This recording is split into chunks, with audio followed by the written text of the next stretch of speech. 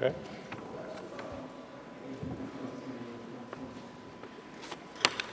Hello and welcome to the third day and the final day of the Westminster Foundation for Democracy's Conference on Environmental Democracy. My name is Anthony Smith and I'm the Chief Executive of WFD. Today we're meeting in hybrid format, so let me start by thanking our sponsors, the UK Foreign, Commonwealth and Development Office, for hosting us in the magnificent Locarno rooms in their London headquarters.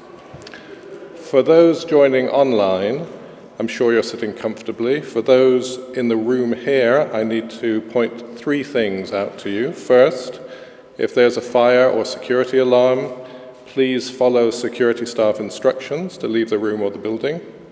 Second, the toilets are just outside the main doors to my right. And third, these sessions are being recorded.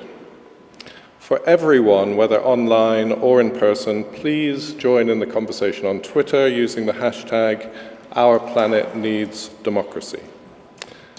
Now, we have three sessions today, and the focus is on what needs to happen to put environmental democracy into practice. Before we start the discussions, we wanted to take 2 minutes to mark the fact that this year is WFD's 30th anniversary.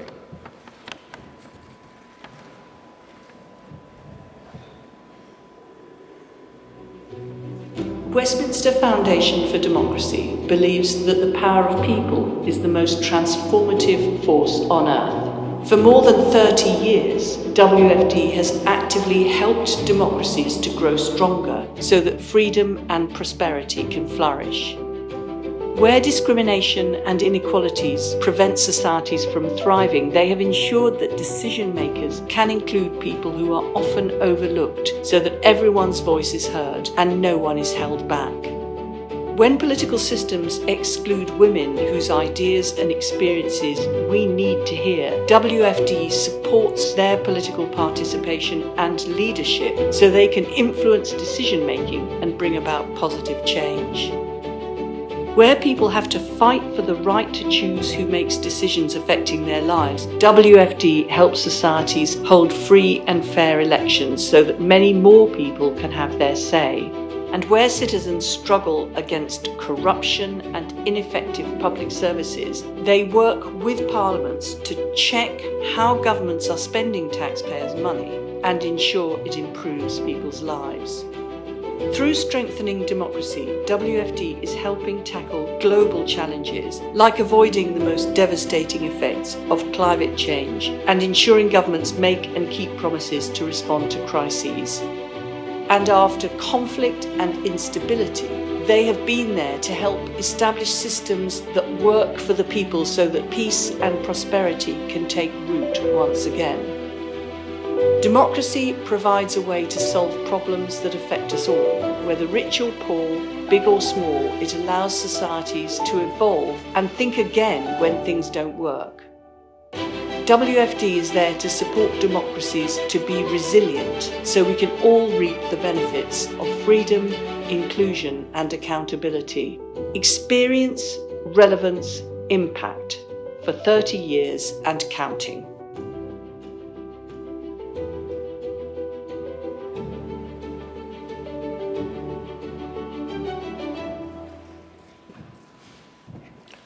Thank you very much, as the video said, to Harriet Harman, who very kindly voiced that for us.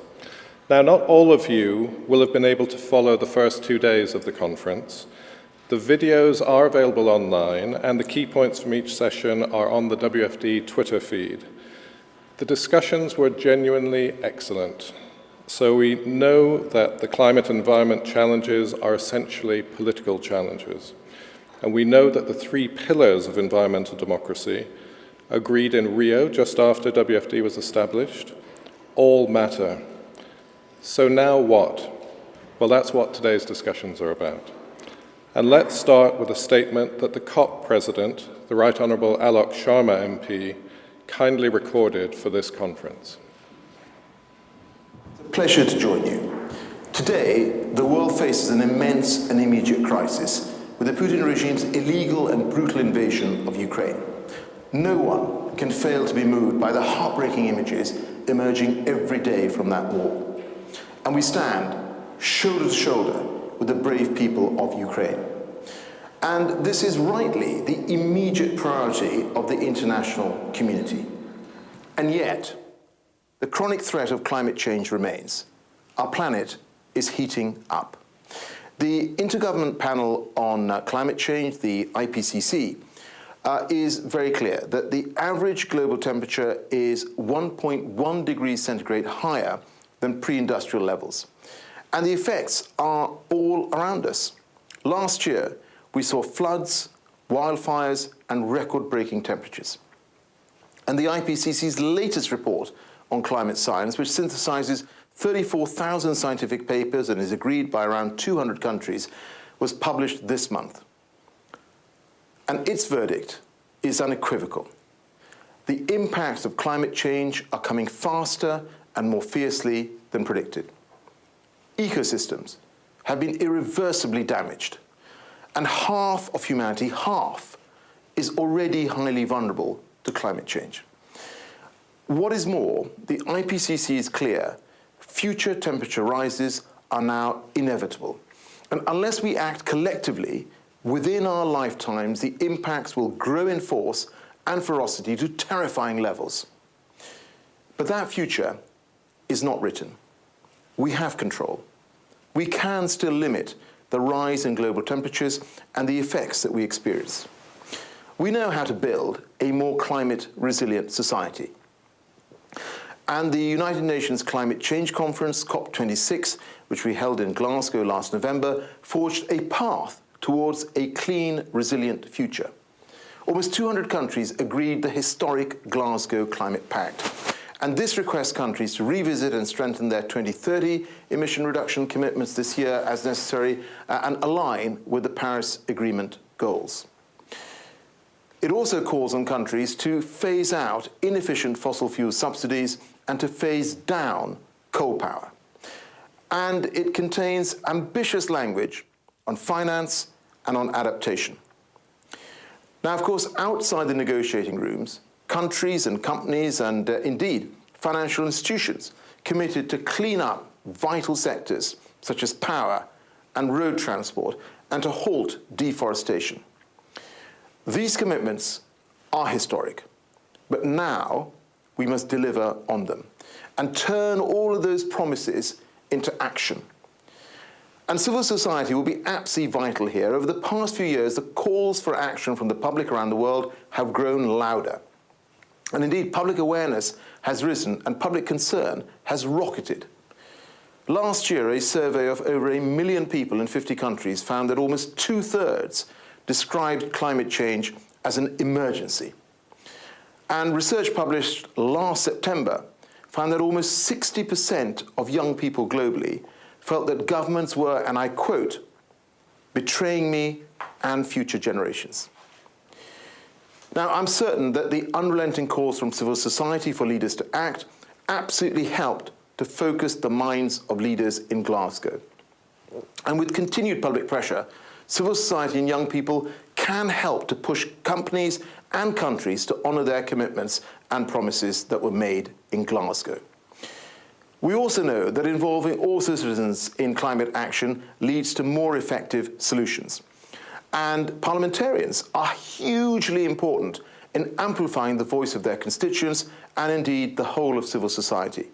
And it is because we recognise the vital role that civil society plays in helping to advance climate action that they are at the heart of our COP26 presidency. Last year, I visited just under 40 countries, and I had the privilege of meeting youth and civil society representatives around the world. As part of our COP work, we established a Civil Society and Youth Advisory Council to hear from those on the front line of the climate crisis. And we held a dedicated Youth and Public Empowerment Day at Glasgow itself. Activists, parliamentarians, business leaders, and ministers shared their experiences of driving climate action through public engagement. The historic Glasgow Climate Pact, agreed by almost 200 countries, also delivers for civil society and young people, including by encouraging countries to ensure young people meaningfully participate in decision-making. Despite even last year experiencing a fractured geopolitics, countries came together on the issue of climate because they recognized it was in their collective self-interest to act. At COP26, countries also agreed to a new 10-year Glasgow work programme on action for climate empowerment. And this covered 6 elements. It covered education, training, public awareness, access to information, public participation, and of course, really importantly, international cooperation. And this provides a framework for action for all countries and indeed all stakeholders. It shows how they can give the public and society further access to decision-making through public participation and empowerment. And it promotes access to information and awareness. This is absolutely vital. We know that public knowledge and understanding are absolutely critical to increasing climate ambition for the simple reason that public support enables governments to act. So by increasing awareness, we increase the opportunities for governments to deliver. And that is why, as I say, our absolute priority for the UK presidency year is making progress on delivering on all the commitments that were made in Glasgow, including, of course, action for climate empowerment. We must continue to bring civil society into the heart of climate action, empower citizens, embolden governments, and together build a cleaner, safer, more resilient world. Thank you. We're really grateful to the COP President for taking time out to record that speech for us, very powerful. I also recommend, if you have time, to go back and hear the comments in the first session. Nick Bridge, the Foreign Secretary's envoy, climate envoy, also made some important references to the outcomes of Glasgow. Now, it's really my honour and pleasure to introduce our keynote speaker for today. She is Theo Clark. Theo is a member of the Conservative Party and has been Member of Parliament for Stafford since 2019. Theo started her career in the arts industry before moving into public service, and in 2017 she founded the Coalition for Global Prosperity, a not-for-profit campaign group which brings together political, military, business and faith leaders in support of the UK's role in international aid and development. And following Theo's election to Parliament, she became a member of the International Development Committee. She chairs the all-party parliamentary group on the UN Global Goals for Sustainable Development, and she's been appointed the Prime Minister's Trade Envoy to Kenya. Theo, I'm delighted to ask you to make your speech now. Thank you. Thank you very much, and it's a pleasure to be with you today at the Foreign, Commonwealth and Development Office. And I wanted to talk in my speech about the interconnected nature of international development and climate change, and specifically with your theme of your conference, looking at how to put environmental democracy into practice. As Anthony mentioned, I worked in international development prior to being an MP, and now I sit on the International Development Select Committee. So these are topics very close to my heart, but I'm also a huge committed champion of WFD, having seen some of their work for myself firsthand in Africa to see what they're doing to strengthen democracy around the world. They mentioned in my introduction that I'm the co-chair of the all-party parliamentary group for the United Nations Sustainable Development Goals. And I wanted to mention an inquiry that we've been undertaking with our APPG over the last year with the University of Sussex. And we've been discussing how we can use the SDGs as a framework to tackle climate change, as well as improving education, boosting economic growth, and ending poverty worldwide. And for me, that is the morally right thing to do, but I also think it makes economic sense for Britain. I think if we achieve multiple goals through single action, it means we avoid duplication of efforts, and it also means that governments, businesses, and civil society organisations are able to use their resources more effectively, freeing up funds for future action.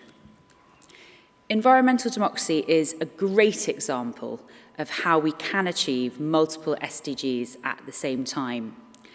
I note that as a concept, it was first introduced on the world stage at the Rio Earth Summit 30 years ago, and it was really to recognise that by tackling climate change and strengthening democracy, that countries can be better and more prosperous to help future generations to come.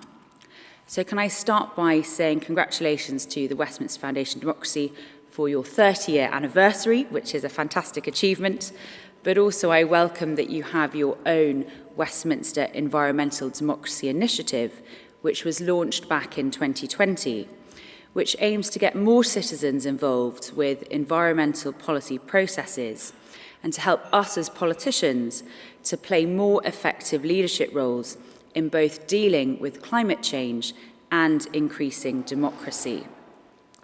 And I really believe that if we focus on transparency, participation and justice, I think this initiative will really help to generate the political will necessary to transform the ambitious climate pledges that we've heard today from Alok Sharma into concrete climate action. So for me, this initiative very much goes hand in hand with the SDGs. And I want to commend the UK government for the important role that they have played on the global stage in developing the goals. We've now entered the decade of action, and I know we've got some significant steps still to take to ensure we do achieve that target of leaving no one behind by 2030. According to the World Bank, up to 132 million people will sadly still be pushed into extreme poverty caused by climate change by 2030. So the question is, how can we cut the impact of climate change on poverty by half? And I think it's absolutely vital that we do stay the course with the Sustainable Development Goals and the Paris Agreement and implement the results of the COP summit. And I think that's important today to make sure we are making a difference to millions of people's lives by taking action this decade.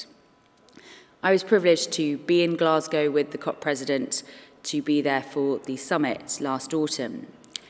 And when I was attending COP26, it was very clear to me that there was the international will there to tackle climate change. I particularly welcomed the Glasgow Climate Pact, which included the commitment to the phasing down of the use of unabated coal power, and also the Global Methane Agreement, which over 100 countries have signed and have now committed to cutting their methane emissions by 30%.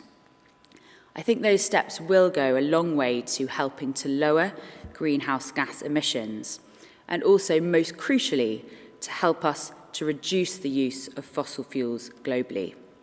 And if we all do that and all work together, we can ultimately tackle climate change.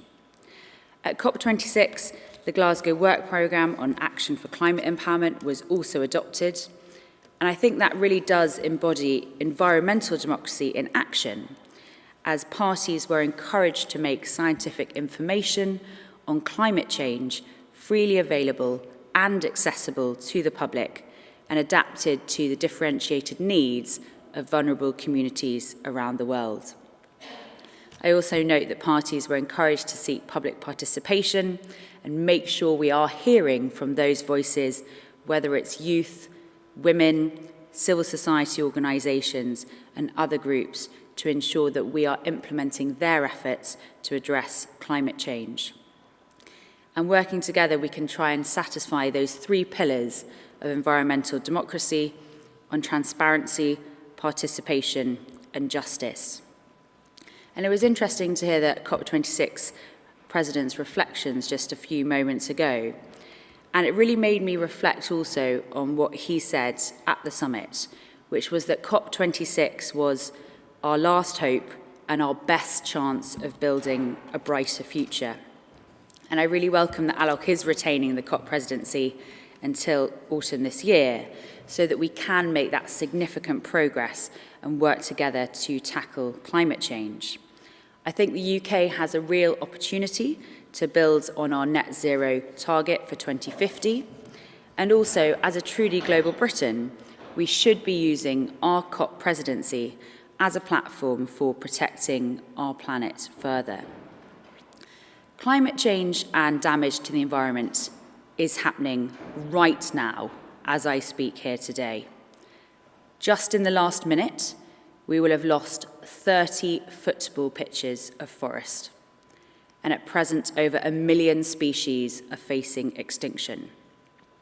I think those are really staggering figures, but I think the reality is also that climate change is not just about statistics or very abstract concepts of temperature modelling.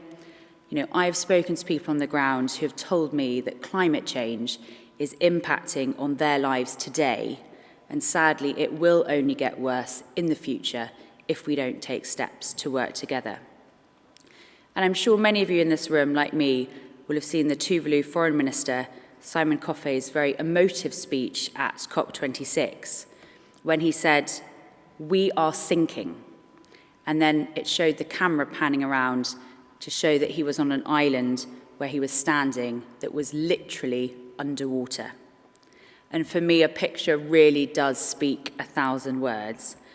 Climate change and rising sea levels are not just a problem for his country, but for many British overseas territories and countries throughout the Commonwealth. I also welcomed that at COP26, the UK launched the Clean Green Initiative to help developing countries to take advantage of green technology and also to grow their economies sustainably.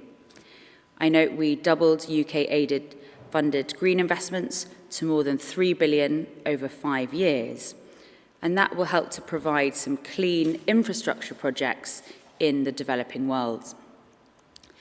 One of the obvious opportunities for me is renewable energy, and I've seen that for myself in my work as the Prime Minister's Trade Envoy in Kenya, and there are so many opportunities in solar.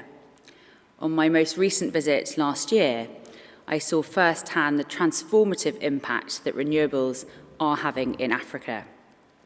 I went to East Africa's largest solar plant called Malindi Solar, and that was built by a British firm, Globelec, using 32 million of financing from CDC, now BII. And I was really struck by the scale of the project. The plant has 157,000 solar panels, and they have already now turned on and started to power this clean energy transition earlier this year. And I think that is a fantastic example of where the UK-Kenya recent economic partnership is now helping to deliver clean green infrastructure on the ground in Kenya today. I think that's the type of project that we should be seeking to replicate across Africa. And I think the newly relaunched British International Investment is a way for Global Britain to achieve this. BII has been a unique British success story. I think as CDC, it brought together the best of British finance, innovation and standards to developing economies. And over the last 5 years, the UK has invested close to $7 billion and mobilised billions more across Asia and Africa. And this means that British businesses are employing over 900,000 people, making a real difference to people's lives. I think the government has been very clear in its commitment to investing in Africa. Of course, the Prime Minister hosted the first African Investment Summit in 2020 and the annual investment conferences, which I recently attended. And I look forward to working with the government to ensure that we are enabling the best of the British foreign policy, development and trade expertise to be harnessed to help the people of the Global South. I also wanted to touch on biodiversity and conservation, which has been another area of focus for me in Parliament. I think we've all seen with the COVID-19 pandemic and the rise of zoonotic diseases that this is really a policy area which is so critical to get right. And that's why initiatives such as environmental democracy are so important. As the co-chair in Parliament of the all-party parliamentary group on international conservation, we recently hosted a legislators' summit on biodiversity and protecting nature ahead of COP15 on biodiversity, which of course will be held in China later this year. And from attending that international summit, It was very clear to me that there is a global appetite for protecting our planet's diversity.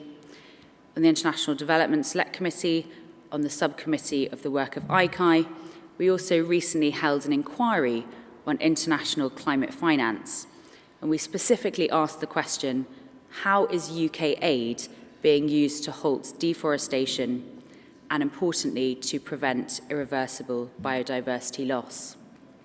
And I note at one of our evidence sessions, which the Minister for the Environment here at the FCDO, Lord Goldsmith, said that he sees the role of tackling deforestation and protecting biodiversity as absolutely interconnected with reducing poverty. So I do welcome that the government is now actively looking for nature-based solutions when planning ODA-funded projects. I also welcome the government's recent Landmark Environment Act, which I think has gone further than any other piece of UK legislation before, to specifically protect our environment and demonstrate the government's commitment to this cause. I think following COP26, I've definitely noticed with my constituents and members of the public, I think people are much more engaged with the public than ever before on the environment. I think that's partly because people have started to see the everyday impact that climate change is having in their daily lives. I'm sure you've all experienced more extreme weather in recent years. I know in my constituency in the West Midlands, our weather patterns are changing. We've gone from one of the driest Aprils to one of the wettest Mays on record last year, and I've had significant flooding affecting my farmers. And climate change is not just affecting people here in the UK, but it's also impacting on people across the world. I also went out a few years ago to visit Cox's Bazaar in Bangladesh to meet with some of the Rohingya refugees in that camp. And I was really struck by the very desperate plight that so many of these people were facing and how much they'd already suffered. And speaking to women and children and men on the ground, the greatest risk was, in fact, being impacted by climate change, which is only set to worsen. And climate change disproportionately affects women, particularly in developing countries, mostly due to existing gender inequalities. I also sit on the Women and Equalities Select Committee in Parliament, and this is something we've been taking a particular interest in. I've heard evidence from women to say women are often travelling much further distances to collect drinking water, to collect wood for fuel. There is increased impacts of flooding, droughts, food security, and there are obviously more and more extreme weather events, making life much harder for women living in the global south. Climate change has also had greater impacts on sections of the population most reliant on natural resources for their livelihoods. We know that women commonly face higher risks and a greater burden from the impact of climate change, particularly in situations of poverty. And the very sad reality is that the majority of the world's poor are still women. In fact, it's estimated by the United Nations that 70% of the 1.3 billion people living in conditions of poverty are women. And I mention that because I do believe that climate change is also acting as a threat multiplier. It is deepening existing inequalities. It is putting more pressure on areas of conflict. And I think that's why it's so important that the British government's work on climate change is investing in adaptation and resilience, and that Global Britain is truly committed to leading in this area by investing 11.6 billion over the next 5 years in international climate finance. Finally, democracy is also suffering. It's shocking to me that less than 50% of people are currently living in a democracy today. And sadly, this marks 16 consecutive years of democratic decline worldwide. And I think the recent events of the last few weeks are a testament and a reminder to us of how important democracies are. It is absolutely vital that we are supporting the people of Ukraine. The World Food Programme, I know, has been out on the front line delivering parcels and food in the last couple of days to people on the ground. And I've also been hearing from them how climate change is likely to make precious democracy even more fragile. So I think it's vital that we do support organisations such as the Westminster Foundation for Democracy. I think the work that you do on promoting peace and prosperity around the world is vital. And if I can finish by saying, sadly, it is the poorest in our world, the ones who are least able to afford it, who sadly are the most impacted by climate change. So I think it is absolutely vital that foreign policy, international development, defence and climate change are working together as effective strategies, and that the UK continues to take the lead on the environment. And it's only if we combine all of those policy areas through initiatives such as environmental democracy that we will have the opportunity to build back better from the COVID-19 pandemic and to make sure that global Britain truly does succeed as a force for good in the world. Thank you.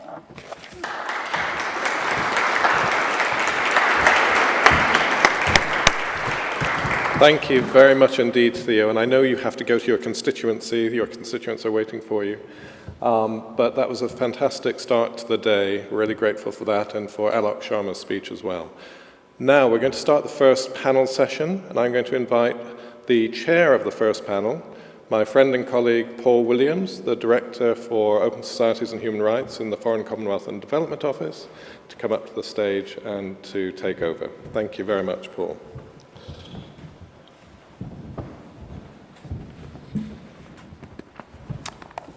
Thank you very much, Anthony, and good afternoon, ladies and gentlemen, both in the room and virtually wherever you are around the world. Welcome to the first panel of the afternoon on political leadership. My name is Paul Williams, and I'm the Director for Open Societies and Human Rights here in the Foreign, Commonwealth and Development Office. We actually have a fantastic panel, I have to say. Well done to WFD for getting this panel together for the session this afternoon. We have 6 speakers in total, and we only have 1 hour for the session. So by my rough maths, if I could please ask the speakers to stick to about 10 minutes each, that would be very helpful and will then fill our hour. A reminder to those both in the room and watching, if you would like to tweet, then the hashtag is #OurPlanetNeedsDemocracy. So without further ado, let me introduce our first speaker, who is going to be a virtual speaker, and that is His Excellency Mohamed Nasheed, Speaker of Parliament and former President of the Maldives. Mohamed Nasheed was the Maldives' first democratically elected president and is a figurehead, of course, for action against climate change. He famously held a meeting of his cabinet underwater and has also won numerous awards for his work. So, Your Excellency, Mr. Speaker, I wonder if I could ask you if you could speak about how you think the Westminster Foundation for Democracy's approach in this seminar to environmental democracy is relevant in the Maldives, and also how strengthening your parliament as an institution and building its capacity on environment and climate helps both advance environmental outcomes and strengthens democracy. So, sir, over to you. Thank you. Well, thank you so much. It's so nice to speak to you again. And yes, I will try to highlight how important environmental democracy approach is to the Maldives and, for that matter, any continent. I have always felt democracy to be the most important adaptation measure. Without consultation, without information, and without transparency, we tend to do the wrong projects at the wrong place at the wrong time, and we get the wrong people to do it at the wrong price. I have seen this happen so often, not only in the autocratic pre-multi-party democracy Maldives, but in many places. The process of formulating policies, especially through the manifesto building process of political parties, the pledges of political parties during an election, the strategic action plan that indicate to governments the actions to take, the legislative agenda that enables the actions, and the procurement orders and tender notices that gets a project implemented is the only way forward for, I would say, this is the only way forward for responsible living, for sustainable living, for a low carbon development strategy that would give you the same economic outcomes, but with less extraction and more recycling. So to be able to go through this process, you do need democratic governance. In the absence, you are unable to make the proper decisions, not only on science, but on everything, including location, including where it is most needed. And you also go through the wrong scientific methods of trying to achieve anything. So I think it's very important. I've always felt that democracy to be the most important adaptation measure. Also, another thing, in the absence of the ability to address grievances and provide justice to all of the people, it is obvious that societies come to lawlessness and therefore destruction of wealth as well as nature. Societies based on rule of law, we know thrives, improves, they grow, they become affluent, they do less harm. So it is democracy that will provide a reasonable judiciary that will dispense justice. So environmental democracy is the central feature that we would need in all our adaptation pronouncement, work, or promotion. And how does the parliament, the Maldives parliament or a majlis as an institution and build its capacity on environment and climate, help advance environmental outcomes and strengthen our democracy? So parliaments, as we know, are central to the process of democratic government. They make the legislations and the regulations that will implement projects of any government. The parliament also has a huge function in scrutinizing the government and making the government accountable. The Maldives parliament now has an environment and climate change standing committee, and this committee is able to both scrutinize the government and also hear the grievances of the people as well as legislate laws. Now, the Westminster Foundation for Democracy has been working with the Maldives Parliament for the last 2 years, but more than that, the Westminster Foundation for Democracy actually first initially partnered with the Maldivian Democratic Party in forming this political party, the first political party in the Maldives. The Westminster Foundation gave their project to the Conservative Party.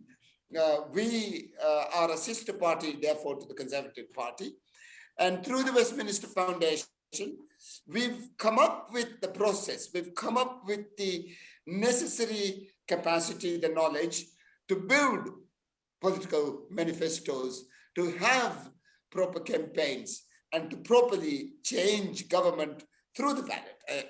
And so after having come into the government, the Westminster Foundation has been working very closely with the parliament in the Maldives to strengthen its capacity to undertake oversight and lawmaking roles and responsibilities in an inclusive manner.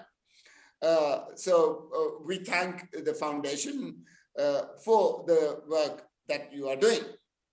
Now, the recent ratification of the Climate Emergency Act and the related environment legislations requires a whole lot of other reportage and monitoring functions both on the legislature and the executive, for the government and for the parliament. So I'm very pleased. Shauna, our environment minister, has just, we've had intense discussions. First, the idea was to change the law so that we would not have to submit the carbon budget. But the good minister decided that the best way to do would be to submit the carbon budget. So I suggested to her, look, in the Indian budget, before the actual country budget, you have the railways budget. That's been a practice since the colonial times. And now I view the railways budget as the carbon budget. It actually was the carbon budget even before. So before we go into our main budget, we would first pass the carbon budget, and hopefully soon after, during mid-Ramadan, Shauna, our minister, would come and present her carbon budget. Well, of course, we still have many challenges. The biggest challenge actually is that we slip back to autocracy. How do we maintain democracy? How do we keep on changing government through the ballot? We've done that 3 times in the last 20 years. Fingers crossed, touch wood, we'll do it again. I think it's a lot of give and take. And so what does partners have to do in all this? Now, I would like our development partners first to only promote climate sustainable projects. In the Maldives and many small islands, we've built harbors. These harbor designs were based on the Second War designs in the Pacific Islands, and the Americans did the designs. And when you build a harbor according with these designs, you instantly stop sand migration around an island. Now you have to have the sand migrating around an island, or else the thing erodes, and then you lose homes and you lose vegetation. And then you have to bring in a huge adaptation measure. So the initial planning of a harbor or of anything on any of these islands have to be very thoughtful. Please remember that these islands are actually for birds. It's not for us. We are just living on it. So it is very important that our partners, during their funding, during their loan agreements, during their multinational discussions, that you stick to projects that are sustainable and that does not harm the very delicate ecology of our islands. Well, you know, if you are able to sustain and if you are able to maintain democracy, I would argue that by and large, we would be far better equipped to save the planet. Thank you.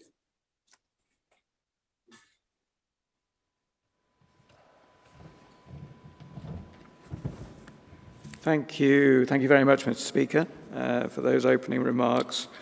So let me turn to our second speaker, who is Han Seung-soo, Club of Madrid Vice President and former Prime Minister of the Republic of Korea, also former President of the United Nations General Assembly, in addition to a range of other important roles, and a distinguished academic too. So this is a pre-recorded statement, therefore I won't ask a specific question of our speaker, but I'd be grateful if we could play the tape. Thank you very much. Mr. Chair, distinguished participants, ladies and gentlemen, I would like to thank the Westminster Foundation for Democracy for inviting Club de Madrid to take part in this important gathering to discuss such a crucial issue facing the humanity. However, before I start, I'd like to share a bit of information about Club de Madrid, our general objectives and what it brings us here today. Club de Madrid, of which I am a member and vice president, is the world's largest forum of former head of state and government in democratic nations. It is dedicated to strengthening democratic values and leadership. It counts on the accumulated governance experience of more than 115 members from over 70 countries. This unique alliance stimulates dialogue, builds bridges, and engages in advocacy efforts to strengthen democratic public policies and effective leadership through recommendations that tackle challenges such as inclusion, democratic governance, sustainable development, and peace at the national and multilateral level. Club de Madrid is privileged to count on with so many political leaders who have played important roles in climate negotiations and have taken bold action on climate policies during their terms in office. Personally, I served as one of the special envoys of the UN Secretary General of Climate Change, together with the Prime Minister Gro Harlem Brundtland of Norway and President Ricardo Lagos of Chile at the time of COP13 in Bali, Indonesia. I also served as the UN Secretary General Special Envoy for Disaster Risk Reduction on Water at the time of Third United Nations World Conference on Disaster Risk Reduction in 2015. As we may know, 80% of climate change impacts are channeled through water. When I served as chair of the OECD Ministerial Council meeting in Paris, I was able to garner the unanimous support of the minister delegates to pass a resolution on green growth in June 2009. I strongly believe that unless we change the paradigm of growth from the quantitative to qualitative, that is green growth, we will not be able to solve the problem of climate change. Therefore, I was instrumental in founding GGGI, Global Green Growth Institute, of which I served as founding chair of the board of directors. GGGI is transformed into an international organization at Rio +20 in 2012. Even today, I serve as water and climate leader at the World Meteorological Organization. I am particularly pleased to inform you that from this year, I will be taking part in a new Club de Madrid initiative on climate change at this critical juncture in human history. Ladies and gentlemen, climate change is one of the greatest challenges for democracy. However, democracies have not sufficiently managed to act beyond the confines of the national borders. The short-term focus of some democratic decision-making has been an additional weakness. Our continued reliance on fossil fuels makes the global economy and energy security vulnerable to geopolitical shocks and crises. Now is the time to accelerate the energy transition to renewable energy for the future.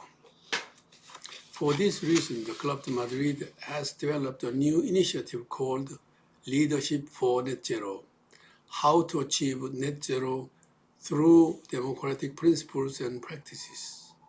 I am to chair this new commission. We know that there is much to do to achieve net zero, a climate-neutral world. It will require the adoption of far-ranging policies with a long-term perspective that will have to radically change people's way of lives, from production systems and consumption patterns to land use, food, transport, housing, and others. The transformation must be accompanied by everyone in the society, citizens, governments, media, business leaders, and many others. It is concerning that even climate change action supporters may turn their back on some of the policy measures required to achieve net zero once the economic and social consequences, such as price hikes for energy and everyday commodities, become tangible and begins to affect their daily lives. Therefore, democratic leadership has to present a vision that net zero can bring higher economic growth and better quality jobs in the long run. If social consensus to overcome short-term difficulties is to be mobilized. For this reason, government leaders who are committed to achieving net zero, as well as civil society leaders, must tread carefully in order to keep public support for climate actions. They must learn to make use of all the existing instruments of democratic systems and think of new ones to listen to citizen preferences and help shape them too. This calls for a strong and innovative decision-making leadership.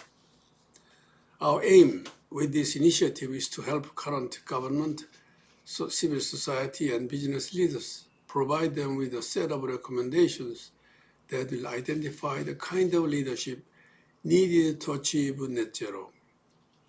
We plan to do this with the support of our members and knowledge of our networks of experts and practitioners. We hope to convene a series of policy discussions led by a core group of Club de Madrid members, expert advisors, and knowledge partners to put forward a concrete set of recommendations for the use of current political, civil society, and business leaders on how to lead the adoption of ambitious climate policy with a citizen-responsive approach rooted in democratic principles with all regional perspectives into account. Now it's time to turn all our knowledge and ambition into action, and Club de Madrid members will not turn our backs to this reality. We very much look forward to count on you as partners and colleagues on this path as we look ahead. Let us grasp the opportunities of working together under an active, open, and networked multilateralism.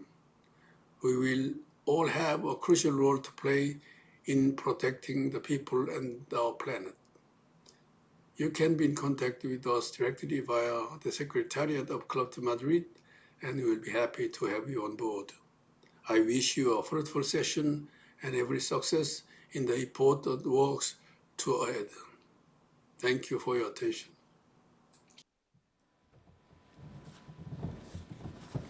Thank you very much to Han Seong-soo for those comments. Let me turn to our next speaker, who is the Honourable Fadli Zon, Chair of the Committee on Interparliamentary Cooperation in Indonesia, a member of the People's Representative Council, where he was previously Deputy Speaker from 2014 to 2019. So I wonder if I could ask you why you think it's important to create political space for climate action in all countries, but especially in yours. Maybe a little bit about what you think the challenges are, how you think donors can help, and in particular, how you think the Westminster Foundation for Democracy is making a difference and can make a difference in your country. So over to you. Thank you. Thank you very much, Mr. Chair. First of all, I would like to thank the Westminster Foundation for Democracy for unwavering support and endless consistency in promoting democracy. In the last 2 days, we have had a productive discussion on the nexus between environmental protection, democracy, and international agenda. So it is absolutely true that open access to information, public participation in policy making, and access to justice in climate change are crucial in creating more democratic environmental governance. So nevertheless, we acknowledge that there is still a wide gap between our commitment to climate change and actual implementation. As every country may have distinctive experiences, I have identified several challenges faced by Indonesia. First, our national environmental agenda is mostly hampered by the lack of policy cohesiveness due to fragmented environmental targets and strategies enacted by various national and local government bodies. So authorities on green agenda are dispersed across many different government bodies such as the Ministry of Development Planning, Ministry of Environment and Forestry, the Ministry of Energy and Mineral Resources, the Ministry of Finance, the Ministry of Industry, and other related bodies. So the green agenda becomes sectoral-based policy. So at the same time, Indonesia has 34 provinces, 416 regencies, and 98 city governments. They have respective medium and long-term development planning. And all of these local institutions have similar authority both in policy making and policy implementation with lack of synchronizations. So yes, we have nationally determined contribution, NDC, reflecting national action plans to reach carbon emission reduction. However, that document has been much criticized for being less inclusive. Second, another pressing challenge is absence of long-term sustainability of the green agenda. Indonesia no longer has state policy guidelines as a set of political, economic, and social principles guiding the long-term national development vision. So the guideline was replaced by a national long-term development plan, which is broken down into 5 years planning through a national midterm development plan following the president's term in office. So consequently, the agenda is susceptible to change every 5 years of political contestation, and newly elected leaders may select priorities unrelated to the green economy, create policies that do not provide enough financial and organizational support. This is the second challenge. The third, although the need for more democratic environmental governance is increasing, there is not enough channeling mechanism which accommodates citizens' voice during policy processes.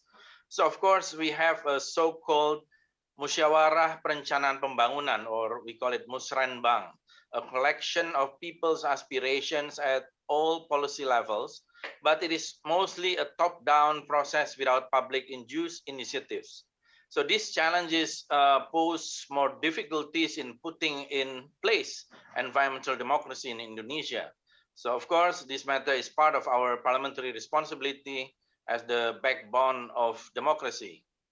Based on that, I argue that Parliament must work in 3 areas of environmental democracy. The first area is on the input side of democratic legitimacy. In this regard, the Parliament's task is to open wider public engagement during the policy-making process.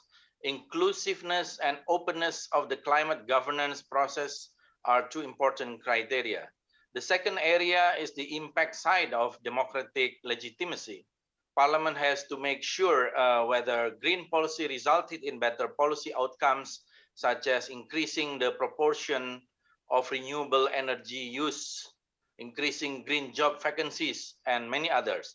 The last area is that we can conceptualize as the process side of democratic legitimacy. So it is about to what extent the green economy is formulated through a constructive, inclusive, and open deliberation. So Parliament must lead the deliberation process where every idea is contested, every voice is absorbed, and every input is taken into considerations. The Indonesian House of Representatives has tried to maximize parliamentary functions to create a more democratic environmental governance. In terms of legislation, we are in the process of finalization. I'm looking to our technical team to see if we might be able to rectify in the next few seconds. Otherwise, can you hear me now? yes, wonderful. Yes, we can. Thank you very much. I was just. Yes. Okay. In line with that, we also have the Green Economy Caucus, as I mentioned, from different political parties. And we acknowledge also that our effort in implementing environmental democracy needs multi-stakeholder support, including from NGOs and international communities. So therefore, we closely collaborate with the WFD through various activities. So in partnership with WFD, we launched the Green Economy White Paper, consisting of policy recommendation on the Green Economy agenda. And the White Paper encouraged the government to elevate the level of authority. In the current government structure, climate change is handled by a directorate level under the minister position. So ideally, the Green Agenda must be governed by a higher level structure, such as the National Commission on Climate Change. So in terms of public engagement, the white paper also encouraged us to establish a citizen assembly.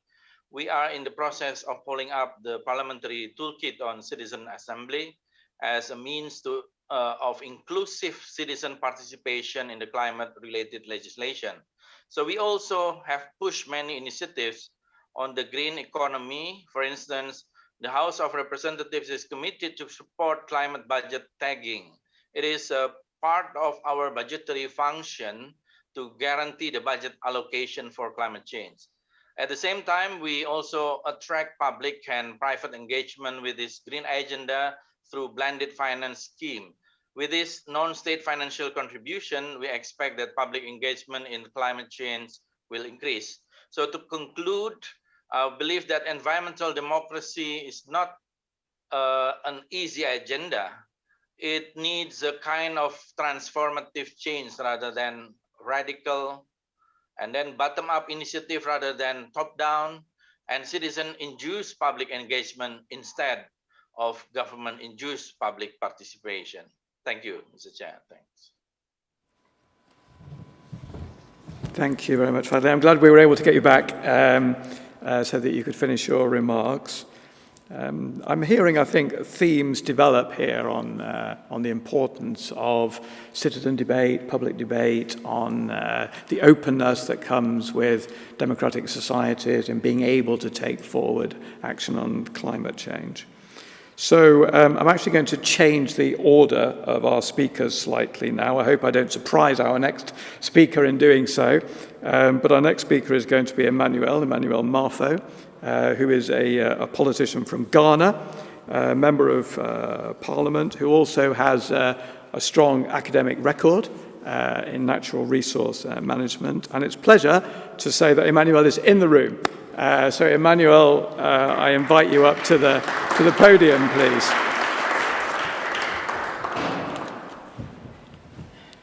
Thank you. Thank you very much. It's a pleasure to be here this afternoon, and greetings from Ghana.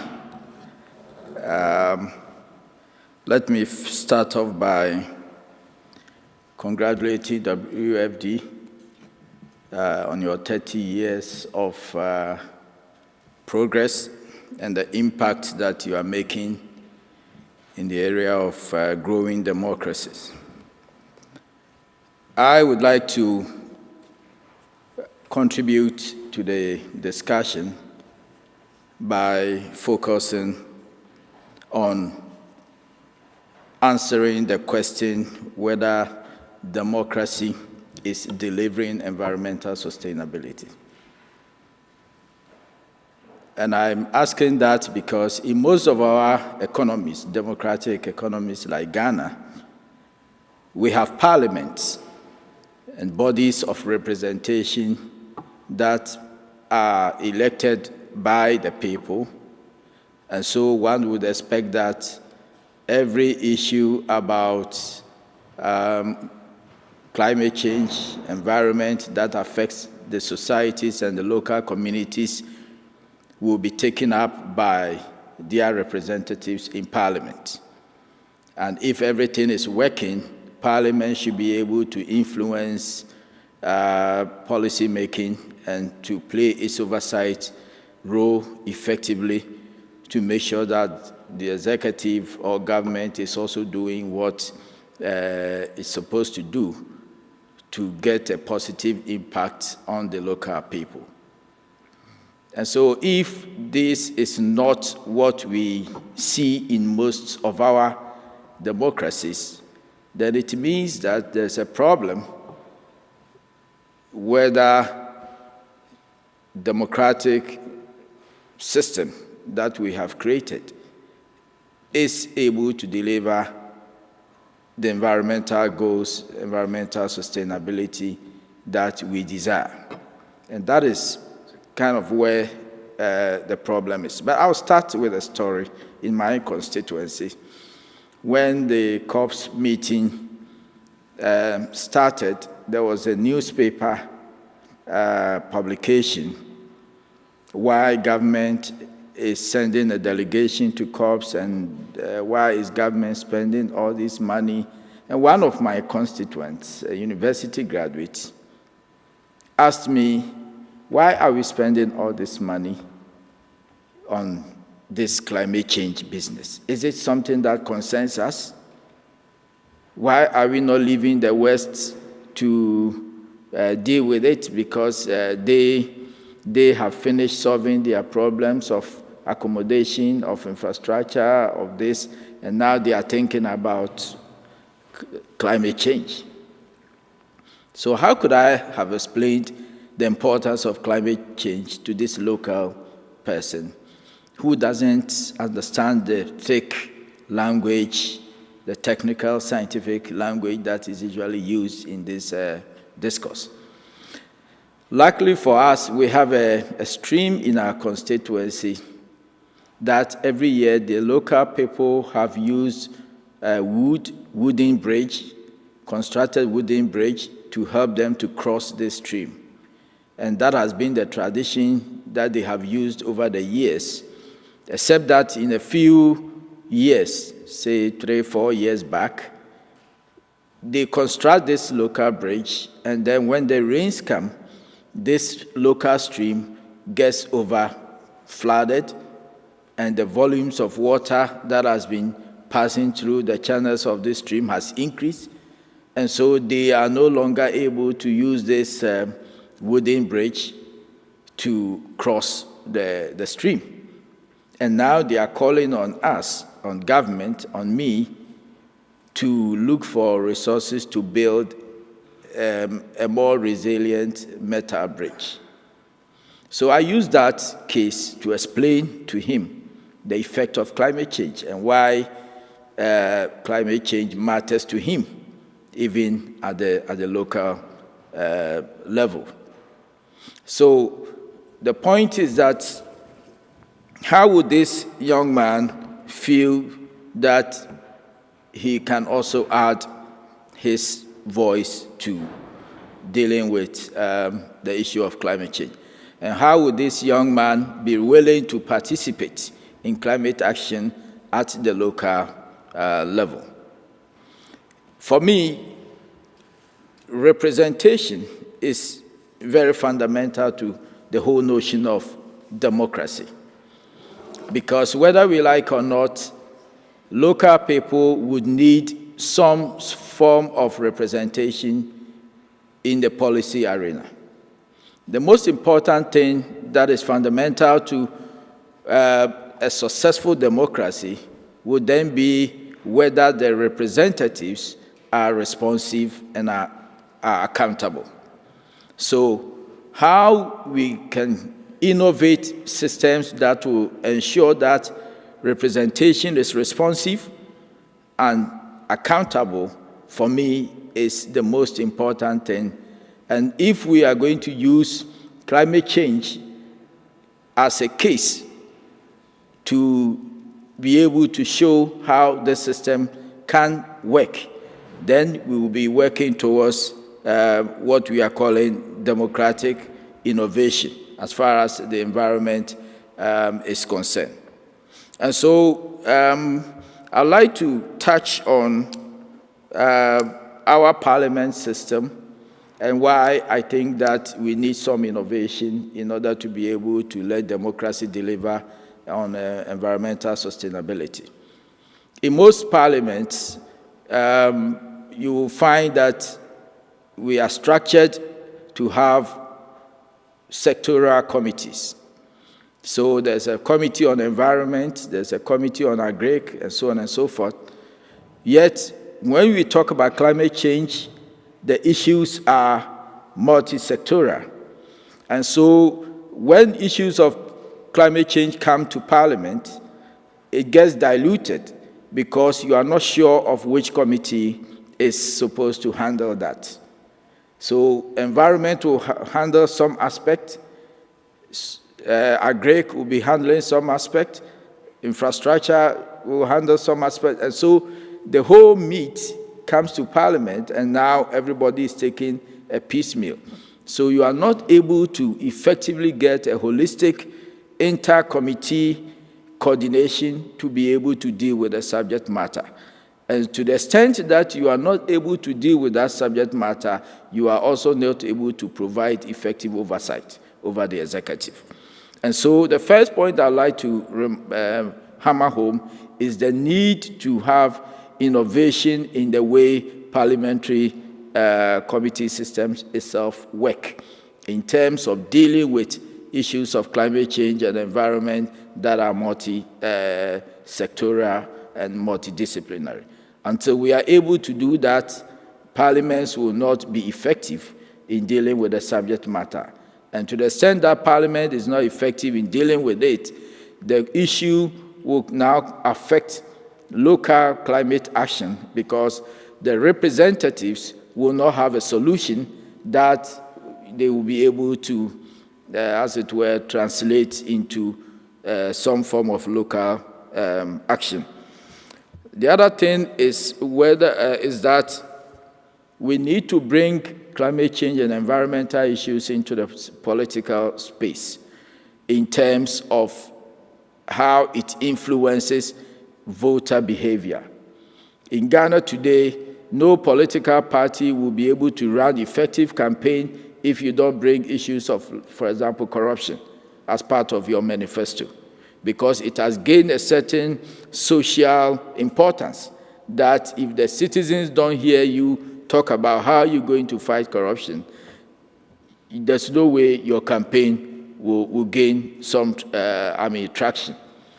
But when it comes to environment, even though it is important, even though at the policy level we are talking about it, we are signing all the important treaties, we are involved in COPs and all the related discussion, yet it is not an issue that comes up and influence voter behavior or choice.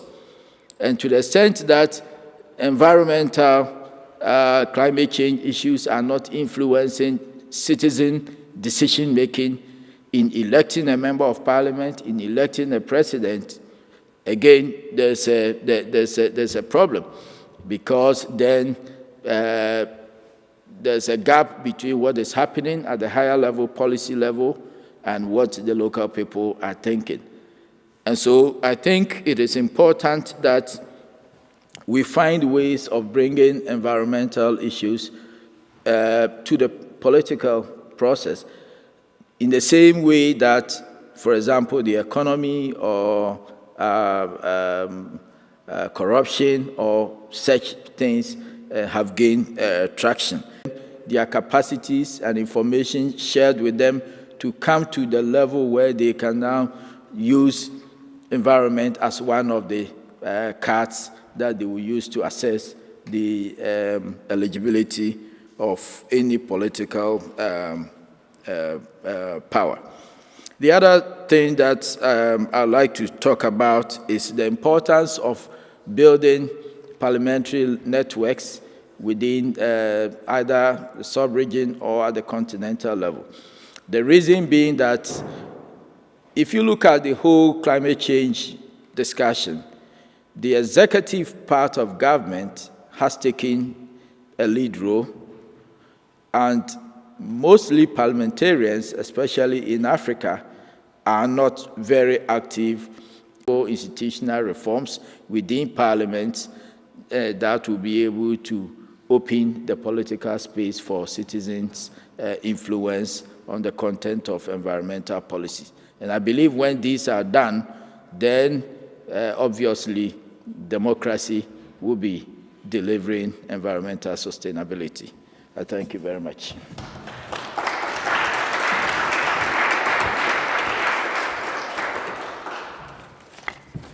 Thank you so much, Emmanuel.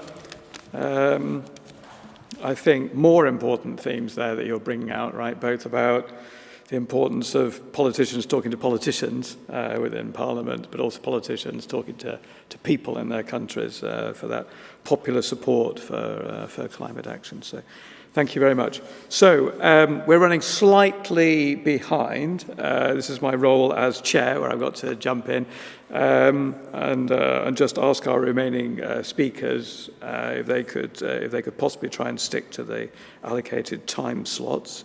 Our next speaker is Joana Arriagada, who is an environmental engineer by background from the University of Santiago in Chile, but is now also the Action on Climate Empowerment strategy lead at the National Climate Change Office at the Ministry of the Environment in Chile. So, Joana, I wonder if you are online. I can see you. I can see that you're online. If you could maybe tell us a little bit about how I understand Chile is putting citizens' empowerment at the core of your national approach to climate action, how that is working, what the challenges are, what the successes are on that. So over to you. Thank you very much. Hi, everyone. Thanks, Mr. William, for the floor, and thanks for the invitation. I am very happy to have the possibility to know vision about Action for Climate Empowerment with a link to our democracy's process for the climate change. For different parts of the world, like Maldives, Indonesia, Korea, Ghana, Pakistan. I heard from the other panelists that we are all convinced that Action for Climate Empowerment, which everyone on board, recognizing specific realities and needs of local communities is the way to advance in climate goals. About the integration of ACE in our sectoral plans on mitigation and adaptation, I will share with you some of our climate change instrument evolution. First, climate change strategies from 2006. And since then, we have been integrate ACE element in different approach. Then we have two versions of the National Action Plan of Climate Change, on the one of the period of 2008 to 2012, and a second version for the period of 2017 to 2022. And we have sectoral adaptation plans since 2013 and different mitigation policies since 2015. We begin in 2013 with the sectoral adaptation plans for agriculture, and in 2014 with the National Adaptation Plan, and different adaptation plan, biodiversity, infrastructure, cities, energy, tourism, fishing, health, energy, tourism. And we began with also with mitigation plans specific in the energy sector and forestry. Since 2006, we have integrated different measures connected with education, awareness training, as for example, training of teachers, and integrate climate change into curricula, dissemination activities, and exchange experience between different stakeholders. And even though for the elaboration of each process, we implement a participatory process, trying to publish each document with the background that fit the design plan process. Now we have very good news, because the first week of March of this year, after finishing our long COP25 presidency, our parliament approved the climate change framework law that established all climate change instruments and means of implementation. And one of the means of implementation is capacity building, that in our understanding integrate education, training, dissemination, cooperation, and all 6 ACE elements. We will all now review some advance about our participatory process and public consultation on legislative plans. And in this regard, since 2015, for the elaboration of almost all climate change instruments, we had implemented a participatory process in a voluntary way. I have been working at the Climate Change Office since 2015, and my first consultation process was the National Action Plan of Climate Change for the period for 2017-2022. And in this process, we received almost 800 comments of the people, organizations, citizens, private sector, academic, and NGO, and any person that is interested or involved in climate change action. In each process, we dispose a proposal of the instrument in a public portal of the Ministry on Environment, and we invite to review this proposal and make comments to all citizens and stakeholders. During this consultation period, we implement different workshops or public instance to explain the specific contents of each instrument and to discuss different stakeholder proposal. All people could send to the Ministry of Environment a comment, observation, or improve. And then we analyze all those antecedents, each observation, and we made some adjust to the first proposal of the documents or policies. And we can integrate different view in our instrument. For another side, we try to do the vulnerability analysis of climate change with participatory process, so we can validate and contrast with the territories and local communities the climate projection, the hazard about climate change, the exposition, adaptation, capacity building, sensibility, and finally the climate change risk. And also, since the National Action Plan of Climate Change, we try to integrate a previous participatory process to identify needs, gap, challenge, but also advances on mitigation and adaptation action in the local communities. The last year, we had huge participatory process, and one of the examples is our elaboration process of the climate change framework law during 2018 and 2019. In this process, we received almost 3,800 observations or comments that we need to analyze with the team of the Climate Change Office and support to the Ministry of Environment. We have analyzed each comment. We try to improve our process, our proposal of the law. And when we finalize the process and when we send the proposal of the climate change framework law to the parliament, we answer to each organization, person, private sector, academic, any person that participate receive a specific answer, and they can look how this specific comment was integrated in the proposal of the policies.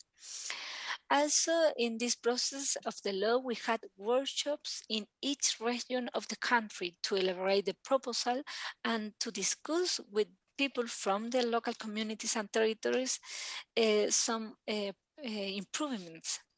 This practice support like a democracy climate change process, trying to integrate point of view of different stakeholders and people. As the result of this process, for example, the Ministry of Education was integrated into the Ministry Committee on Sustainability and Climate Change. And now the law gives the responsibility to this ministry to elaborate in coordination with other ministries our ACE strategy. I am pretty sure that this participatory process gave to my country a different base for the legislative discussion process under the parliament, and would get the approval of the climate change framework law in a period of 2 years and 2 months. It's a very short period for a law here in Chile, because we have other processes, for example, that are taking 10 years, 5 years, 8 years. So in this climate change law, we in 2 years, we get the law. Other important point is now the law has a principle of participation on all process should integrate the participation process of 60 days. And the law established also a national system to access information and public participation about climate change. And the base for this system is the experience that we have already with the previous process. The last year, we have also other participatory process was to update our NDC and to elaborate the long-term strategy on climate change during 2019 and 2020 and 2021. Those processes were during our social crisis and pandemic period. So we had the opportunity to reach more people with digital platform. Also, we innovate with the process looking for have gender, intergenerational, multi-level balance in representation during the elaboration of the proposal. Now, about the integration of ACE in our NDC. Chile committed to develop the first national strategy on capacity building and climate empowerment in our NDC presented in April 2020. This new NDC established an intermediate goal toward carbon neutrality and for first time include a social pillar with 8 criteria that guide all our climate action. Some of them are SDGs, energy, just transition, gender equality and equity, nature-based solution, knowledge, and engagement. This integrated vision is based on the knowledge obtained by placing people at the center of the design of climate change policies. Our strategy articulates synergy between ACE and SDG agenda and be closely linked with our long-term climate strategy and the new law of climate change. Capacity development and ACE strategy consider the 6 ACE elements, as you know, access to information, participation, education, training, awareness, and international cooperation, plus other relevant elements for the national circumstances like governance, gender approach, research and science necessary to step up climate action in our country. To integrate this contribution, we began in 2018 to review our NDC from 2015 with a critical technical analysis. Our version of 2015 had a component of capacity building conditional to the support of third parties. It had a vision in one element of the ACE in international cooperation, but very shy because it was conditional to the financial support of third parties or organizations. In this process, we analyze all our climate change instruments, and all of them have measures or action related to the means of implementation, integrating a specific action about formal, informal, and non-formal education, dissemination, to have public information from decision making of all levels about the GHG emission or the projection of climate, and also with cooperation of different parties, but also cooperation between local actors here in Chile. We had a measure an action specific about science and research to have the best scientific base to make decision, and design mitigation and adaptation action. And also we have a specific measure to climate governance, like the law was a measure in 2015.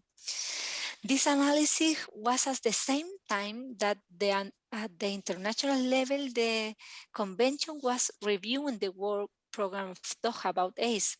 And when in our country was organized the first conference of climate education. So we had the opportunity in this moment to identify needs, gap, advance at the national and local level, and integrate the design of one contribution that give guidelines to integrate ACE elements on the climate change policies and instruments. In this process, we have developed an extensive and inclusive stakeholder engagement, and we carry out a multi-actor participatory process between December 2020 and January 2021, with nearly 10,000 people participate from civil society and diverse non-stakeholders, like teachers, municipalities, young people, academia, little companies, NGO, public officers. With all these inputs, we elaborate a draft of our ACE strategy, and we expect to begin a public consultation process the next trimester. I invite all of you to be part of the new ACE agenda with the new Glasgow work program, because climate action is now. Many thanks for the time. Thank you so much, Joanna. We have had, I think, connection problems with our final speaker, who was going to be the Honourable Andalib Abbas from the National Assembly of Pakistan.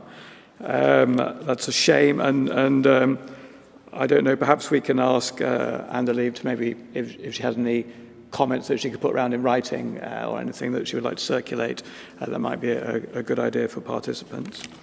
As it happens, we have run out of time anyway, so it's a shame, but it does mean that we can finish roughly on time. So I'd like to thank all of our speakers today for giving up their time. I'm very conscious that it's also different times of the day in different parts of the world for all of these various speakers, so we're very grateful to them.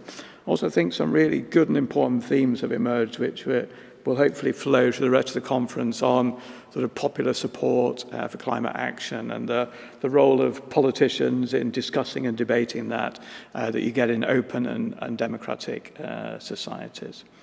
So, for those in the room, there is now a lunch in the room next door, and I'd ask you to come back promptly, please, for the next session, which I think starts at 2 o'clock. For those at home, I'm afraid I cannot offer you sandwiches.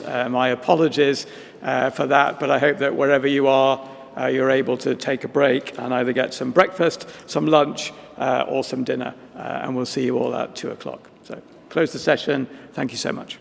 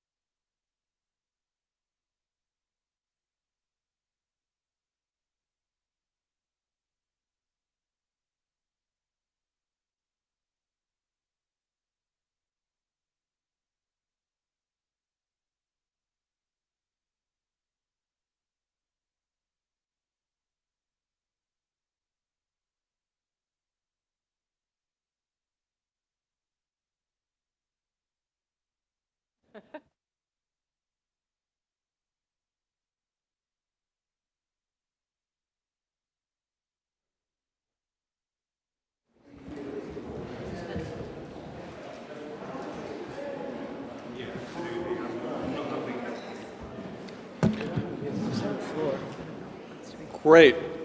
Welcome back, everyone who is here in the room for the second session of today's last day of the conference. And I'm going to hand over to the chair of the panel, who is our good friend, Lauren Vanmitra from the National Democratic Institute. Over to you, Lauren. Thank you, Anthony. Good morning, good afternoon, everyone. Sincere welcome today to our panel participants and audience members online and in conference in London. This group of speakers on panel 2, Bridging the Gap, is going to explore in depth the experience of their organizations, which are all in their work integrating the practice of democracy assistance into their environmental protection programming. They're going to speak about the opportunities that the fusion of these fields offers, as well as the challenges and lessons learned. We have a very packed panel today, so I would like to immediately go to our speakers. The panel today is opened by Anna George of the Swedish Environmental Protection Agency and Anne Catherine Peterson, who is at the UN Development Program. And they will be discussing a joint environmental governance program that they manage together that bridges not only the climate and democracy communities, but the work of the government of Sweden and UNDP. Anna is currently a program manager in the Swedish EPA's environmental governance program, where she focuses on institutional capacity building over many fields, environmental administration, human rights, and social sectors. I think her career path actually exemplifies that of an environmental democracy expert. She has worked with SIDA, and then on the environmental side, the Swedish Ministry of the Environment and the Swedish Marine and Water Agency. In addition to managing the joint Swedish EPA-UNDP environmental program, Anne Catherine Peterson also coordinates UNDP's global extractive industry and human rights work.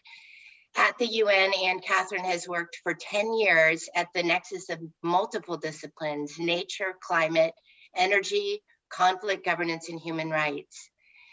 Anna and Anne Catherine, let's start first with a description of the EGP, which, as I understand it most broadly, is a sustainable natural resource management approach that also addresses human rights deficits, including inequality and exclusion and insecurity. Anne Catherine will initiate the session with a description of the EGP's goals and objectives. I will then turn to Anna to describe how such a multifaceted, multidisciplinary approach is operationalized. And all of this will be illustrated for us with a short video on the EGP. Anne Catherine, may I turn it over to you to provide the strategic overview and then on to Anna. Absolutely, thank you, Lauren. Can you hear me well? Wonderful. Hello, everyone in the room and online. Me and my colleague Anna have been invited to give you a flavor of how to bridge the gap between democracy assistance and environment. And we're really honored to be part of not only such a distinguished panel, but such an important conference. And so very shortly, my colleague Anna will share a very practical example from the global environmental program that we are co-managing. And it's called the Environmental Governance Program. But before she does, we thought it may be useful for you all to give a bit more background and context on this program. It is implemented jointly by the Swedish EPA and the United Nations Development Program, with generous funding by SIDA since 2005. And the program directly supports 10 countries across 4 regions and many more indirectly. It focuses on integrating human rights and the environment into mining sector governance.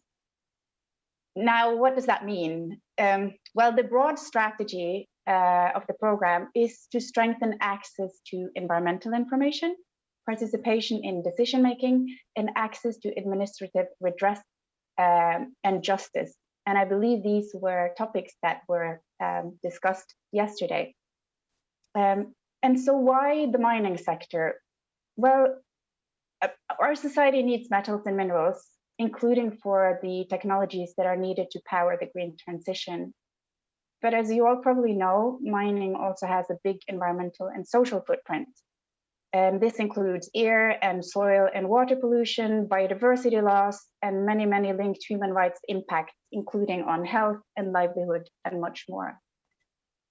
Moreover, many mines are situated in developing countries with weak governance, fragility, and conflict. They're also often in areas that overlap with biodiversity hotspots, such as intact forests and with indigenous peoples' land. And often it's those who are already facing poverty and vulnerability and exclusion who suffer the negative impact. So, with this broader context in mind, I want to hand over to my colleague Anna, who will share a bit more about a bottoms-up governance approach that puts local communities and indigenous peoples at the center of governance. Anna, over to you. Thank you, Anna, and thank you, Lauren, for the introduction. As was said before, the Environmental Governance Program has a strong focus on empowerment of the stakeholders of mining governance on all levels. And I'm going to talk a little about how environmental data can play a role. One thing we work with in the program is participatory environmental monitoring, or community-based monitoring, as you may also call it. If people in villages near mines have access to and know how to use simple measuring equipment, they can measure pollution in water and air that affects them. Between 2014 and 2020, we worked in Mozambique in a village called Moatize. And I'm now going to show a video with some of the community members who participated and the trainers. I think we can put on the video now. Está mais próxima a uma área onde é habitada pelas pessoas.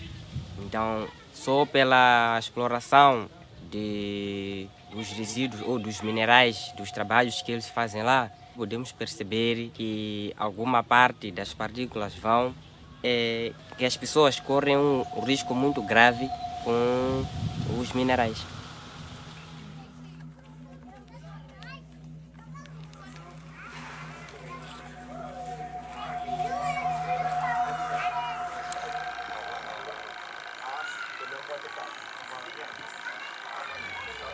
Estamos fazendo um estudo de linha base para conhecer qual é a situação. Nós sabemos que uma componente importante das partículas emitidas pelas atividades de carvão são partículas grossas, mas há partículas também, uma componente de partículas de material particulado mais pequeno, de PM10 e PM2.5, que tem mais impacto na saúde das pessoas.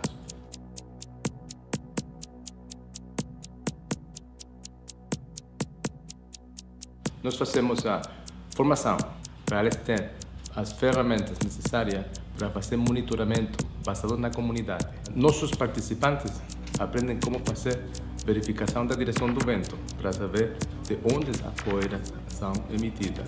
Verificação de deposição de partículas pretas, partículas que caem pela gravidade. Eles aprendem como fazer monitoramento da qualidade da água, da qualidade do ar e também de como fazer a amostragem para enviar muitos ao laboratório.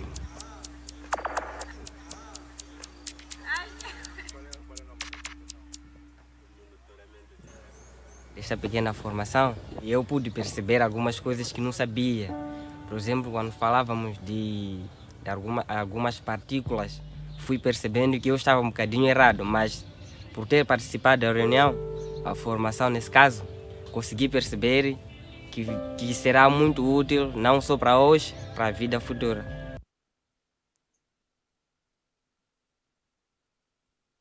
Yeah. Am I back? Okay, so the film shows that data is important to knowledge on the problem affecting people's health. However, collecting this data is only the first step. Then we need to look at the governance solutions in place. The environmental information collected needs to be part of a structure in order to make a difference. So we begin bottom up with training and knowledge, and then identify the processes where the data can feed in and be acted on. And that involves both the environmental laws, such as permits and their control system, as well as implementation of human rights, for example, the access to information. And creating those structures to govern the data need participation by the stakeholders. So we also facilitate dialogues among the local governments, mining companies, communities, regulators, and more. And dialogues include the environmental condition and grievances and complaints that people might have. In the program, we are now doing a case collection from several countries of governance structures that support this kind of participatory environmental monitoring. And I think maybe now there's a question. Anna, thank you. Thank you to both you and Catherine. I do have some questions for you. The EGP has been ongoing for many years, and I see has already produced a series of lessons learned reports. Anna, can you tell us a bit about the challenges you faced initially in getting the program started, and then challenges as the program progressed? Yeah, as I said, one important thing is to focus on the governance. Just making the equipment available and training people does not solve the problem fully.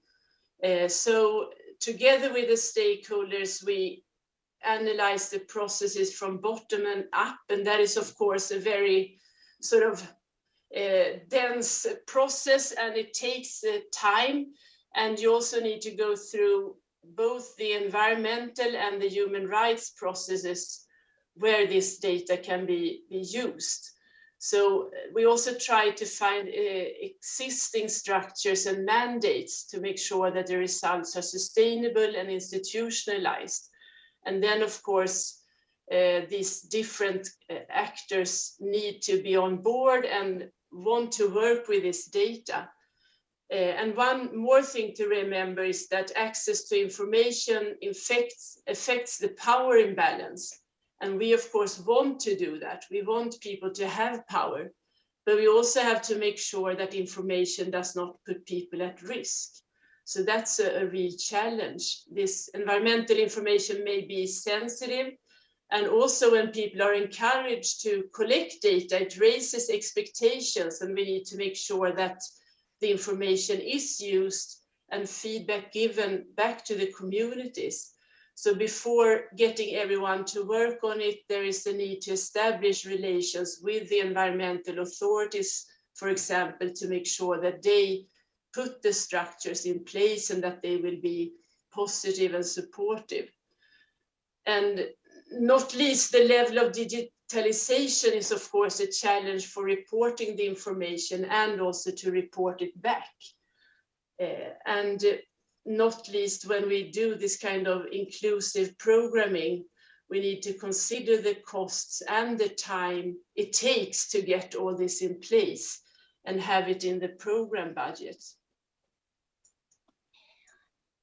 Thank you, Anna. And I wonder if you could address for the audience what must have been another significant challenge for you, which is how do you measure success when you have multiple interlinked efforts, like you've just spoken about, data, information, etc., but also mining governance and the advancement of human rights?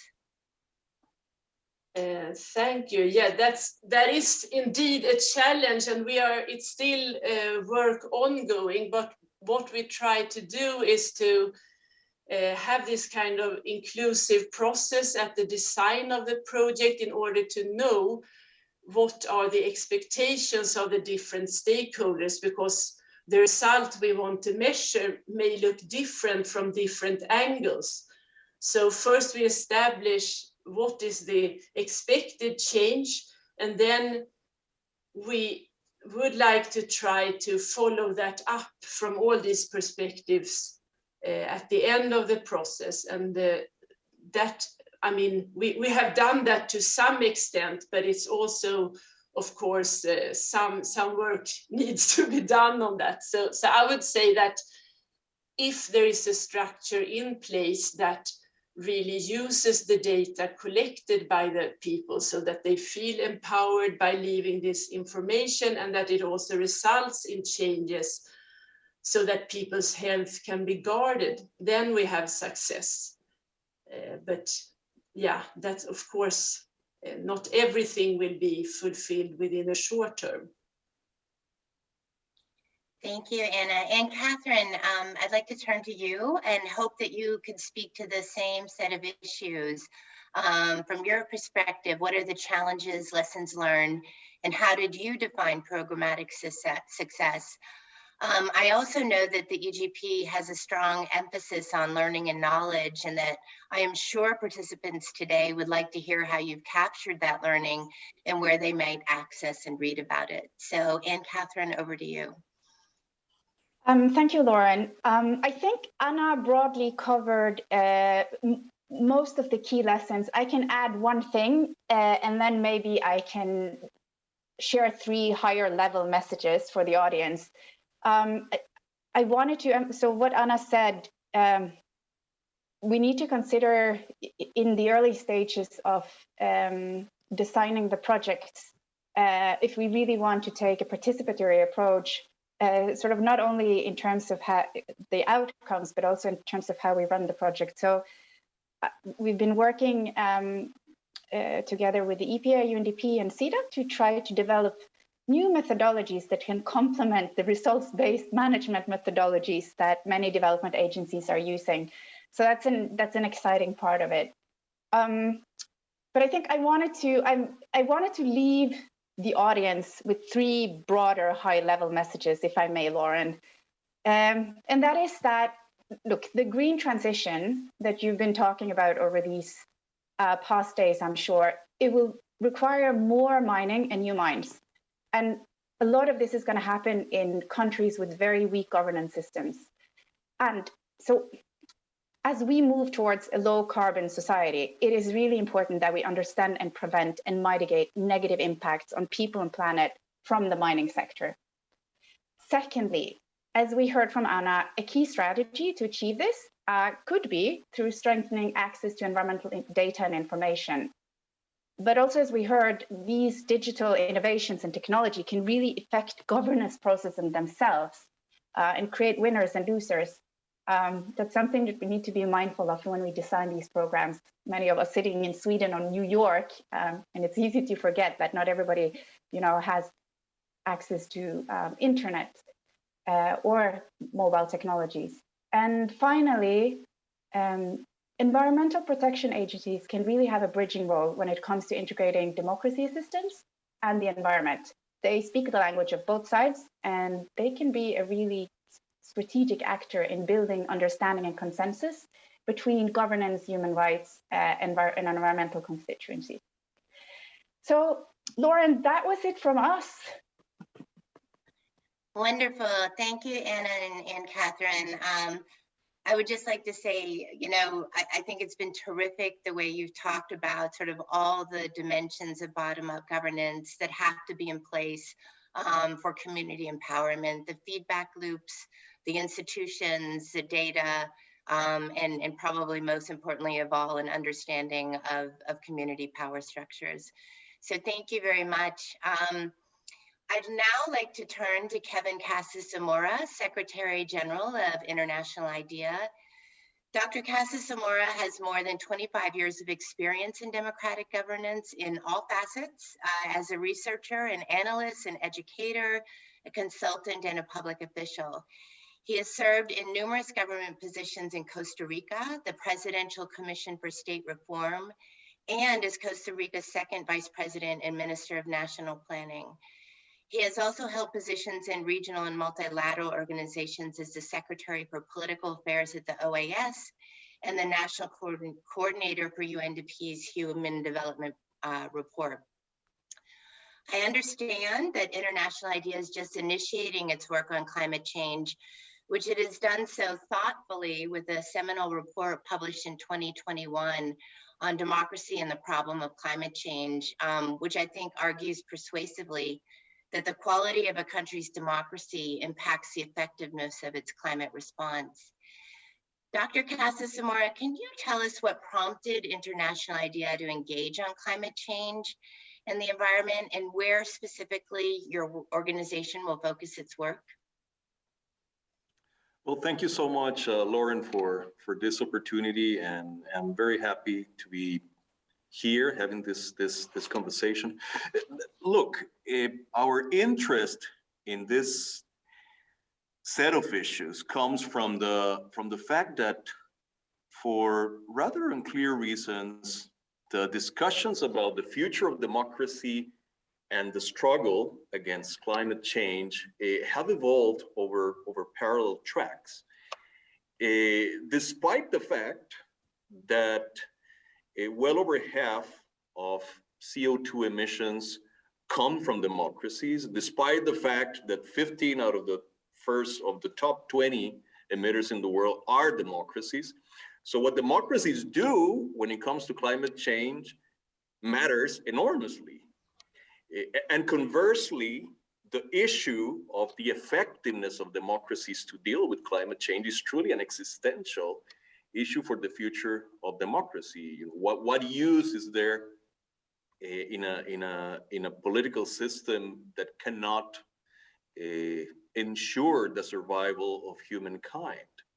So it is this interest in bringing together these two discussions that have prompted IDEA to make a contribution in this field. And we want to, what we want to bring to the table is the question of what institutional reforms are needed for democracies to up their game when it comes to embracing decarbonization policies. We know that democracies have wonderful assets when it comes to fighting climate change, the fact that information circulates freely, the fact that civil society can be vocal, can self-organize and be vocal, and then hold politicians to account, the fact that you can activate, as we are seeing in many countries, independent judiciaries to hold political systems to account. All those are wonderful assets. At the same time, we know, because we know, that they have very problematic traits.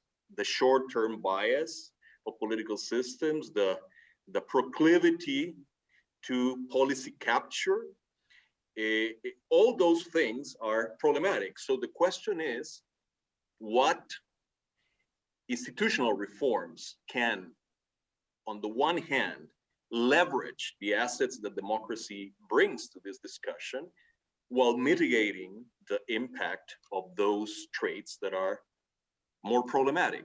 And this angle of the institutional changes is not abstract. You know, it really boils down to very specific questions. You know, what is the role of constitutions in enshrining the right to a healthy environment? How do we enhance, through institutional reforms, the voice of young people in the policy process and protect their rights? I mean, should we lower the voting age, as some countries have done? Should we create ombudsman for young people? How do we enable more participatory policy-making processes that are less prone to capture? Our citizens' assemblies, which is an instrument that is being used in many places, a good resource in that respect. What kind of regulations should we include about the role of money in politics, including lobbying as a way to preserve the ability of political systems to embrace decarbonization policies? All these questions, and there are many more. So we're trying to tackle this issue from the standpoint of the institutional reforms needed for democracies to up their game when it comes to to climate change. And this is, as I said, a very important issue for the future of the planet, but just as importantly, a crucial and existential issue for democracy itself. Thank you, Dr. Casa Zamora. I'm wondering if I could drill down a little bit on international idea strategy around institutional improvement as important for both climate change, the challenge of climate change, and democratic legitimacy. Can you talk specifically about where there might be quick wins and opportunities for strategic gain in your strategy of institutional strengthening? Sure. And look, I mean, I don't know about quick and easy gains because none of this is easy. But let me just say that, you know, there's a critical point that we need to acknowledge, which is that decarbonization is not something governments do by fiat. It is something that societies as a whole must embrace. And therefore, it requires an effort to build social consensus. If decarbonization efforts are going to be sustainable in the long run, they have to be underpinned by a measure of social consensus. And everything we know suggests that democratic systems tend to be a much better tool to build social consensus than authoritarian systems that do this kind of thing from above. So I think, you know, there might be institutional reforms that serve both purposes. I mean, the purpose of enhancing the ability of political systems to tackle a struggle against climate change and the enhancing their ability to become more inclusive and participatory. And, you know, some of the things that I was mentioning, I think is we should look for institutional innovations that allow for new forms of participation and deliberation. The role of citizens' assemblies, again, I mean, I think it's a very interesting, and it's being used, it's being deployed in many countries with varied success. I mean, and we have to acknowledge that the effort to tease out the lessons from those instruments is yet to be made. The use of ombudspersons for future generations, the instruments that are being deployed in many countries. I think here, for example, of some of the discussions that are being had as we speak in the Constitutional Convention in Chile about the role of enhancing the role of indigenous people in environmental protection. I mean, those things are functional to both the struggle of climate change and the struggle to air the room when it comes to the current setup of our democratic systems. And I certainly hope that we try to think more systematically about this. I mean, that idea. I mean, just to give you a couple of examples, over the past year or so, we've been holding events, discussions, debates about the role of constitutions, about the role of parliaments in enhancing the ability of political systems to embrace decarbonization policies. So it is that kind of effort that we want to pursue further. Thank you. And I'm wondering, in the short time we have left as a leader of International IDEA, do you have 2 words of advice for those in the audience who are democracy and support organizations who, like International IDEA, are in the initial stages of engaging on climate? Can you talk about what challenges you see in sort of entering this type of cross-sectoral work? Well, I think the first and most obvious challenge is that, I don't know, I mean, I have the impression that this discussion, for understandable reason, you know, has been afflicted by a kind of policy, a kind of agnosticism when it comes to democracy. I can understand that in the struggle against climate change, we need everybody on board. We need every kind of political system on board. But we have to be able to walk and twit at the same time. I mean, we need to preserve life on the planet, of course, but we also need to preserve those values and those institutions that make life worth living. And some of them are embodied in democratic systems. So my most obvious advice is about the need to connect the dots and to bring these discussions together, because it matters. It matters from the normative standpoint, but I insist, it matters from the very practical standpoint. I mean, if we don't take seriously the need for democratic systems to improve their game when it comes to climate change, they haven't done great. Democratic systems haven't done great, generally speaking, over the past 30 years or 40 years. So if we don't take that issue seriously, we won't be able to succeed. And here, let me say that, so connecting the dots is a first step, but I'll make this even more complicated. And to be brutally honest, I don't have an answer to this that I'm gonna say. I think this effort to improve the performance of democratic systems is essential. What I'm very much in the dark is whether we can do this quickly enough.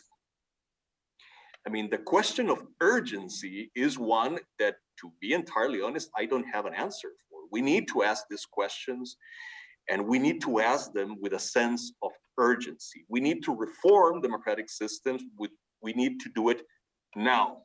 So hence the urgency with which we are diving into this question at international level. Thank you, Dr. Casa Zamora. And this issue of urgency is one I hope to bring up later in the panel with our Canadian panelists. So thank you very much for introducing that very important and critical issue. With our next speaker, Sandra Hameed, who is the Director of Environment at the Asia Foundation, we have the opportunity to pick up on the conversation on human rights and the environment that Anne, Catherine, and Anna initiated with the EGP, which was also human rights centered. So Sandra, let me first start by introducing you. You're a standout at the Asia Foundation, having 3 times been awarded its Presidential Award for Exceptional Performance. By background, you're a cultural anthropologist and development specialist who, with a PhD in anthropology, have been awarded several fellowships, one with the Center for Indonesian Law and Islam Society, which was at the University of Melbourne. And then you were also at Stanford as the Draper Hill Fellow on Democracy and Development. Sandra, Anne, Catherine, and Anna spoke to some of the challenges and opportunities they found integrating human rights work, specifically into natural resource management. How does the Asia Foundation operationalize, in practical terms, which Dr.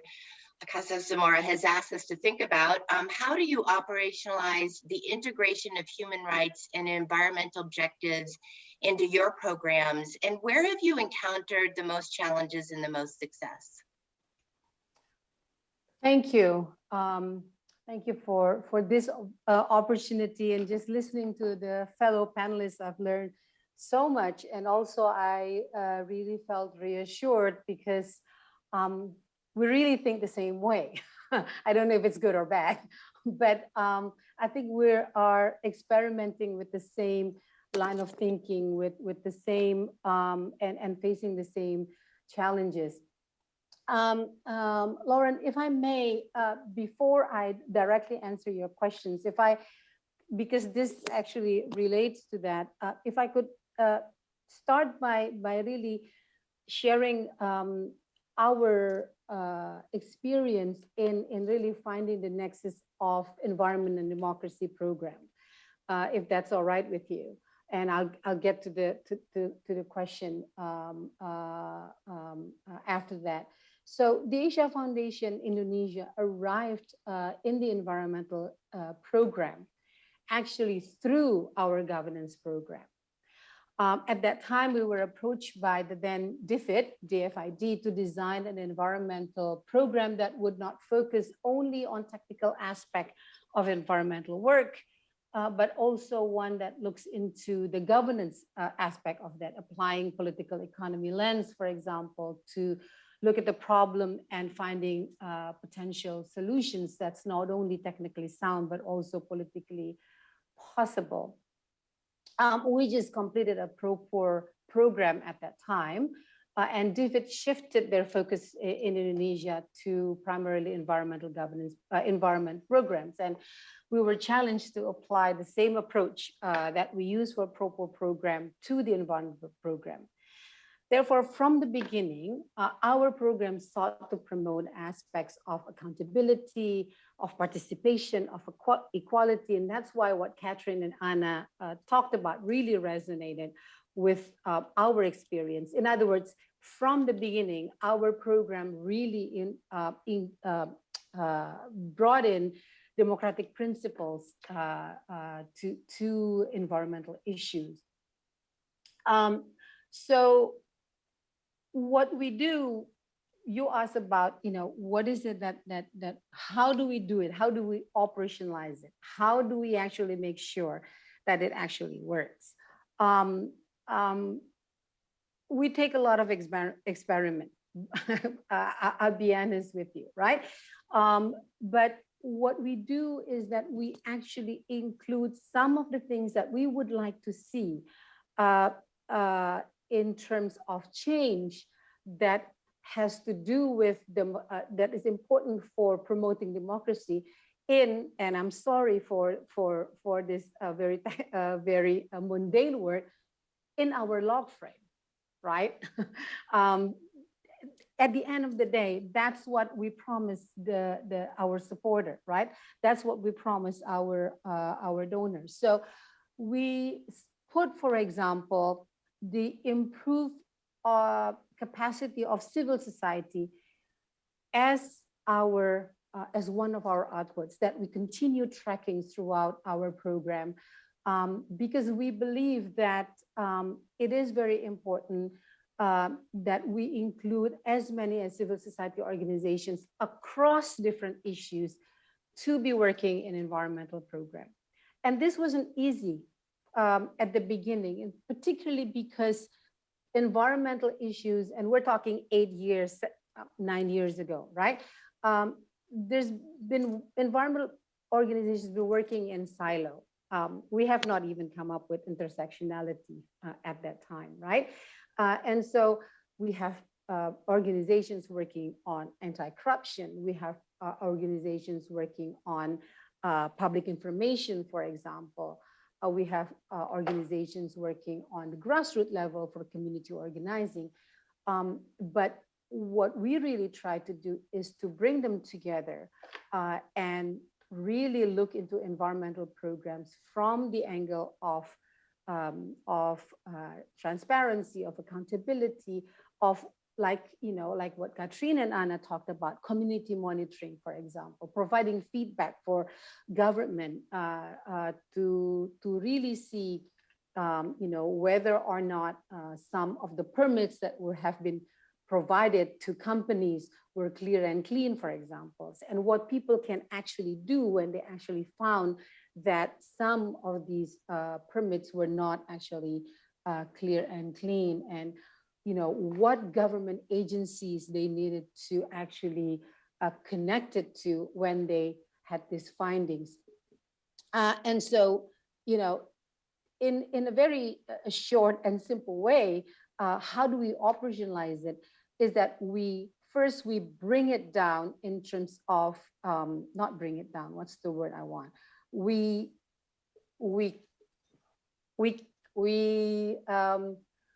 cut it into what sort of changes do we want to see happen, and we actually track it, and we actually monitor it. So for example, we know that 1,000 permits were taken down because of the work of civil society with communities, for examples. And we tracked how many women were actually involved in it. And that also is one of the challenges in environmental program, and that is the inclusion of women in this very extremely male-dominated sectors. I know for sure in Indonesia, but I see some heads nodding from Katrina and Anna, so I assume also in your part of the world. So maybe I'll stop there. No, Sandra, thank you. And thank you so much for going into the details of the program, because I think one of the things that you've so eloquently described is that how do you go about ensuring and measuring systems change by breaking that system down into its individual components. I would like to, in the interest of time with the panel, turn to Andrew Norton at IIED. In preparing this panel, I was really struck, Sandra and Andrew, by the number of anthropologists by background on this panel.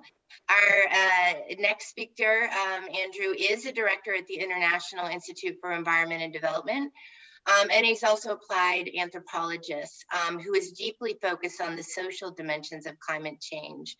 He oversees the implementation of IIED's 5-year strategy, which is, if you haven't had the chance to look at it, is very interesting in that it focuses on 5 crises, but mostly how they interlock: climate, biodiversity loss, inequality, urban risks, and unsustainable markets.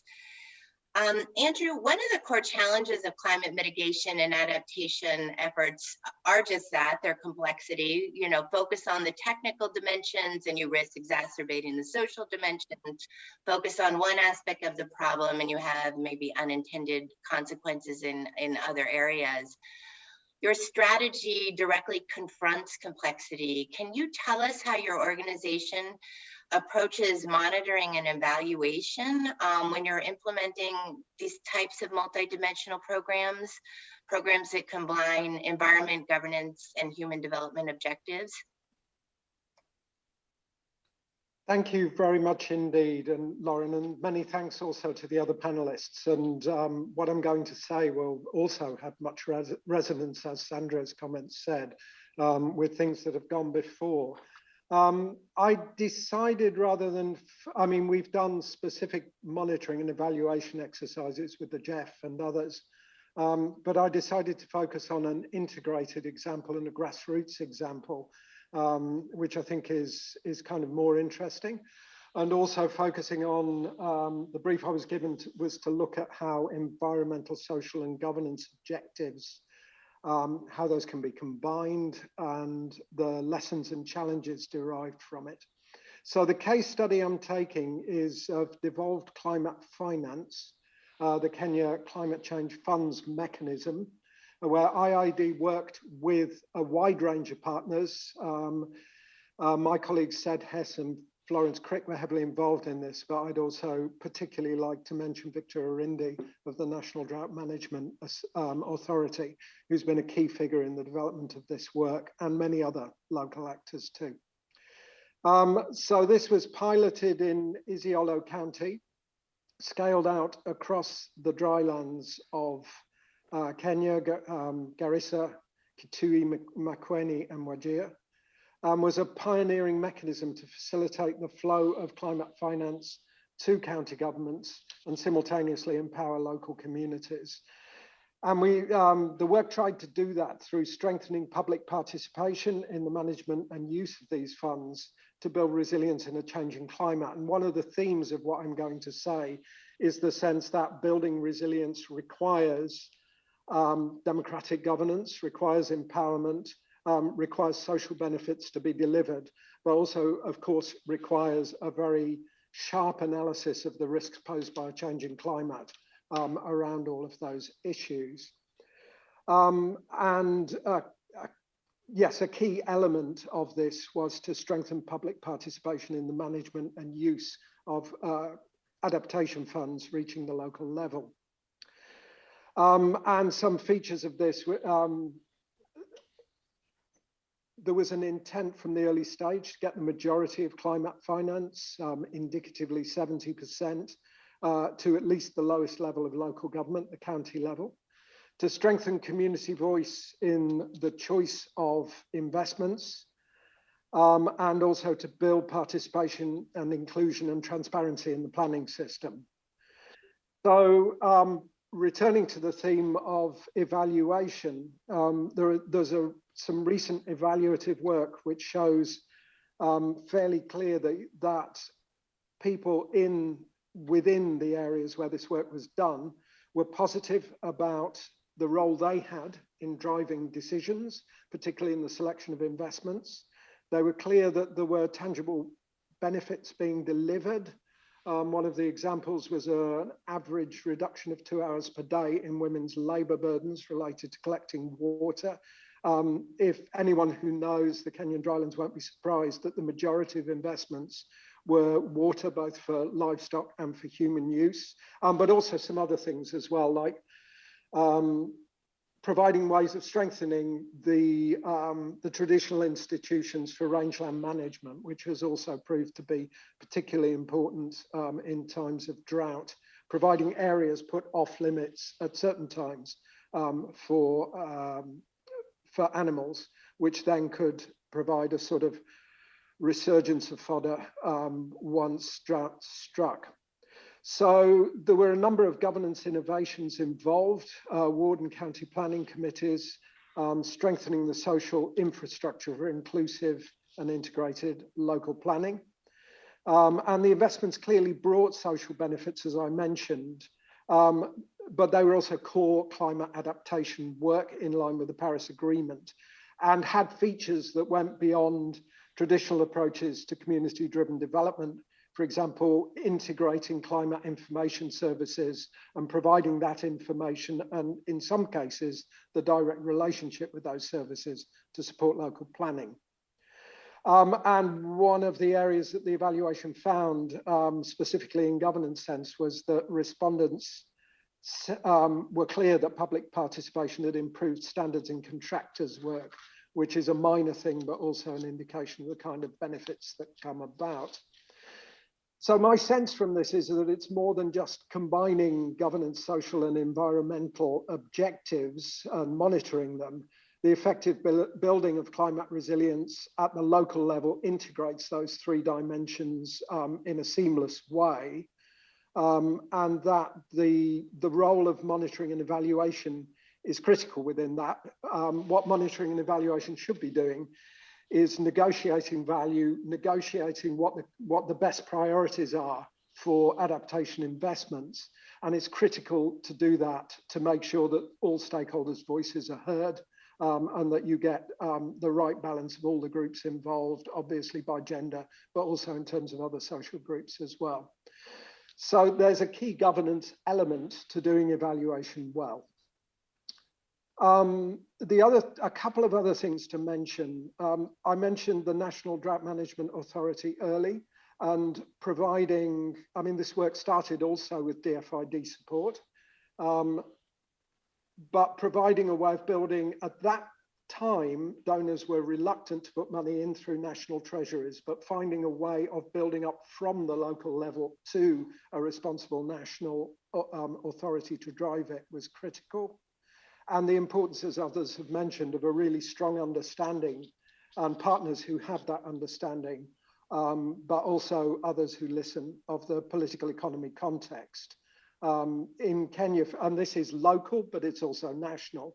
In Kenya, the 2010 constitution and the introduction of devolution measures from 2013 provided vital policy and legal space for county governments to plan and finance local development and resilience action, and without that, this kind of programming wouldn't have been possible.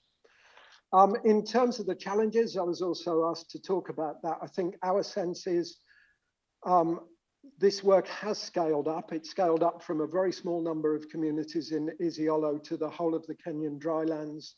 There is now a World Bank program that will take work building on this to a national scale, and there are other countries where this work is also being taken forward.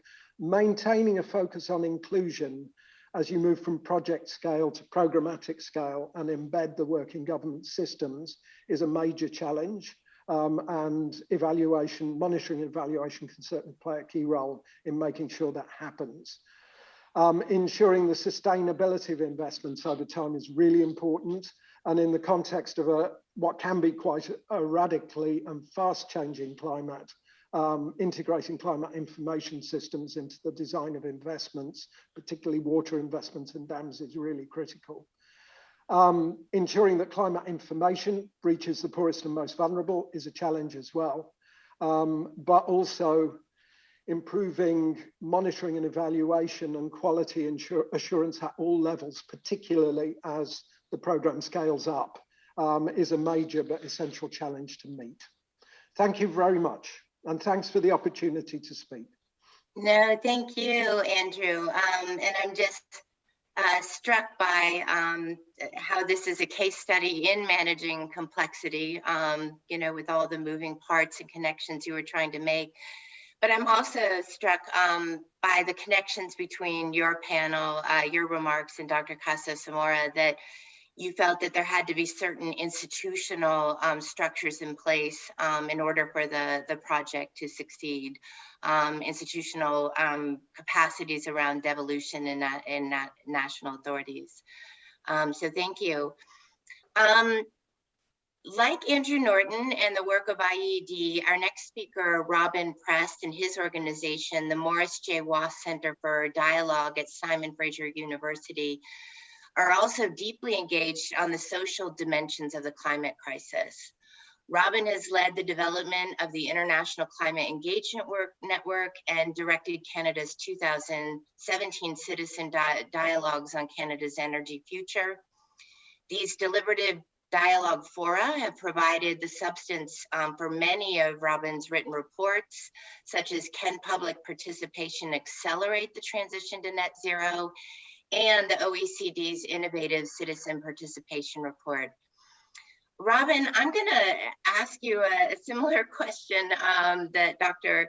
Casa Zamora asked, you know, all of us. I also recently saw in The Economist an editorial note that the climate crisis is on us, and energy and economic adaptations may have to forgo more inclusive or participatory processes. Given your vast experience with deliberative democracy, can more participatory decision-making really accelerate climate action rather than slow it down? And what would you say to those arguing for rapid action over participation? Yeah, Lauren, that's a fantastic and a very fair question. And let me just begin by saying that I don't think it's an either or, but perhaps a story would be helpful. I, with my colleagues, launched the International Climate Engagement Network last fall at COP26. And there was this surreal day about halfway through the conference where I walked outside the venue after a long day's work inside the Blue Zone. I grabbed my coat from the coat check, went through security, and I picked up my phone and looked at the BBC News app and realized that there had been a 100,000 person march just a few blocks from where I was that hadn't permeated my consciousness inside the Blue Zone all day. And for me, that was a really interesting metaphor of just how much disconnect there can be between citizens and participation and those more rarefied decision-making spaces. And that's not a criticism of the conference or the security or any of those necessary things, but it is an interesting metaphor about what is the space of ideas and how they travel. Now, of course, we need to act on climate change. And there's nothing that I would say as far as the actions that we're planning today that governments are going to announce next week. Of course, they shouldn't slow down. Of course, they shouldn't stop. But at the same time, asking the question about citizen participation and can it accelerate climate change or does it slow it down feels to me a little bit like asking, do we have enough time to stop to charge our electric vehicle before we continue the next 500 kilometers in our drive? And if we don't stop and charge, we're not going to be able to make the long trip. We have 3 decades of transition between now and 2050. We have seen the lack of social cohesion that happens after 2 years of the impacts of COVID-19. And somehow we need to make it through 3 decades of severe climate impacts and sustain that public will that Nick Moby referenced on the first day of the conference. This whole of society change that needs to take place. And that whole of society change means that every individual, every school, every business, every neighborhood and city block needs to understand, locate itself within that conversation. What steps do they need to take to radically transform our economy and our way of living? And that can't happen without authentic engagement. Now, so the other issue that I saw within COP26, and there were many shining lights of exciting engagement examples I saw there, so I don't want to be overly negative, but there were also many folks who stood on the stage and spoke platitudes about needing to hear more from the people with no actual substance behind that, or leaning on very 20th century or even 19th century notions of democracy, which tend to be very transactional, tend to be very focused on representation as the end goal, representative democracy. And again, none of those things are bad in and of themselves, but it's participation that animates democracy. And for people to feel that they matter, there's a few things that are important that signal somebody's membership in a group. Number one is their sense that they can make a difference in their actions. Number two is their sense that they have influence over the group and that the group cares what they have to say. And number three is that the group invests in their capacity. And we are not in our transactional methods of, whether it's voting, whether it's referenda, whether it's online surveys, those methods don't send those signals to people. They don't build relationships, they don't build capacity. And that's where we need to be right now in order to have all those different actors taking those actions for the next 3 decades. Now, there's a really interesting tool set that's emerging that allows us to do that. And I'm very interested to delve into that with you.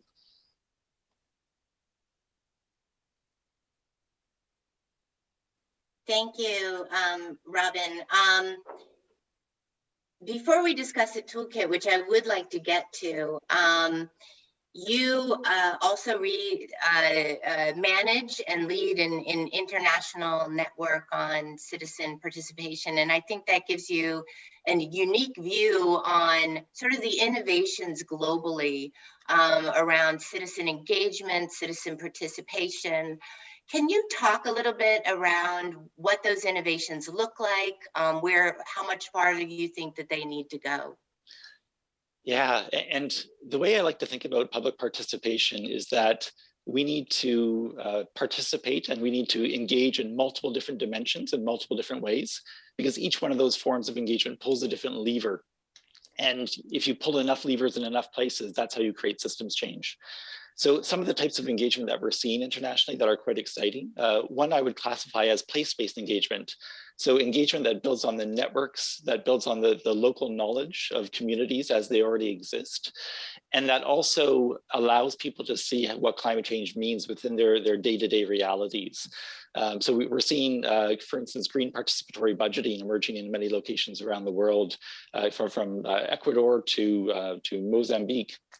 And green participatory budgeting is so interesting because it allows people to propose the projects that they think are important for their community and to go through a learning process and to vote on the projects that get funded.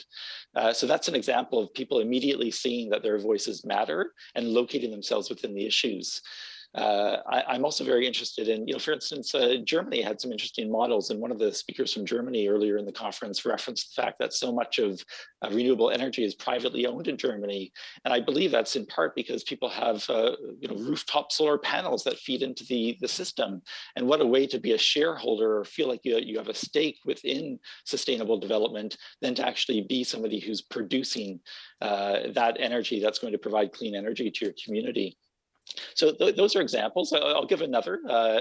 City Studio here in Vancouver allows thousands of post-secondary students every year to respond with ideas for how the city can solve its immediate climate challenges. So the city puts out a challenge statement, and then instead of writing essays and throwing them into the recycling bin afterwards, students are actually doing practical assignments for their classes that try to say, okay, how can we advance this issue, and then create a showcase of ideas. And in doing so, creates a movement for change that's increasing capacity and redirecting capacity that was going towards useless purposes towards something very useful. So that's what I call place-based engagement.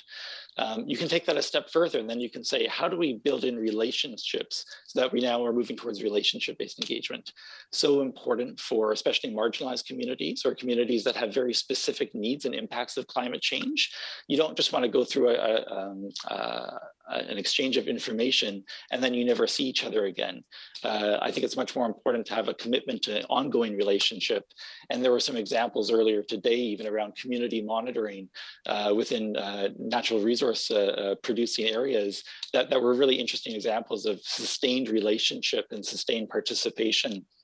Other examples I would give in Indonesia, Kota Kita, a peer organization that we work with sometimes, does really interesting work around vulnerability mapping and working with the community to map the vulnerability from an adaptation perspective. We've heard a little bit today about deliberative democracy and climate assemblies and this growing movement of climate assemblies that's especially taken off in in Europe. But I'm also very interested to hear, for instance, our speaker today mentioned Indonesia examining a citizens' assembly.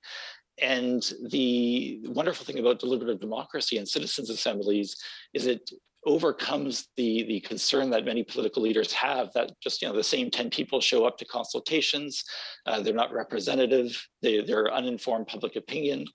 And instead, we're moving to a situation where we have a representative mini public that goes through a learning process and creates recommendations.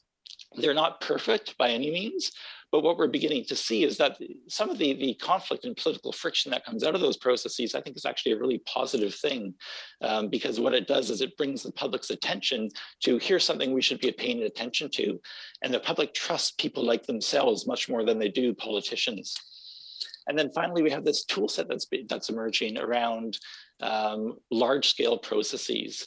Everything from the big climate conversation in Scotland to different methods. Politize in Brazil has created conversations, I believe, with 70,000 young people by training up 10,000 facilitator ambassadors within its youth program. And that's an example of how you can take these conversations and spread them in ways that that impact the overall consciousness of a society and create that sense of social license or co-created social vision. And the real beauty now is we have the opportunity to mash up these processes. So combining, for instance, a citizens' assembly with large-scale engagement so that you're getting the best of both worlds.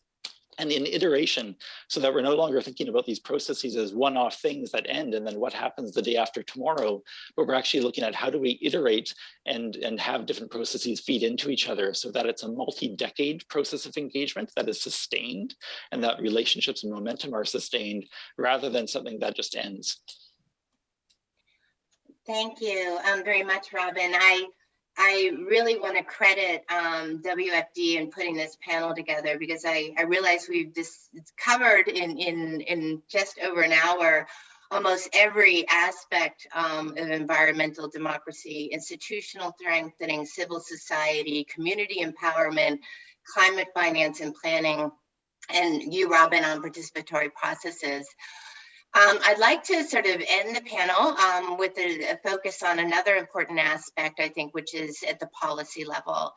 And I'd like to introduce Derek Mitchell, president of the National Democratic Institute since 2018.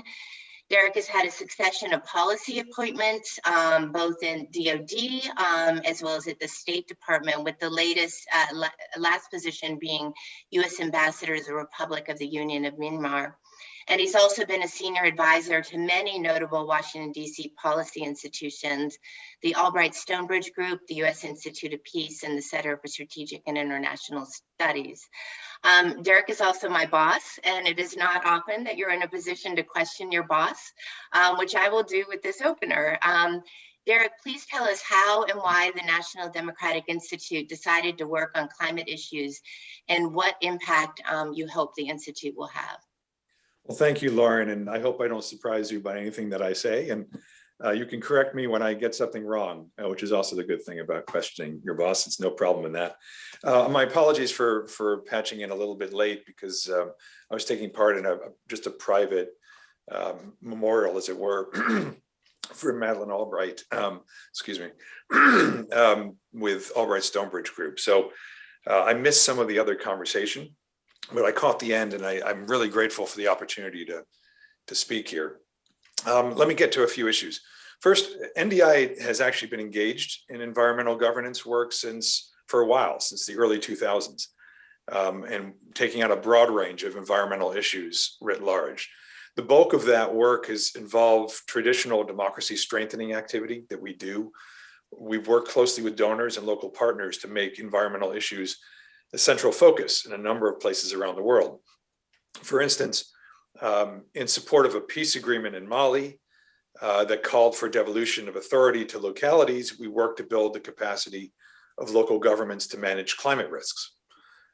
We conducted legislative strengthening programs in Tunisia, Georgia, Kyrgyzstan, and the Maldives to advance regulations on conservation, lead poisoning, and air pollution.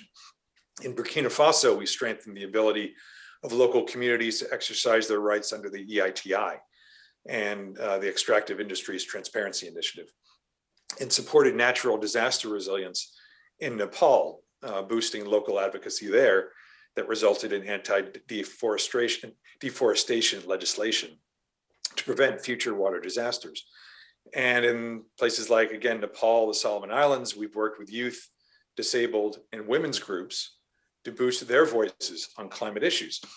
As far back as 2001, we conveyed to South Africa's Ministry of the Environment the need for a political strategy to support their international commitments on carbon emissions and to sustain climate action to withstand changes in government there. So for more than 2 decades, we've recognized the important connection between climate and democracy, and specifically the need to help local and provincial governments understand the threat, as well as expand civil society and local participation across the country on these issues. I just heard about the citizen assemblies as one component of that, very important, and increase overall public awareness and understanding of the implications of climate for national security and resilience. But all that said, there was no institute-wide climate initiative at NDI when I arrived as president in 2018. So at that point, when I became president, I initiated an inclusive strategic planning process focused specifically on climate. And that process identified the climate crisis as among the 3 most critical threats to democratic legitimacy globally. As we looked at all the issues around the world that posed a threat to democracy and democratic legitimacy, I found that climate was one of those top 3. And based on that assessment, I've enshrined environmental governance and resilience as a strategic line of effort in the Institute's 2021-2025 strategic plan.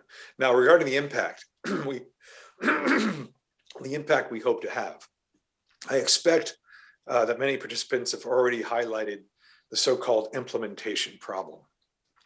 It is all fine and good to have strong internationally agreed upon regimes, national action plans, and the like. But of course, political will toward actual implementation is where the rubber hits the road.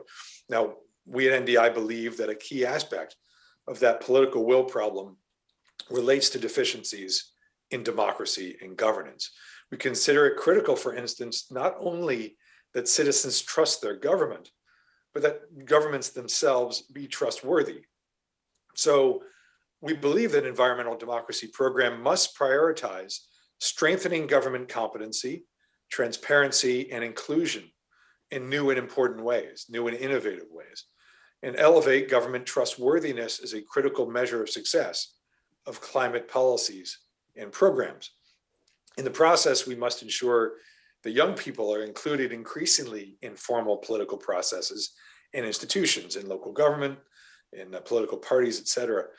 NDI has done extensive research on how we can bridge the generational divide and assist youth movements dedicated to climate issues to exercise political power by engaging effectively with these formal institutions. And finally, we must enhance the credibility of democratic governance by attacking corruption and inequality. To that end, it is imperative that we strengthen parliamentary and civil society capacity to monitor public financing, especially as large amounts of green finance begin to flow.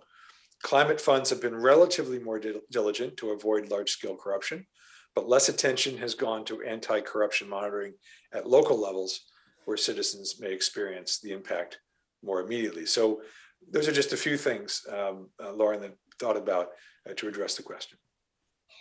Thank you, Derek. And let's talk a little bit about the policy environment in Washington, D.C., where we're beginning to see, two major policy initiatives of the Biden administration, being the Summit for Democracy and his initiative on climate change and the appointment of Secretary Kerry as climate envoy. These are obviously the themes of this conference. To date, those two major initiatives have not really come together. Do you see a way in which they could reinforce each other? I do. I very much think they must. I mean, I would say that there are two of the defining issues. I mean, the Biden administration, first of all, let me commend them for elevating democracy as a core component of its foreign policy agenda. It was even before Russia's invasion of Ukraine, which frankly should make the stakes for democracy even more clear and compelling. But he has said that democracy is a defining issue and core component, and I think he's absolutely right for international security. But look, the Ukraine crisis has spotlighted other reasons why it's imperative that we integrate climate thinking into our future strategy for global democratic renewal. At the strategic level, for instance, Ukraine has forced us to confront how vulnerable we are, democracies, and really everybody is, our national security is to oil-producing autocracies, and thus the importance of clean technologies, and by extension, climate mitigation and adaptation to reduce that vulnerability. How we manage any transition to green energy will help advance both our national security and democracy worldwide. That's the strategic level that makes this case between how President Biden is thinking about democracy and climate. Frankly, I don't necessarily see it yet, but I hope to see it. At the policy level, the primary purpose of the Summit for Democracy, which I applaud in the overall democracy agenda, is to reverse the so-called democratic recession. And I would argue that the ability of democracies to deliver on climate, one of those issues that is animating young people and populations around the world, the ability of democracies to deliver on climate will serve as an important measure of democracy's legitimacy and viability for future generations. So with the launch of USAID's climate strategy at the end of March, and its commitment to support the implementation of national action plans, I would hope that country progress on climate will be highlighted at the next Democracy Summit, which is supposed to happen either late this year or early next year, especially where any progress reflects democratic strengthening and government responsiveness. And I would advocate that climate change be adopted as one of those cross-cutting themes at the summit across the four baskets. Baskets of anti-corruption, civil society empowerment, countering disinformation, and human rights. And then explicitly address how effective and sustained climate policies can advance summit objectives.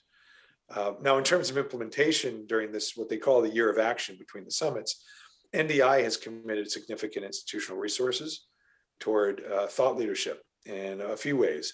First is identifying several themes that we believe will catalyze global democratic progress.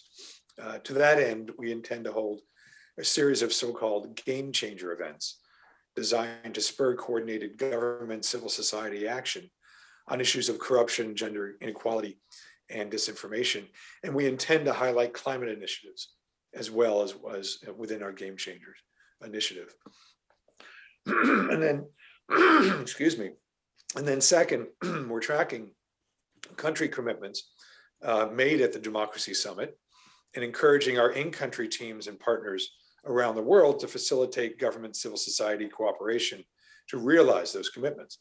So, and we intend to build similar cooperation around USAID's climate strategy and our other climate and environmental work globally to find complementarities and ways to mutually enforce one another.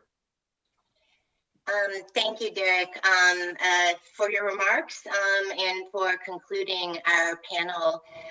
As today's conference is in a hybrid format, I will turn the Q&A session over to Anthony Smith, who will take questions from the audience in London. Anthony, over to you. Thank you very much, Lauren, and thank you very much. A fantastic panel, really interesting discussion. So as Lauren said, we've got time for some questions. I'm going to take them both from the in-person audience, but also from those online. And the trick for those online is to tweet your questions and use the hashtag #OurPlanetNeedsDemocracy, and we'll be monitoring that. My colleague Emily will give me a nod if there are questions that come through online. So I'm going to start in the room, and while people are gathering their thoughts and questions together, I wanted to take the liberty of starting, Lauren, because I was so interested in much of what was said, and in particular, Robin, your description of the way in which participatory democracy can and should work was fascinating, but it was in a way an indictment of some of the political systems that organizations like ours and Derek's and Kevin's are working with now, the 20th century, never mind 21st century political systems. I just wondered for Robin whether you thought that there was a way in which political parties and traditional democratic institutions like parliaments can play a constructive role in meeting that participation challenge that you identified so clearly. It's a wonderful question. And I know that there's been countless studies and talks about the deficiencies of parliamentary democracies, and I won't go into that because I don't think that any system is perfect, and there's too much finger pointing that takes place as far as here's the deficiency of a politician or an ignorant citizen or all these different names we can cast at each other.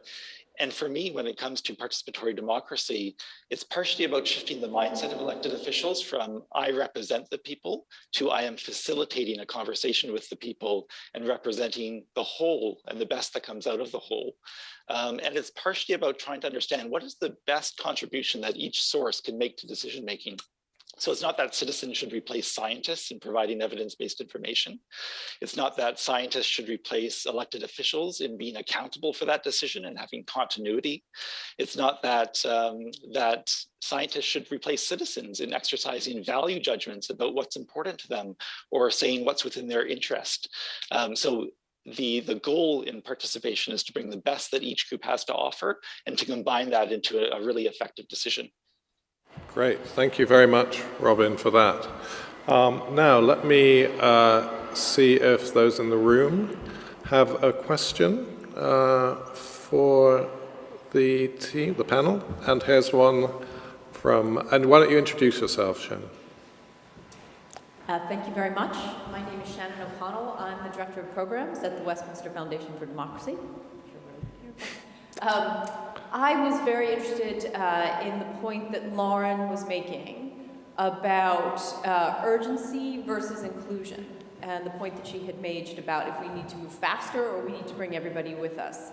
And that really made me reflect on the project that Anne and Anna shared with us, and the extent to which bringing individual citizens into the process also disrupted power relationships in a very positive way. So my question, perhaps to maybe if we start with Anne and Anna, is a little bit about whether or not you saw any gendered aspects of the results of that project. So when those power relationships were disrupted by individual citizens and local residents having gathering the data and having access to that data, if that also shifted kind of who was part of the conversation.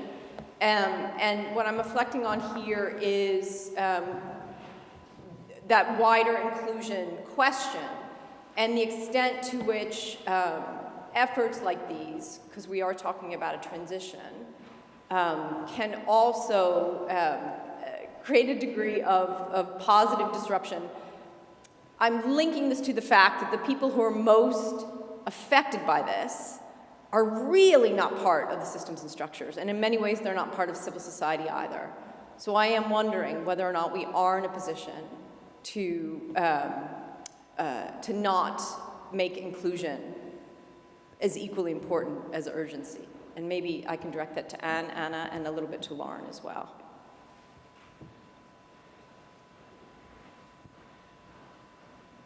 Brilliant. Should I'll go first, and I will let Anna and others come in and compliment me. First of all, thanks. That's a great question. I'll start with your point on gender. Now, we showed you a short movie, and you didn't see the whole movie, but you may have noticed that it did not feature any women. And so in that particular project, having women participate as community monitors was just disruptive for the society. It was something that the community overall felt resistance against, and we had to work specifically to make sure that there were female environmental monitors, and they were officially part of the community groups. So that's one point. It's both. Yes, there was resistance, and yes, it is possible to have positive disruption, if you will, to come in with new ideas and projects that initially, as you said, will be disruptive, but you can achieve gender equality and women's empowerment through them. And very often this is done through, well, dialogue and capacity building. So that's one point on the gender. Further on this positive versus negative disruption that comes into play when you change power relations. I think, well, two things. In general, so we see, so around mining, there is a lot of, when there is pollution or other environmental impacts on local communities, we do see often socio-environmental conflict emerge from that, which is, also a positive disruption. It's a way, if there are no platforms for dialogue between communities, the mining companies, and very often local governments or government partners, that's when you see those socio-environmental conflicts, which in themselves can lead to change, right? Because they really push governments and companies to take these seriously. But what we were trying through this project is really to build not only capacities for the communities to generate scientific data so they could have the dialogue at the level that was expected by local governments and companies. But also really, yes, so really to build those dialogue platforms. And this is back to, I think, a point that we heard specifically addressed by one of the other presenters, and I forgot whom, but it's back to the necessity at the beginning of projects or interventions to really do due diligence and assess the risk and make sure that there is conversation and dialogue with all stakeholders before designing the program, including through political economy analysis. Because what specifically happened in Mozambique is that the project went very well, and the communities were empowered, and they were engaged, and they started having these conversations with the mining companies and with the local government actors. And then on a national level, there was resistance towards that because they had not expected, to be honest, this to happen. And the sense that they got was that they lost control of what was happening on local government or on the local level and what communities were doing because they were not present there themselves and they did not have the specific data. So I think those were my 3 points, and maybe Anna want to come in and add, or any of the other panelists. Thank you, and Katrin. Let me just check if any other panelists want to come in. If not, I've got another question in the room here. Anyone else want to come in? If not, we have another question in the room. Do you want to introduce yourself as well? Hi, Anthony. Devin O'Shaughnessy with the Foreign Common and Development Office. One of the perceived successes of COP26 was the increased validation and attention on the rights of indigenous groups and the leadership roles they should be playing on environmental issues and climate change. But I would make the case, I think a lot of democratic systems at the moment don't particularly integrate indigenous voices in their day-to-day systems. So what would be the environmental democracy approach to ensuring indigenous communities are involved, engaged, and have the maybe extra rights that have been implied via COP26? Thanks, Devin. That's a good question. Does anyone want to volunteer to answer that one? If not, I'm going to choose somebody. I don't know, Kevin, you've done a lot of thinking on these things, and I know inclusion is a big part of what IDEA works on. But I don't know whether either you have a response to that specific question or anything even a bit broader, just about Indigenous groups and their inclusion in political decision making. Thank you, Anthony, and it's great to see you, by the way. You too. Look, I mean, I can only say that, you know, what's happening in Chile, for example, it's a very interesting example of which is not limited to environmental issues. I mean, they're having a very broad discussion about the constitutional setup, and they made sure that a quota of seats would be allocated to the different indigenous groups. I mean, I won't go into the details, but the question of the representation and of having the voices of indigenous groups included into the political system is a very thorny one in Chile. And they made sure that the constitutional process dealt with the issue well. I mean, you can apply, I mean, to the point that the chairperson of the Constitutional Convention is a woman of indigenous origin. So I guess the lesson of the Constitutional Convention in Chile can be applied writ large to other areas of policy, including environmental issues. I mean, look, and here I look back to the progress that has been made, insufficient progress nonetheless, in terms of the representation of women into political processes. And quite frankly, whichever way you look at it, a lot of it has been achieved by the use of quotas. It's not the only instrument available, but it's a singularly powerful one. I would imagine that a lot of it applies to other underrepresented groups in the political process. And I would imagine that this applies to indigenous groups as well. Thank you, Kevin. Robin, I see you've got your hand up, and that would be great if you have a response, and then we'll need to wrap up. Thanks, Robin. Yeah, and by no means an expert in this area, but I can share a few learnings from within Canada as well. And, you know, in some ways, it's a shame that we don't have an Indigenous colleague on this panel that could give their perspective as well. I know within Canada, it's been very important for us first to embark on truth-telling before we can even get to renewed relationships and reconciliation. A tremendous amount of trauma has been inflicted on Indigenous groups within Canada through residential schools and other actions of the state. And I would just add to what Kevin said, as far as I think that Indigenous participation in formal political systems can be very important, but also that we recognize through UNDRIP and other increased understandings that Indigenous communities have title over land, and that there is a co-management and co-governance that's necessary, because otherwise Indigenous groups will always or often be in a minority, depending on the country they're in. And if their inherent rights are overruled by the majority without recognizing that there is that title, then we're still in a space where their needs aren't being prioritized. So that's a messy space right now in British Columbia, the province I live in.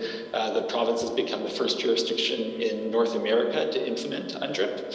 And now it's going through some very thorny conversations as far as, you know, who has the right to build what pipeline, when and why, based on the consent of Indigenous groups. It's a very messy conversation, but it's incredibly necessary. Thank you very much, Robin.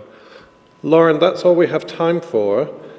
Thank you so much. I don't know if you wanted to add anything. Otherwise, we're going to wrap up. No, only to say that I feel like the entire conference over the last 2 days is sort of built to this panel, and really how do we do this? How do we do environmental democracy? So I really want to thank all the panelists for their pioneering role on this and for sharing their experiences and lessons learned. Anthony, I understand we do have a short break before our next panel that we hope you will return to, because it's on donor perspectives on environmental democracy. So please rejoin us for presentations by the governments of the UK, US, Finland, Germany, and Sweden on their perspective on funding environmental democracy programs. Thank you, everyone. Thank you, Lauren. We restart in 28 minutes from now. Thanks, panel. And Derek, we'll see you in the concluding session as well. Take care.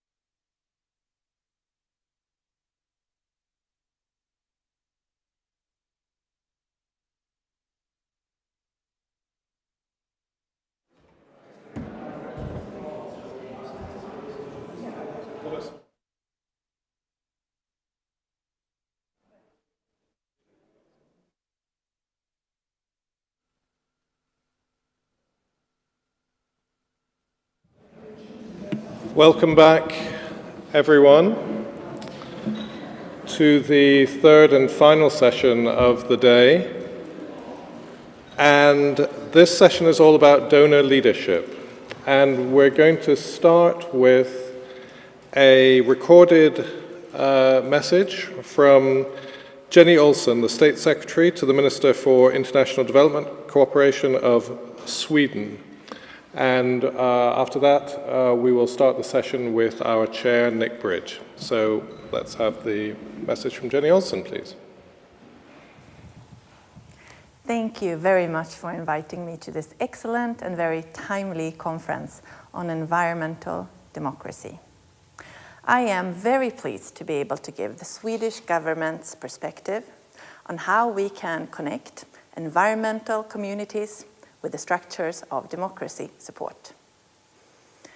Dear friends, we live in challenging and dangerous times. There are multiple threats against our lives, our freedoms, and our future. Our lives are threatened by an increasing number of wars.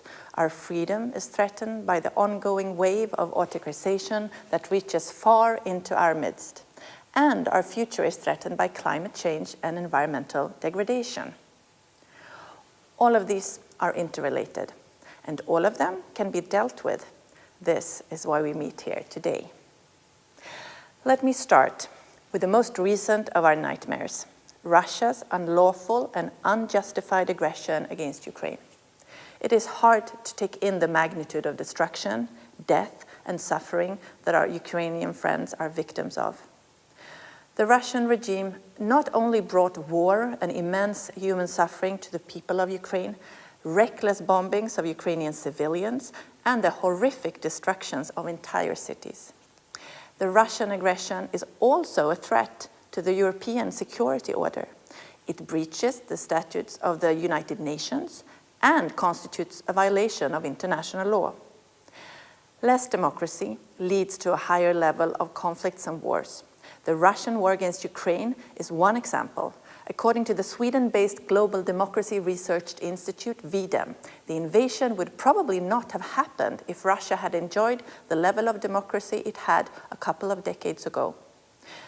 The ongoing wave of autocratization is sweeping across the world and spares no region. Its pace is increasing.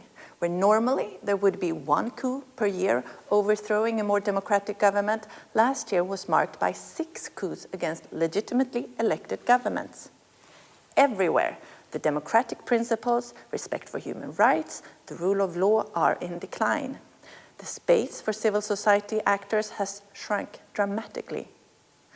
For more than 16 years in a row, democracy has been in a decline. International law, the rules-based order, and the multilateral system are being increasingly challenged by autocratic governments. To provide a counteraction to this dangerous trend, the Swedish government has launched a foreign policy initiative we call Drive for Democracy, increasing our effort for democracy, human rights, and the rule of law. Our resolve stems from the conviction that democracy is the only political system compatible with respect for human rights and human dignity. Democracy provides the best foundation for a sustainable society because it enables everyone to make their voice heard and to be involved in building our common future. Democracy provides political accountability and transparency through checks and balances, such as alternation of power through free and fair elections, an independent judiciary, and freedom of speech. A vibrant civil society tops it off to scrutinize power and channel citizens' engagement in various issues. A democratic government makes mistakes, for sure, but contrary to authoritarian governments, it has mechanisms to correct mistakes quickly and also to do better. Sadly, the current democratic backsliding affects global peace and security, but also our environment. The ongoing wave of autocratization will inevitably lead to more conflicts and a slower pace for carbon dioxide reduction. These 3 global threats are interlinked. Dear friends, climate change is here and now. There can be no doubt about the urgency of action on all fronts. As the most recent Ipcc report clearly states, we have less than 10 years to change current trajectories and to drastically reduce emissions. The upcoming conference, Stockholm Plus 50, in June 2022, aims to inspire this needed change of direction and can be seen as a starting point for restoring our relationship with the nature. We must reshape our economies and adjust current consumption and production patterns to stay with the planetary boundaries. We must also reshape the way we do politics to better include environmental concerns. Firstly, we must provide safety and ensure democratic space for environmental human rights defenders. These civil society actors are crucial to protect the environment and to confront climate change, but face increasing resistance. According to reports, 200 human rights defenders were killed in 2020. This is unacceptable. A few weeks ago, Sweden organized a side event at the United Nations Human Rights Council and spearheaded a joint statement on environmental human rights defenders, calling on all states to protect their rights to life, to freedom of expression, and to seek, receive, and impart information. Secondly, combating climate change and environmental degradation is impossible without international cooperation. Efforts to weaken multilateral institutions and the rules-based order are worrisome. There is no way any one of us can achieve the necessary changes on our own. Thirdly, we must recognize the strong causal link between democracy and protection of the environment.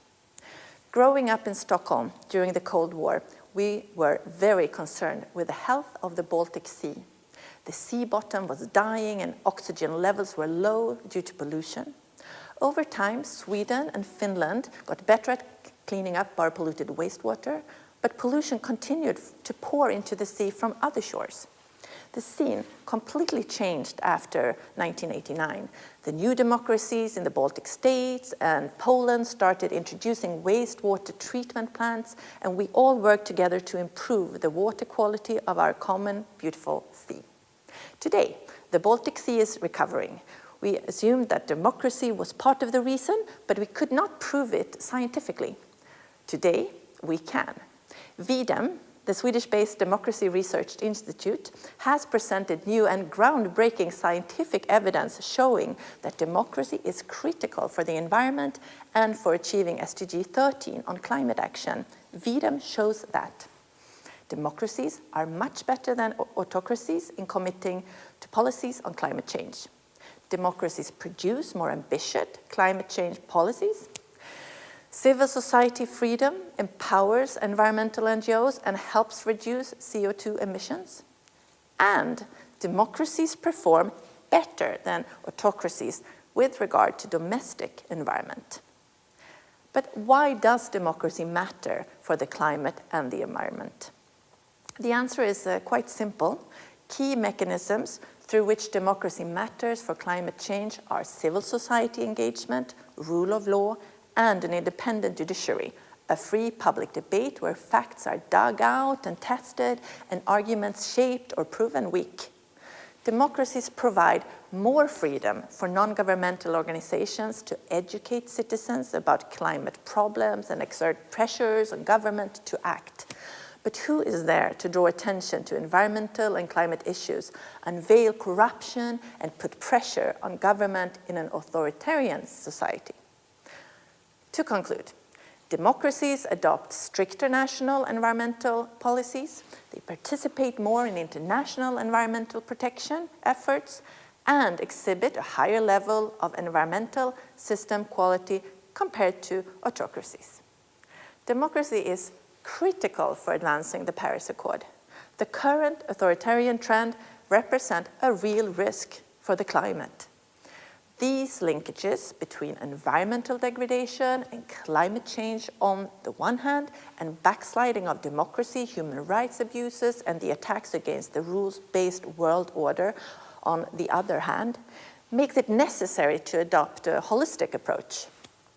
You have, in the previous panel, been able to listen to the joint presentation by the Swedish Agency for Environmental Protection and UNDP about the Environmental Governance Program, an initiative by our environmental agency that we are proud to support through SIDA. It is a flagship example of a program that simultaneously strengthens environmental coalitions, grassroots institutions, and the media, and other channels to exercise political voice and enhances capacity of governments. We believe that this holistic approach is going to the core of the problems. Democracy support is the biggest sector in our development portfolio, and we wish to bring our development programs more in line with the Paris Agreement. This approach is not new to us. The Swedish Development Agency has since long applied a multidimensional approach to poverty. We view poverty as not only a lack of material resources, but also as a lack of choice, a lack of power, and a lack of safety. They are all interrelated. We would be more than happy to share our experiences and best practices with any other ODA donor interested in testing this approach.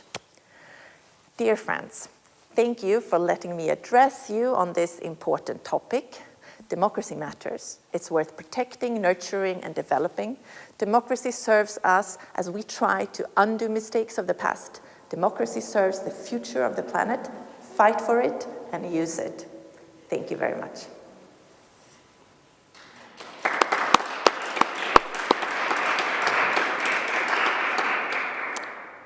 Thank you, ladies and gentlemen. I'm delighted to have those remarks from Jenny Olsen. I'm Nick Bridge, the Foreign Secretary's Special Representative for Climate Change, and it's an honour for me to pick up where Anthony left off in this session. So first, just to re-welcome you as you approach the end of this fantastic 3 days that I helped kick off, to this venue and to those in person and those online. We're really, really delighted as the Foreign Commonwealth and Development Office to be part of this. So I'll press on with this last session, which I have the pleasure to chair. We heard from Jenny Olsen, and we will now move on to people online who, if I could just encourage and ask to stick with their allotted time, so there's time for us all to come in on the end and have a good discussion. But we're going to go straight to Birgitta Weibar. Birgitta is the lead policy specialist, democracy, human rights, Swedish International Development Cooperation Agency, SIDA. Birgitta, over to you. Thank you.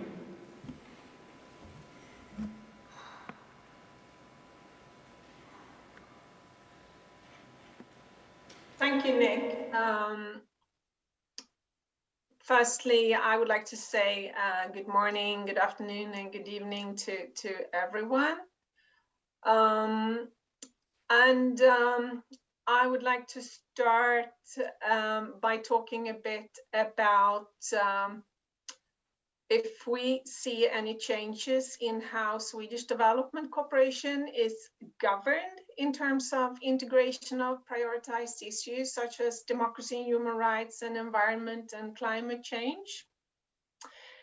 And I guess on this question, the point of departure is still that we are governed in and by thematic areas or sectors.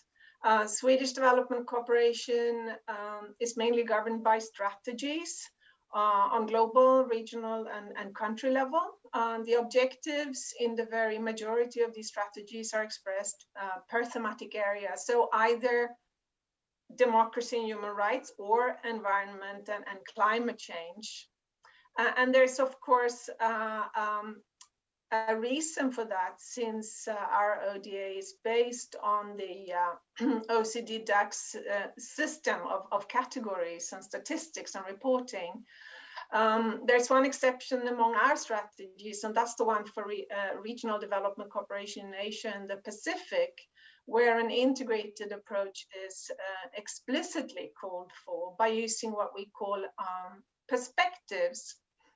Because SIDA, or Swedish Development Cooperation, is also governed on application of 5 perspectives, which means that we should integrate, prioritize thematic issues in all development cooperation, including what's called a rights perspective in Swedish policy, a human rights-based approach internationally, and the environmental and climate change perspective, but also the gender and conflict perspective, gender equality and conflict perspectives, as well as the perspectives of poor people living in poverty. What it means is that we and our partners should think and work in terms of integration in our work. On top of that, SIDA gets special assignments from the government on prioritized thematic areas that also include calls for integration. The Swedish State Secretary mentioned the government's campaign Drive for Democracy, which obviously includes development cooperation. And part of that is an assignment to SIDA on how to develop and improve our work on democracy, human rights, and the rule of law, which includes not only the support to that thematic area or sector, but also how we can improve on integration of democracy and human rights in other sectors, and vice versa. Work with the links in the spirit of varieties of democracies, work on a case for democracy, basically. Now, the government assignment is on biodiversity and ecosystems, and that emphasizes the connections between biodiversity and human rights, democratic principles, and democratic governance. And that protection of indigenous people's rights is a central point of departure. And finally, an assignment on increased SIDA support related to climate change,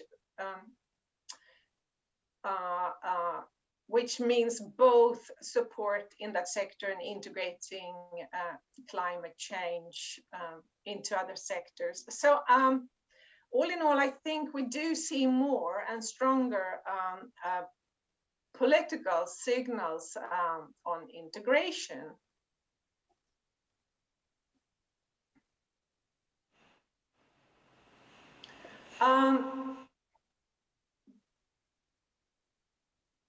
There are instruments and tools that SIDA use to integrate prioritized thematic issues, particularly democracy and human rights and environment and climate change in Swedish development cooperation.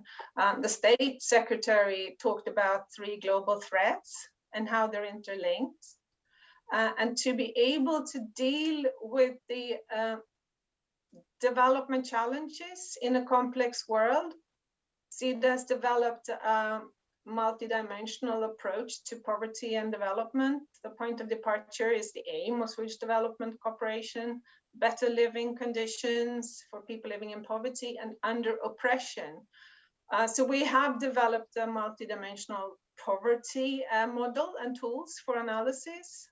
The perspectives are an integrated part of this, and poverty is defined in terms of a lack of resources, but also lack of power, voice, opportunities, and choice, and human security. And part of the model is also analysis of the development context, including the political and institutional and the environmental contexts. So to be able to identify underlying causes of poverty. And this approach puts demands on us internally, not to get stuck working in silos, and to understand how dimensions of poverty and the underlying causes are interconnected. Then in all programming and follow-up of programs, we should apply the perspectives that are more like approaches and normative methods. And this should, in the end, of course, be done by our partners, ensured and encouraged by SIDA. So application of a human rights-based approach in environment and climate change-related programs will make these efforts more effective in ensuring that rights and interests of marginalized and discriminated rights holders are prioritized, and that they are empowered to claim their rights, and that those responsible, the duty bearers, are identified and their capacity developed so that they can live up to their human rights obligations. The approach is also about identifying international human rights commitments and agreements that are underpinned by human rights relevant to programs. And it's about applying the 4 principles of non-discrimination and equality, meaningful participation, transparency and openness, and accountability. So the human rights-based approach fits well with the 3 pillars of environmental democracy. And the environmental governance program, which was presented earlier this afternoon, is a very good and, as was mentioned, a bit of a flagship example, not least because they have managed to work both with the rights holders and the duty bearers and with other stakeholders in a systematic way. Environmental programs are often linked to the corporate sector. So I would like also to emphasize business and human rights and the UN guiding principles on business and human rights. And that framework is important to consider, and SIDA is increasing its support to actors working with business and human rights. The other way around, the environment and climate change perspective is applied on and in human rights, democracy, and rule of law programs. It's about understanding the opportunities for positive impact from the program on the environment and the climate, and taking risks and negative impact from the program on the environment and climate again into account, and also assessing that what we support is resilient to climate change and other environmental changes. There are a number of tools and resources and trainings on multidimensional poverty analysis and the application of the perspectives at SIDA. All this is mainly for SIDA staff, but we've made it available to partners and stakeholders as well.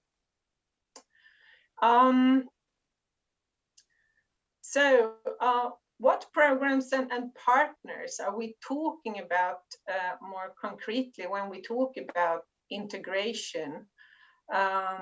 Firstly, a couple of examples in the environment and climate sector, climate change sector or portfolio, where we have integrated human rights, a human rights-based approach, human rights and democracy.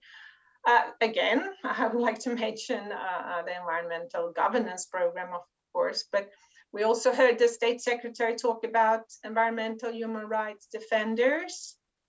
They include indigenous peoples, landless farmers, and not least women.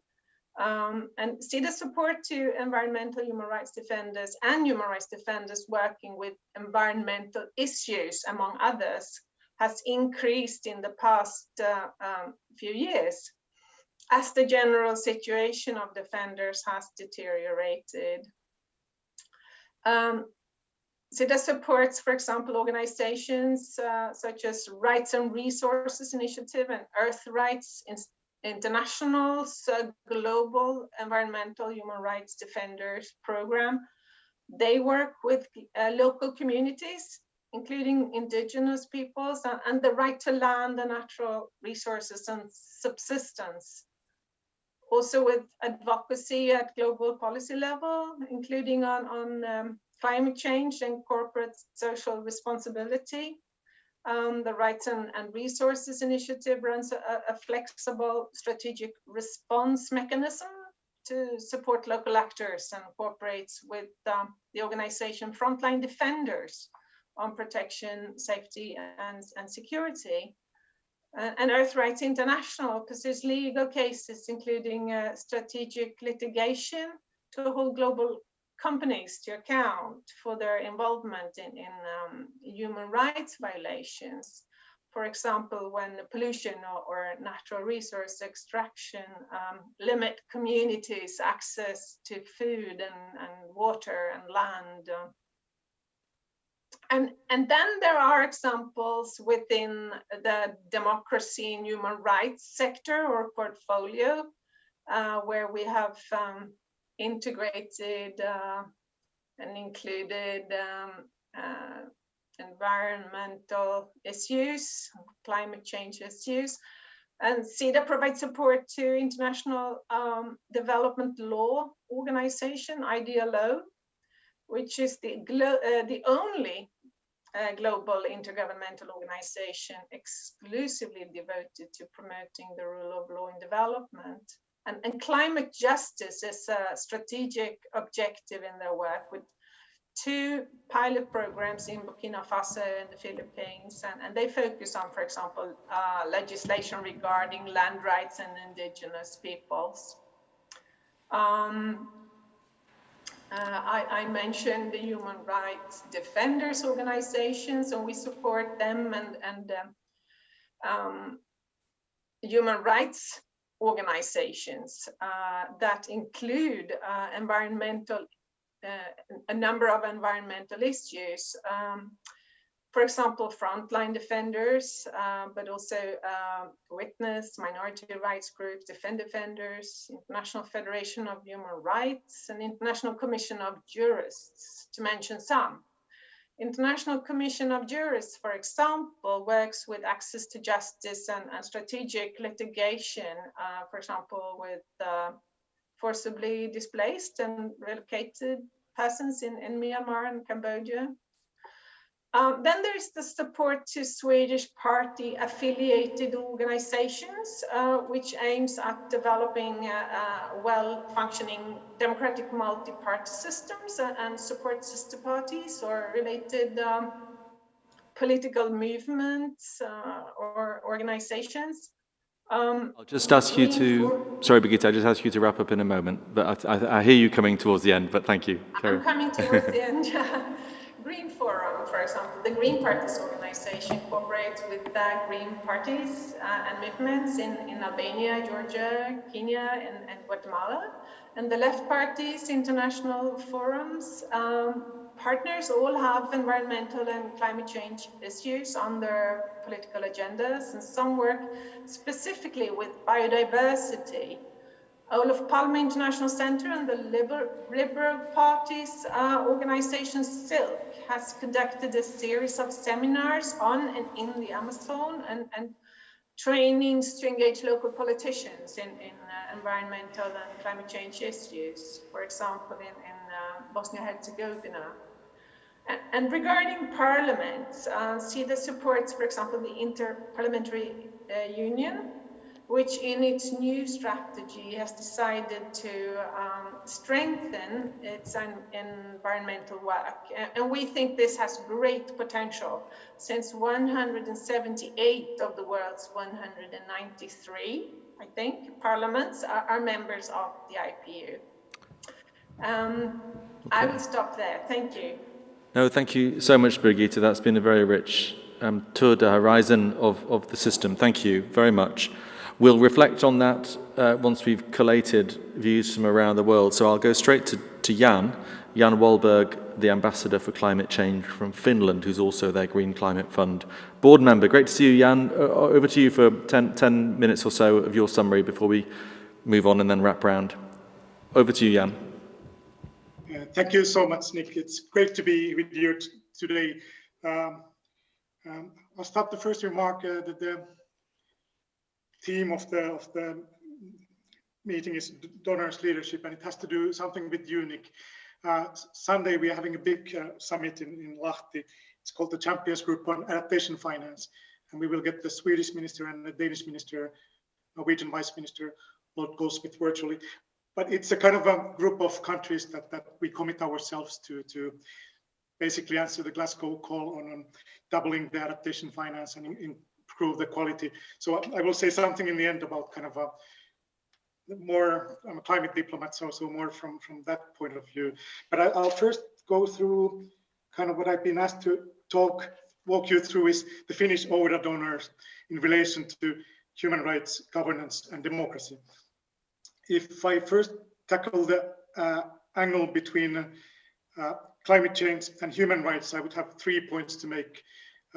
Supporting vulnerable communities to manage their own natural resources through especially water management and community-based forestry through several NGOs, such as Food and Forest Development Finland, World Vision Finland, among others. You all know we are a country of water and forests, and I think that also reflects at the local level through the Finnish NGOs, and also in climate diplomacy. I think we do, for example, eco-peace in kind of water diplomacy, Palestine, Israel, Jordan, and then forestry, I think very active kind of in everything that has to do with the kind of a Glasgow follow-up on forestry. Second point would be supporting local organizations on human rights defenders in addressing land rights issues, dam conflicts through Kios Foundation, Siimenpuu Foundation, among others. Again, I think it's linked to kind of the water-related matters. I think they are close to Finland and also my foreign minister personally. Then a more philosophical point on perhaps climate change and human rights. Human rights-based approach and the do no harm principle are guiding principles for all our international actions, including development cooperation. That means we have to ensure that all our interventions will not cause harm, such as undermine human rights or hamper sustainable development in terms of climate or environment, and that everybody has the right to participate in decision-making matters concerning them. So it is kind of a cross-cutting theme in our foreign policy. I was listening with great admiration to the Swedish State Secretary. I think the narrative is the same, and we are doing it perhaps more in kind of a grassroots level for the moment. But I think the philosophy that you cannot have success in a fight against climate change without democracies is behind our foreign policy as well. The second leading question was on governance, and I would make here 3 points as well. We are a big power in methodology. You perhaps followed the news this week. It was a World Methodology Day, and the Secretary General Guterres asked the World Methodology Organization to produce an action plan for COP27 on early action, early warning, and risk reduction. The Secretary General of the organization is a Finn Petteri Taalas. He will come to Lahti as well. And also, I think we do a lot with the Finnish Meteorological Agency, doing capacity building for in numerous countries in Central Asia and Africa to kind of equip them with methodological understanding. The second point would be supporting global South stockholders with courses on multilateral environmental agreements, international environmental lawmaking and diplomacy. And there are some courses in the University of Eastern Finland. I think that also implies climate negotiators. So we try to empower both kind of lawmakers, diplomats, and climate negotiators. And that's been done as a governance issue for quite a long time. And then also supporting local organizations in participating in discussing on energy policies through Siimenpuu Foundation, for example. And here I think it has to do quite a lot with the just transition from fossils to renewables in Africa. We have a circular economy expert in African Development Bank, and I think that's kind of we are trying to bring into the discourse something that we feel it's a very Finnish agenda, circular economy. The world's first World Economic Forum was held here, and I think that it's embedded in kind of the energy diplomacy that we do at the local level. There's kind of a bigger thinking behind. The third point was democracy, and here I can be brief, I think, because my Swedish colleague basically, as colleague says, the same. It's very much the same thinking. Effective dialogue between parties makes climate action move ahead faster. Supporting new and developing democracies with cross-party collaboration and inclusive decision-making, increasing the representation of decision-making of women, youth, other underrepresented groups through Demo Finland, for example. Evidence can be presented that countries with more women in parliaments make better climate policies. It is clear that climate change is a reality and it will impact our lives in a significant way. Importantly, climate change tends to hit vulnerable groups and populations the hardest. It is crucial that their voice is heard in decision-making and then is addressed by adaptation policies and democracies and better equipped to ensure this. I will leave it here on the general points on democracy. perhaps coming back to kind of a more climate diplomacy work, we are members of the Human Rights Council in Geneva, and I think also one task that we could have is, in my mind, it's kind of a nexus of democracy, human rights, gender, disabilities, inclusion, and indigenous people. And I think I mentioned in the beginning that we already have a champions group on adaptation finance. I think there could be a champions group on environmental democracy. I think the thinking is very similar in the Nordic countries as it is in what we call the Nordic Plus. It's UK, Netherlands, and Ireland. So kind of just as a final point and on kind of a leading thing, I think there is a lot of thinking we can do together in this area. The Secretary of State mentioned Stockholm plus 50. We are already building a little bridge from Lahti this weekend to Stockholm. Finland, Egypt, kind of co-chairing a discussion in Stockholm on adaptation finance. But I think adaptation is all about the rights of the most vulnerable, which is basically a matter of democracy. So I'm stop here a little bit kind of not so structured remarks perhaps, but I think it's more useful to leave time for discussion. And with these points, I would leave the floor to the next speaker. Thank you. Thanks so much, Jan, and thanks for sharing a bit of Swedish styling there in the background. Very good to see you. And we'll move on to Catherine Stratos from the USAID, and then to Ro Tucci, also from USAID. Catherine, welcome. Thank you. Thank you very much. It's great to be here. I wish I would be sitting with you, and thank you, however, for enabling virtual participation and low carbon participation. I'll offer a few reflections on the environment democracy nexus, as well as a summary of USAID's new climate strategy. So many of the themes and approaches presented by our previous speakers are very familiar. I'll take a bit of a different approach since I've worked in my first decade at USAID on democracy promotion and this past decade on climate and development. 30 years ago, I had the opportunity to design, manage, and monitor all sorts of democracy promotion activities in Eastern Europe and Central Asia. And I've, for obvious reasons, been reflecting on that quite a bit in the past month or so. At the time, we democracy officers felt great urgency to work with apex institutions, I would call them, essential for a functioning democracy. Political parties, central election commissions, parliaments, to help our partner countries consolidate their newly born or reborn democracies. We didn't know how long a window they would have.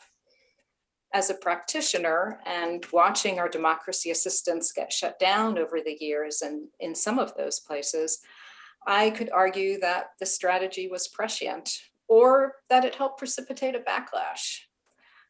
I'm not always sure, but in general, I think the bold strategy was the right one in most places, but that it must be augmented and nuanced, and that it holds lessons for our climate work today. One conviction I took from that time is that some of the slower moving work to engage in what I would call small d democratic skills and behaviors is among the most fruitful and an essential component of good democracy work. And I'm happy to see the evaluation community studying its impacts and look forward to the lessons that they're able to share with us. I was also happy to discover when I moved over to the environment area that environment officers are good democracy officers, especially those working on community-based adaptation and conservation issues are disciples of such small d democracy work. And donors support it both because it is an effective approach to achieve development ends, and in a closed space, it may be the only type of democracy promotion or environmental assistance that is feasible. Our 1990s programming in Eastern Europe, for example, included a first-generation civil society program in Bulgaria and Macedonia that received democracy funding, but was implemented by and focused on environmental NGOs. A safe space at the time. Impactful environmental democracy work designed and funded by our environment programs really deserves greater scrutiny and appreciation, I think, from the democracy building community. And this conference is is a wonderful step in that direction. So some good examples include a 2-decade effort on our agency's part to work with the Nepalese government and communities to develop forest user groups as a foundation for forest governance in Nepal. It helped fill the local governance vacuum in rural areas during the Maoist rebellion. And it was also a training ground for a new generation of leaders, a good number of whom ran for office in the 2017 local and parliamentary elections. More recently, climate adaptation planning, as I believe described by one of our speakers from Chile earlier today, when done right, brings stakeholders together to raise awareness, pool local knowledge, and set priorities for adaptation actions. That participatory approach makes an explicit effort to include women and youth. And it has been pursued not only in local communities, but it is also guiding a whole of government response with business and civil society input as well. USAID has helped support such efforts in Indonesia, Peru, and elsewhere. The adaptation example shows a transfer of lessons learned, I believe, in community-based programming to the national arena that is very important for our environmental programming. In the past few years in particular, I find our environment officers are increasingly eager to collaborate with their democracy colleagues. As the biodiversity and climate crisis grows even more dire, their determination to think outside the box and to achieve greater sustainability and greater scale is really growing quite desperate. It is encouraging to see our foresters and ecologists confronting the limits of information sharing, skills building, and other traditional approaches, including community-based approaches, and embrace the complexity and scale of these crises, as indeed a good development practitioner should. To see them engaging in political economy analysis, private sector engagement, collaborative designs with a diverse set of stakeholders, to name a few of those efforts. So I believe this is leading to more effective designs that are not just environmental and livelihood activities, but really multifaceted approaches that weave in multiple objectives and consider the impact of policy, economics, corporate actors, indigenous peoples, local power dynamics, and culture on energy policy and deployment, on resource management, on climate-related governance. So these projects often go to great lengths to map out cause and effect and seek to establish incentives and systems that promote climate positive actions. While this experimentation is good, it is important to be thoughtful about it. A legal and court-based approach to force governments to take climate action, for example, could be counterproductive in a country with a weak adherence to rule of law. In general, any approach that accentuates that there are winners and losers does not strike me personally as constructive in climate change. We will all lose with climate change and we will all win if we are able to contain it. So collaboration and drumming in the overarching messages that we're all in it together and the need is dire and our action is urgent, I believe should guide our work. USAID's new climate strategy, to be released in April, is rooted in this idea that our climate work must be a shared endeavor. We call it our whole of agency strategy, and the development and implementation of this strategy is led by a leadership council that has representation from across the agency. Our efforts to contribute to a net zero, climate resilient, and equitable future will be organized around two strategic objectives: targeted direct action and systems change, and a special objective to do our part. That special objective to do our part will reduce our carbon footprint, adapt our operations and programming to climate risks, and also seek to transform our own workforce to be more diverse and representative. Capacity building and developing interdisciplinary technical guidance is also part of this effort and relevant to our discussion today. Programmatically, the targeted direct action objective recognizes the need to prioritize and confront the most urgent demands of the climate crisis here and now. USAID will carefully target proven climate change mitigation and adaptation strategies on the highest priority communities and locations, those with the most urgent needs or most impactful opportunities to maximize our impact. This might include renewable energy auctions, which bring transparency and competition to awarding power purchasing agreements, or helping communities sell certified carbon credits on the voluntary market, partnering with meteorological or ag extension agencies to provide climate information such as early warning or other decision support to farmers, herders, households, and others. The systems change objective is the newer element to this strategy. I think that is what sets it apart and is especially relevant to our discussion. It acknowledges that fully addressing the climate crisis requires long-term transformative change that affects every aspect of society and will be neither easy nor quick, even though we need quick. I think that is a conundrum that one of the other speakers spoke to today and that we are all wrestling with. So our hope is to collaborate more extensively with our democracy colleagues, for instance.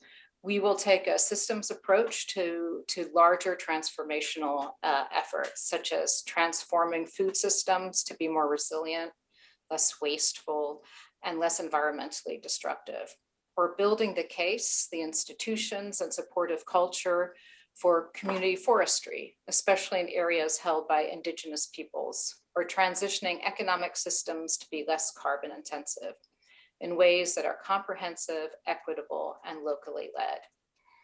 These two strategic objectives are mutually reinforcing, and activities may contribute to both in parallel or sequentially. One of the intended results under systems change is strengthening responsive, transparent governance and citizen engagement for climate action. And in addition to performance targets related to GHG emissions reductions or number of people with increased resilience, one of our qualitative performance targets is that USAID will support our partners to achieve systemic changes that increase meaningful participation and active leadership in climate action for Indigenous peoples, local communities, women, youth, and other marginalized and underrepresented groups in at least 40 countries. We're grappling now with how we will monitor and evaluate these outcomes. Again, a challenge mentioned by other speakers today.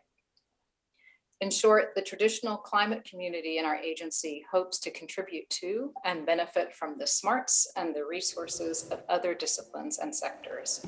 And one sector that we have great hopes for is the democracy community at USAID, represented today by my good colleague and the director of USAID's Center for Democracy, Rights and Governance, Ro Tucci. Thank you.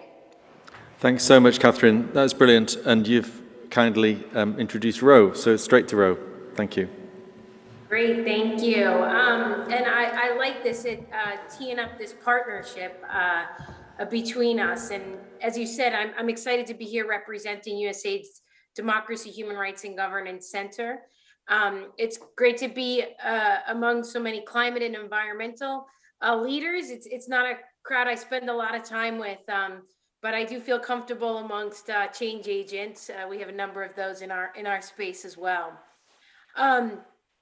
But let me begin by saying that we certainly have a moment of opportunity in front of us, given that both addressing climate change and reversing democratic backsliding are key priorities for the U.S. administration and USAID. And I think what you're hearing is that, especially coming from our sector, we're recognizing that we need each other.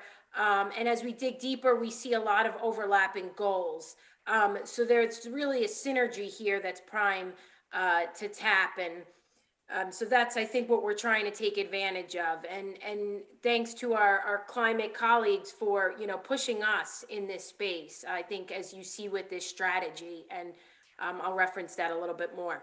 But just to jump right in, I think one of the most exciting synergies that we all know well is that issues around climate change can really mobilize public participation. And we really don't see that around a lot of issues, right? Particularly among our youth and underrepresented groups like indigenous populations. Climate just really is one of those issues that energizes citizens to demand change through a powerful, positive agenda. And from a democracy perspective, this could be really contagious, and it galvanizes broader and diverse citizen participation in the larger political process. So this is really one clear entry point for our work, right? And I think we've been talking a lot about it. Supporting and strengthening these groups' effectiveness in climate advocacy and collective action. And so, just wanted to come out of the gate with one of the great opportunities. I do want to just spend a minute to reflect on what's at stake. We don't want to admire the problem too much, but I think it helps hear how we're understanding the problem set from the DRG perspective and what we're coming to realize quite quickly. We understand, that climate change is a threat multiplier, right? Meaning that the countries that are already fragile, it can push them over the edge, resulting in increases in IDPs, migration, and conflict. I think for a lot of our climate colleagues, you've been, saying this for years, and it might be nice to hear others finally parroting this back. You layer on top of that DRG issues such as prevalence of corruption, authoritarian influence, barriers to exercise political and civil rights. And what you really have is a toxic mix, to say the least. And so again, another point of entry for us, working with our conflict specialists, is to really ensure that our programs don't exacerbate existing conflict dynamics. Rather that we work to increase awareness of conflict-sensitive climate action, along with climate-related anti-corruption, and even more than do no harm, help our programs support peaceful outcomes and social cohesion. So moving on, but somewhat related, climate change also has other human rights implications, especially for our environmental defenders. Taking on vested interests and calling out corruption related to the use of public funds and climate investments. I mean, that's obviously a risky business. I was kind of surprised to hear the 2020 statistic of 227 people who were killed for their work in environmental and land rights activism. It's really a record high and really tells an important story there. So again, we need to do more work across sectors to support a do no harm approach and strengthen protections for environmental defenders, while we also, seek greater support for official mechanisms for protection. Let me just spend 1 minute on the impact on the economy. We know that certain industries, business practices, and standards will require important shifts to address climate change. And while there may be some easy wins, obviously, as we're hearing, many of the changes will be met with trade-offs and tension. So I think here's another touch point that we're getting up to speed on, but the value of democratic principles in navigating the complexity of supporting what we're calling just transition to a more resilient and prosperous, equitable world with net zero emissions. So many of the hallmarks of democratic governance, such as peaceful debate, negotiations, transparency, public confidence, they're all needed as we look to this future and transition to cleaner options. And I think we've heard a number of colleagues already reference the focus on inclusion and equity and the importance of strengthening social safety nets and job transition support. So again, just this highlights the importance, really the necessity of this work in a development agency, to really lock in our hard-won democratic and development gains. just as we go back, if I can go back to the opportunities in front of us, I feel like we've started off strong with the upcoming launch of the agency's climate change strategy. It comes out strong on the role of DRG issues. We also have a DRG policy in the works that'll come out at the end of the year, and hopefully you'll also see, that climate integration woven in as well. So over the next year, we'll have an opportunity to shape the intervention and really try and multiply the impact of both our climate and DRG programming. So just as I wrap up on this piece of why it's important, I would just say that, we've learned a lot about cross-sectorial integration, or DRG cross-sectorial integration, into other development sectors since we really highlighted it as a priority 10 years ago. The importance or we've learned really the nuts and bolts of how to incorporate DRG principles like participation, inclusion, transparency, and accountability, and have really been trying to develop the evidence base on how these principles positively affect the outcome in other development sectors. We're going to work to really build that evidence base, especially in this space. So I think there's a lot more to come in that area. So just to highlight a couple of the priorities, I've kind of been giving you a sense of what those are. One other piece I did want to mention is in the DRG space, I think you've been probably hearing this phrase a lot lately, but thinking about how we make sure democracies deliver. And I think in some ways, we've seen some positive upticks in confidence based on how governments have navigated the COVID pandemic. And I think we really have an opportunity here too with climate action. It could be a powerful way to demonstrate that democracies deliver, and really increase that support that citizens have in their governments. So I start off with that to say that that's one of the first areas that we'll look at is strengthening governance strategies. And really that means that we have to sharply also focus on how we deliver, right? So governments must simultaneously be strengthening the relationship they have with citizens. And that includes galvanizing interest, motivating people to participate in these democratic processes. And in this space, it might not be that big of a lift because, as we said, there's already that strong interest. But as we know, climate's a very complex issue, as we're learning. Climate change governance also requires governments to take an active role in shifting perceptions and motivating change across a broad swath of the population to advance environmental goals while also addressing the cost of doing so. And so this requires employing a number of important tactics that we've used often in the democracy space, building coalitions for change, creating space for citizens to voice their support and concerns. And as we mentioned already, devising approaches like just transition that address these really important tension points, right, from different groups.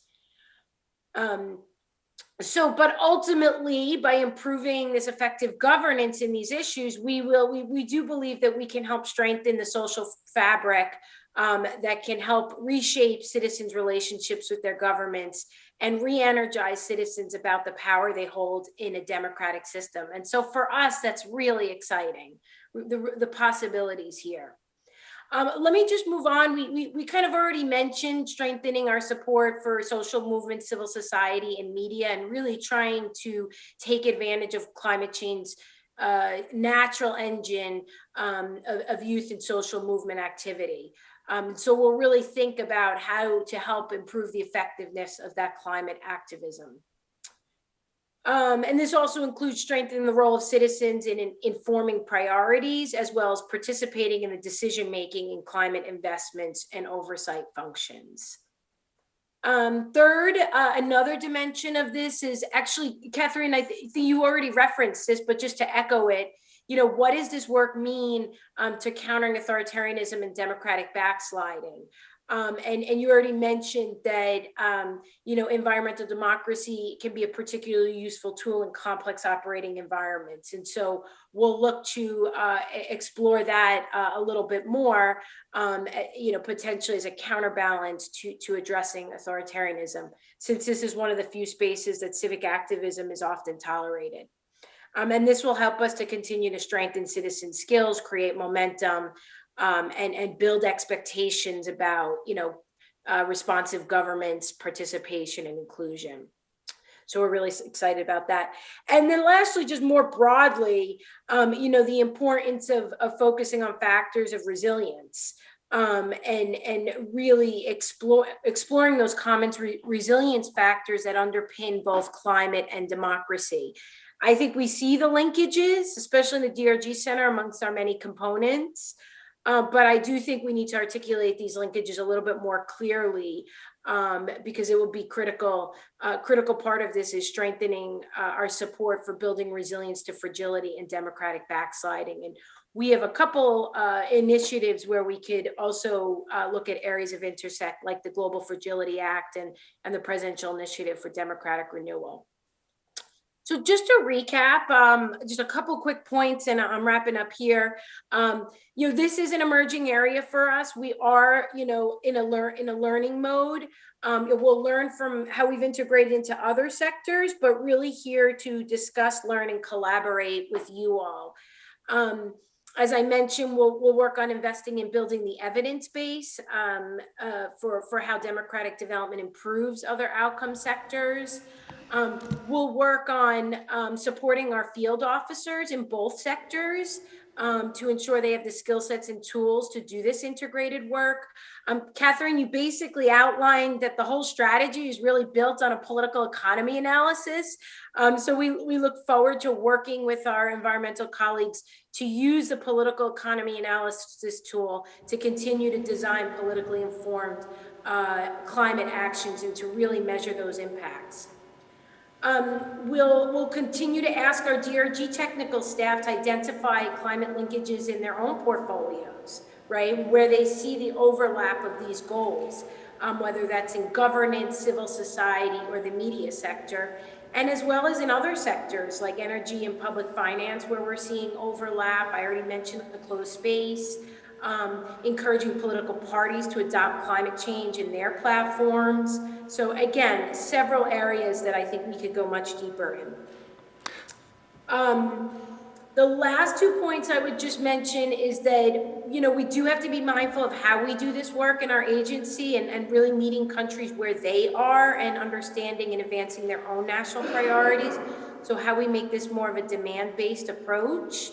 And ask missions, where they are already seeing the entry points to achieve these democratic outcomes as outlined in local priorities and strategies. We've got the framing, the policy framing to build off of. So again, we think we're in real good shape there. A lot of it will just come down to the implementation. And so from that standpoint, we just really look to others to share their research and learning, and really to help us build the body of evidence of promising examples.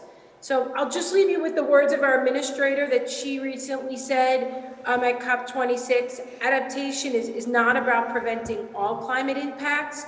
It's about giving communities their best shot to cope with them. And that's what we all deserve no matter where we're born.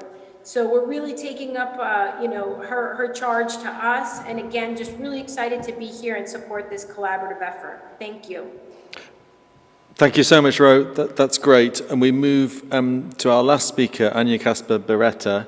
And after Anya, we'll bring it round and bring the other speakers back in for some Q&A. So Anya, if you want to come up from the Konrad Adenauer Stiftung Center, and you run the regional program in Nairobi. Thanks, Anya. Thank you very much. Just before I start, a little disclaimer. So I'm not talking on behalf of the German government, but Konrad Adenauer Stiftung is one of the institutions from the German government. We are a political foundation, and so to speak, we are the political arm of development cooperation. Yes. So, yeah, we have over 100 offices worldwide. There are other political foundations, and that is a bit the German model to export political pluralism to the world. And we have been mentioning a mainstreaming of climate and environmental issues. As most of you know, the German government changed last year, and one of the first action points was to integrate international climate treaties into the Ministry of Foreign Affairs, to really underline that climate policy is also really a matter of international affairs, and our Ministry of Economics is now the Ministry of Economics and Environment, also to underline the close connection between environmental issues and economy. So yes, I'm head of the regional program Energy, Security and Climate Change in Nairobi. I will now, after the other speakers, zoom in a bit on our work with parliaments. As a political foundation, we aim to support democracy, worldwide institutions and processes, and I'm standing very well here. I don't want to steal the motto from WFD, but I think we have very close alignments here in our goals. So yes, parliaments do play a key role really when it comes to the response to climate change and building up resilience, because of course they are responsible for shaping effective and efficient legislation, because they represent and reflect the interest of their constituencies when it comes to environmental matters, and because they can hold the government accountable for their climate actions. These are the basic principles of Parliament. Now, I would just want to highlight a bit what are the particular aspects to those three tasks when it comes to the environment. First of all, and Emmanuel, you have already mentioned that, when we talk about the Paris Agreement, international climate legislations, we tend to forget that this is, of course, on a very global level, but at the end of the day, the implementation really needs to happen on a national level. The Paris Agreement is binding, but it is really the national parliaments that have to transfer that into national legislation, and that is often overlooked. There is a lot of support in the NDC processes in the countries in Africa, and I can speak on behalf of the African countries where I work, but then really the parliament and the environmental committees that are responsible for shaping the legislation are very often overlooked. And I have heard also from parliamentarians that the environmental committees are not necessarily the most popular ones because they don't get much funding. So there's really a big challenge of capacity building. The second one, and that is something that I think is very, very important, is the aspect of representation and agenda setting. There is a very huge gap between climate change, international agreements, and what we understand on climate change and what is really happening on the ground. And Emmanuel gave a very, very good example for this.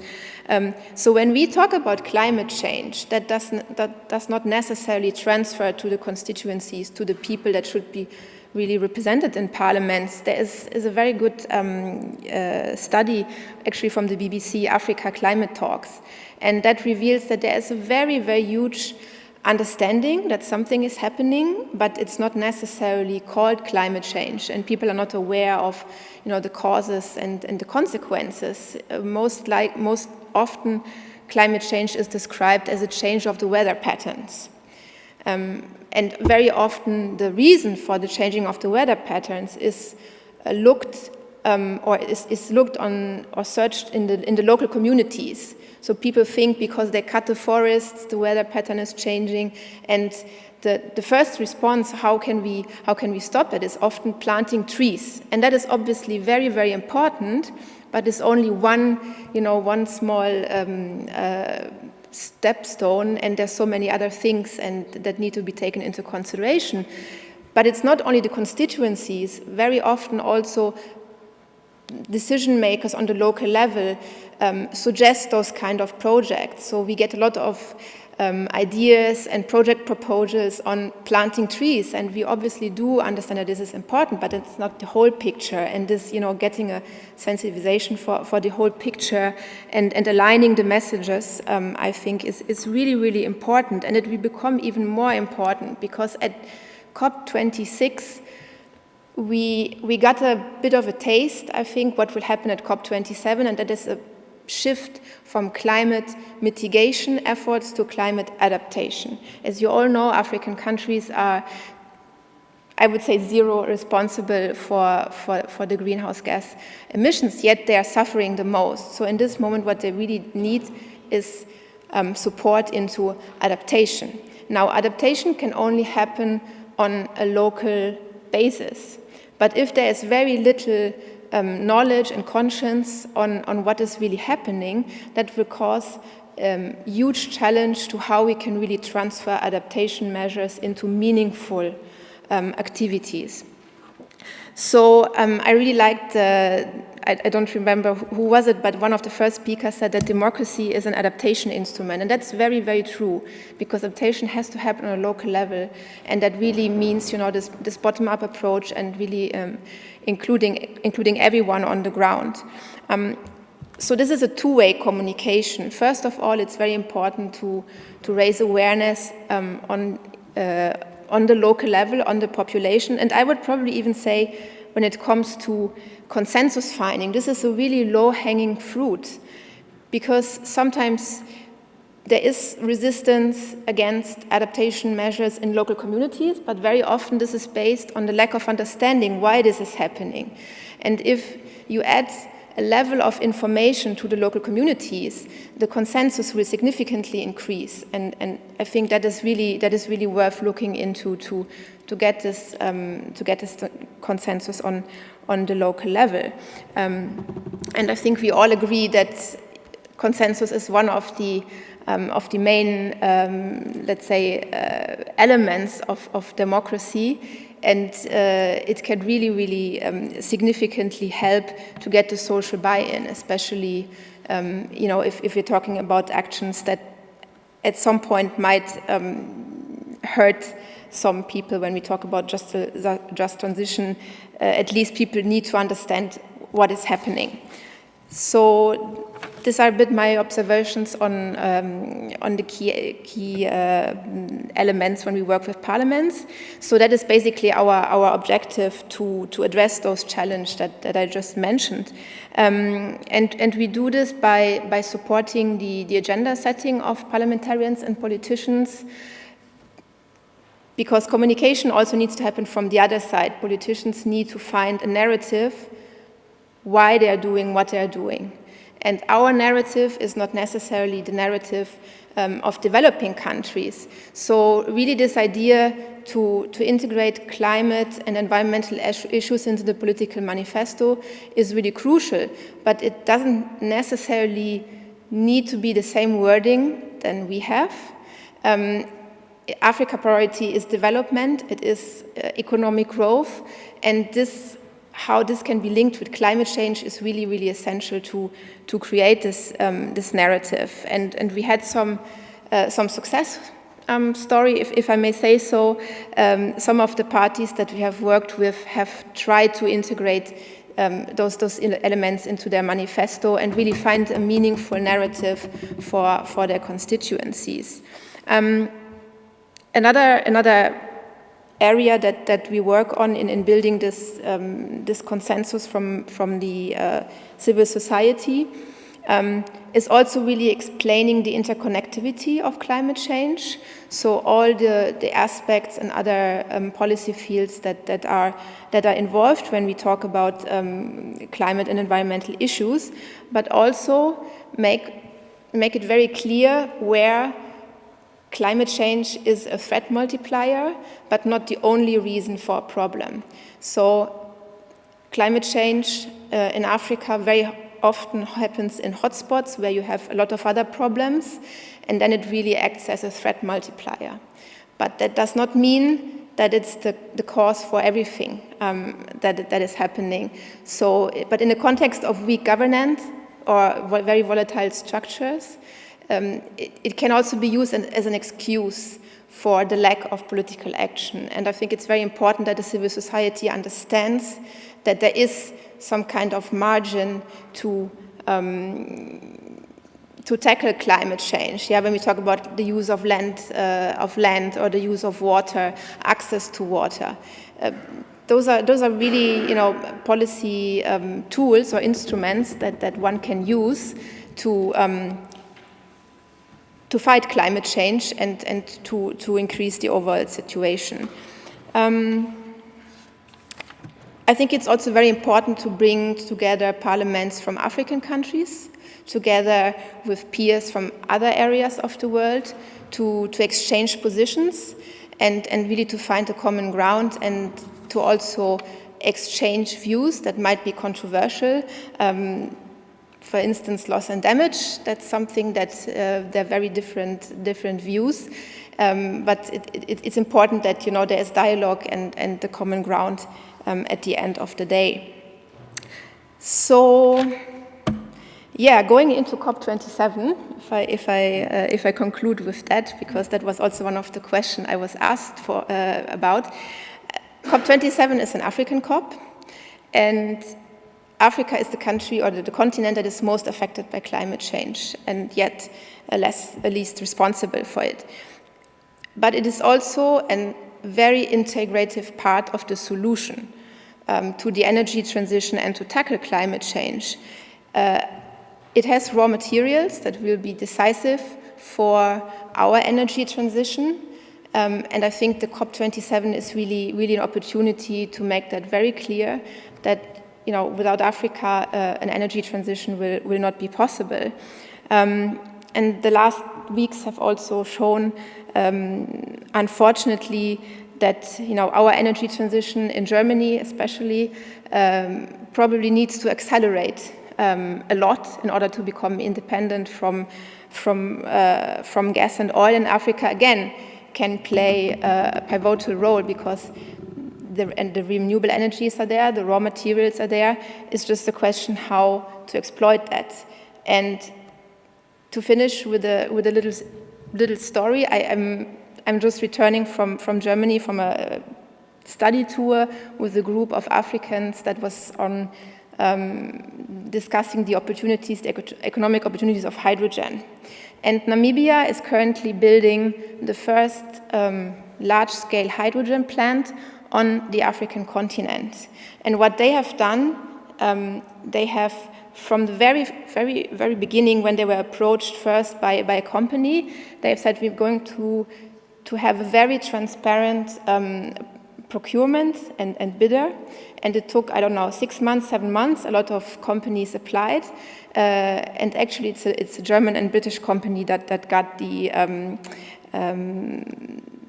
at the end, won or had this most successful bid. And there was so much interest on this project from Namibia. Wherever we went, was it from political decision makers? It was from companies. And I asked them, why are you so interested in this plant in Namibia? And they said, because it's 100% transparent. We know exactly the criteria.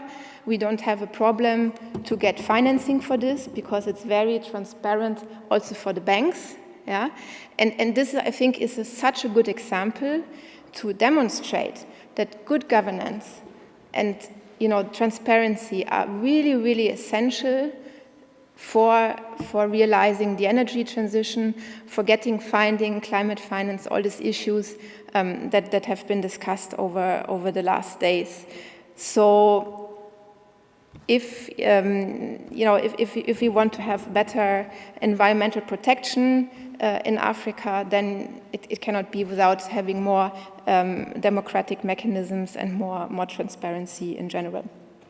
Thank you. Yeah, sure. Brilliant, thank you, Anya. And if you stay on stage, we'll open things back up. I'll just give Rafa a little warning that if you want to give me any comments from the chat, I've not been able to read that. So if there's anything you want to bring out of the chat and for me to raise back to speakers, I'll invite you to come and say. And those online, please do now use the chance to make some quick comments and put Rafa to the test as to whether he can convey those to me in the remaining minutes. Just before we move to opening it up, the organisers suggested, while a UK government representative was in the building and co-hosting, that I may just take the liberty of augmenting those comments from the panellists with just a couple of reflections from the UK government side as well, given that we're talking about donor action and responsibility.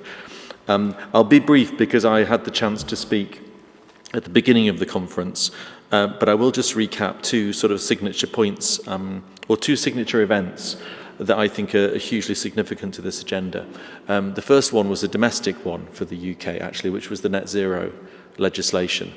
And the way that net zero, unbeknownst to many, really does act as a game changer. It's now moved to cover 90% of the world's economies, that commitment. And at the moment, in most places, it's just a commitment. It's not yet locked in through strategic, integrated, coherent policy frameworks domestically. But we know now in the UK very clearly what we need to do and how we need to do that. And we're beginning to see that tested, including by young people and by community groups and by towns and cities who are showing leadership. So I think that this theme of getting your own house in order when it comes to democracy, Net Zero has brought forward climate assembly discussions. It's brought forward parliamentary agreement around a climate crisis. It's brought a coherence and a statutory, absolute commitment at the centre of democracy to change the economy. And so that is the biggest thing that a donor country can do, is get its own house in order and get its economy on track and stop causing climate change for those countries who are trying to adapt and are most vulnerable and the poorest. So I think the net zero thing really is significant, and a big effort from the presidency of COP, which I'll come on to as my second point, is that we have a huge action on ourselves to deliver, and that will then inform our international approach and our approach with partners. The second thing is to just talk for a moment about COP26. We remain the presidency through until Sharm el-Sheikh, and are determined to keep going absolutely flat out. Alok Sharma is out on the road every week, and the team is still pressing hard. A couple of relevant aspects of COP26, I think, were certainly the effort to fundamentally put adaptation at the heart of the debate in a way which it wasn't at previous COPs. And that included having a specific adaptation finance target. Of course, it's not enough. Can it ever be enough? But it was a doubling commitment, and it was a recognition of the real need to seriously rebalance the efforts towards adaptation and the efforts towards mitigation. Another big effort at COP26 was to bring nature and the environment to the fore. We were still somewhat in silos through the UNFCCC process and the UNFCCC process on the one hand, but having UNEP and on the other, and having the Convention on Biological Diversity over there somewhere else. And it was a very challenging effort because of the way that negotiators have spent many years coming to very difficult agreements in the UNFCCC space. But we managed, I think, to make the case that if you don't bring this to life and you don't make it real for communities around the world and talk about environment impacts, in the same breath as climatic impacts, then you don't build the kind of momentum and the ambition that you need. So I think that was really an important way of bringing environment more fundamentally alongside and integrated with climate. It perhaps sounds crazy to say that those things were being dealt with somewhat separate from each other, but they were. And I think we made a real step, again, not enough, but a real step at COP to do that. The third thing is just around the whole financial effort and the economic effort. We tried for a whole of economy COP to get this out of the climate bubble, if one might put it that way, get as many world leaders as possible, get the Chancellor to lead a net zero finance ministers conversation, commit to London being the first net zero financial centre in the world. And again, you can hear all the things I'm saying in COP26 were efforts to take on board the importance of getting our own house in order in the industrialised world. And there's a long way to go on that, but that's I think the most significant thing one can do to support environmental democracy in other places, not least as we think about whether it's deforestation, where we've got a fantastic commitment. We've had that commitment before, 10 years ago, to stop deforestation, halt deforestation and restore forests. We've recommitted at COP26, and it's really got to work this time. Otherwise, the game is up for the world and for the biosphere.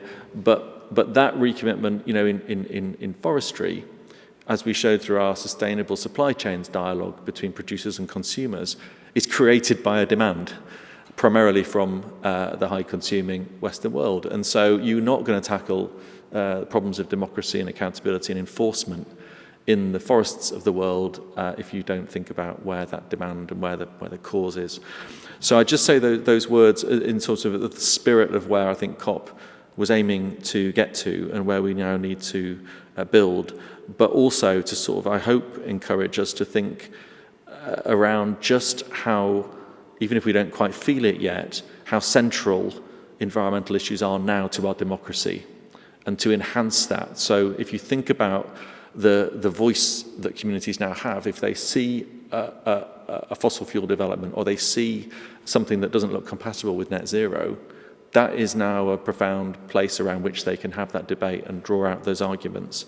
And young people particularly have been very effective already at doing that. So there's some really interesting space that we're hoping has been opened up, and we'll just try to continue to get our house in order on that.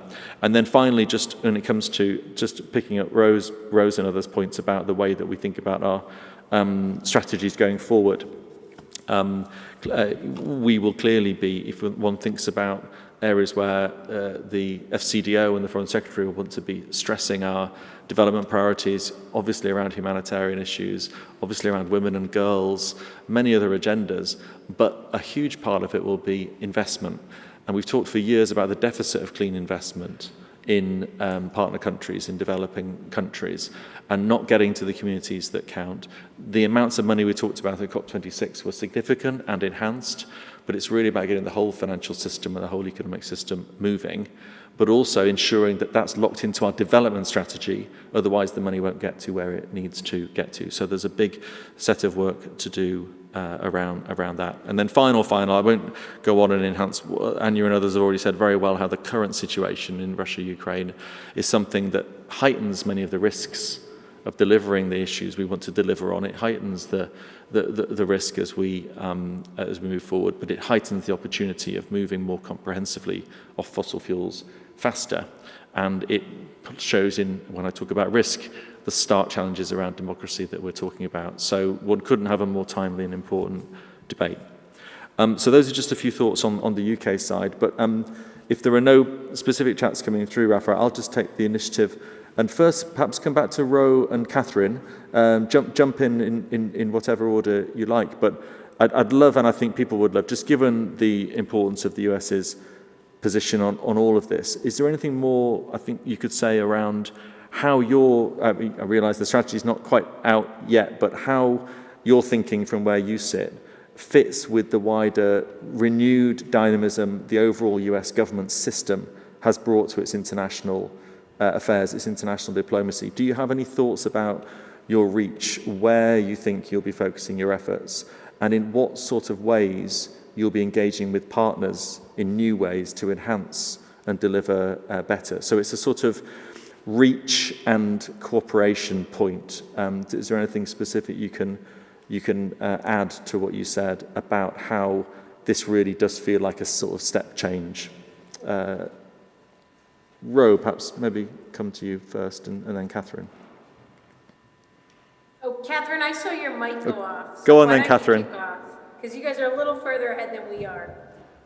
Yeah, I think we get this question a lot. Where will you focus, especially country-wise? And it's a difficult question because there are different needs and different opportunities. So we have a large energy and landscapes program and a growing adaptation program, and they are all focused somewhat differently depending on where the opportunities are. So for our forestry and landscapes program, that will focus on the tropical forests and where the best opportunities are.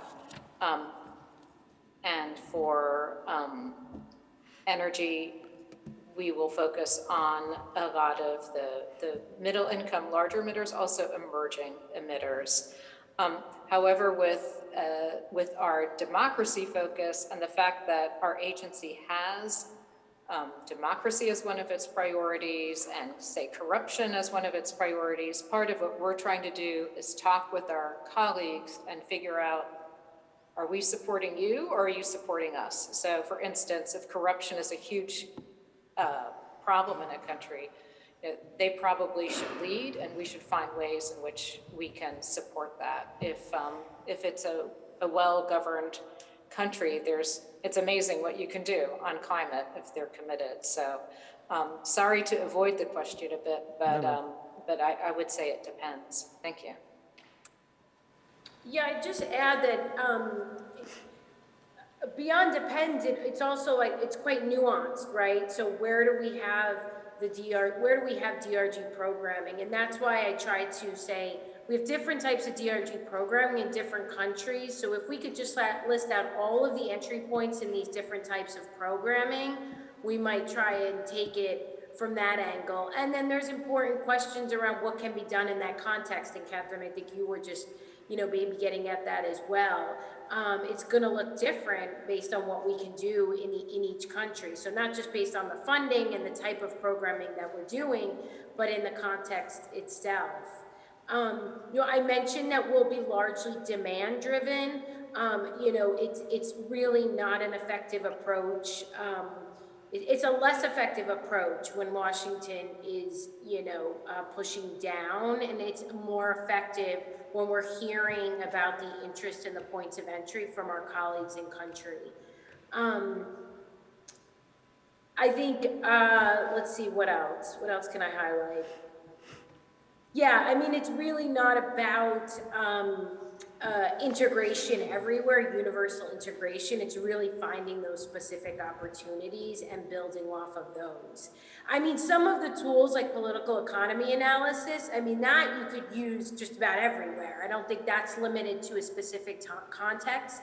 So I think in terms of the tools that we'll be bringing, those will be expansive. But then once you get down into the nitty-gritty on the programs, it'll look different. But I guess to your point of coordinating with other countries, I think that's going to be really important. Like, what DRG programs are other countries doing, where maybe they're programming in civil society, we're programming in governance, and we can kind of take this from different angles too.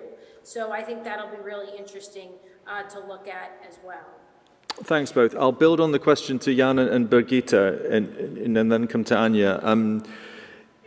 You guys in Finland and Sweden, in broad terms, punching above your weight on the quantum, and also I think you've got very long-standing and sophisticated systems of deciding how and where to spend your money. But as all of this that we've discussed, there is a new focus on adaptation. There is new explicitly adaptation-based financing.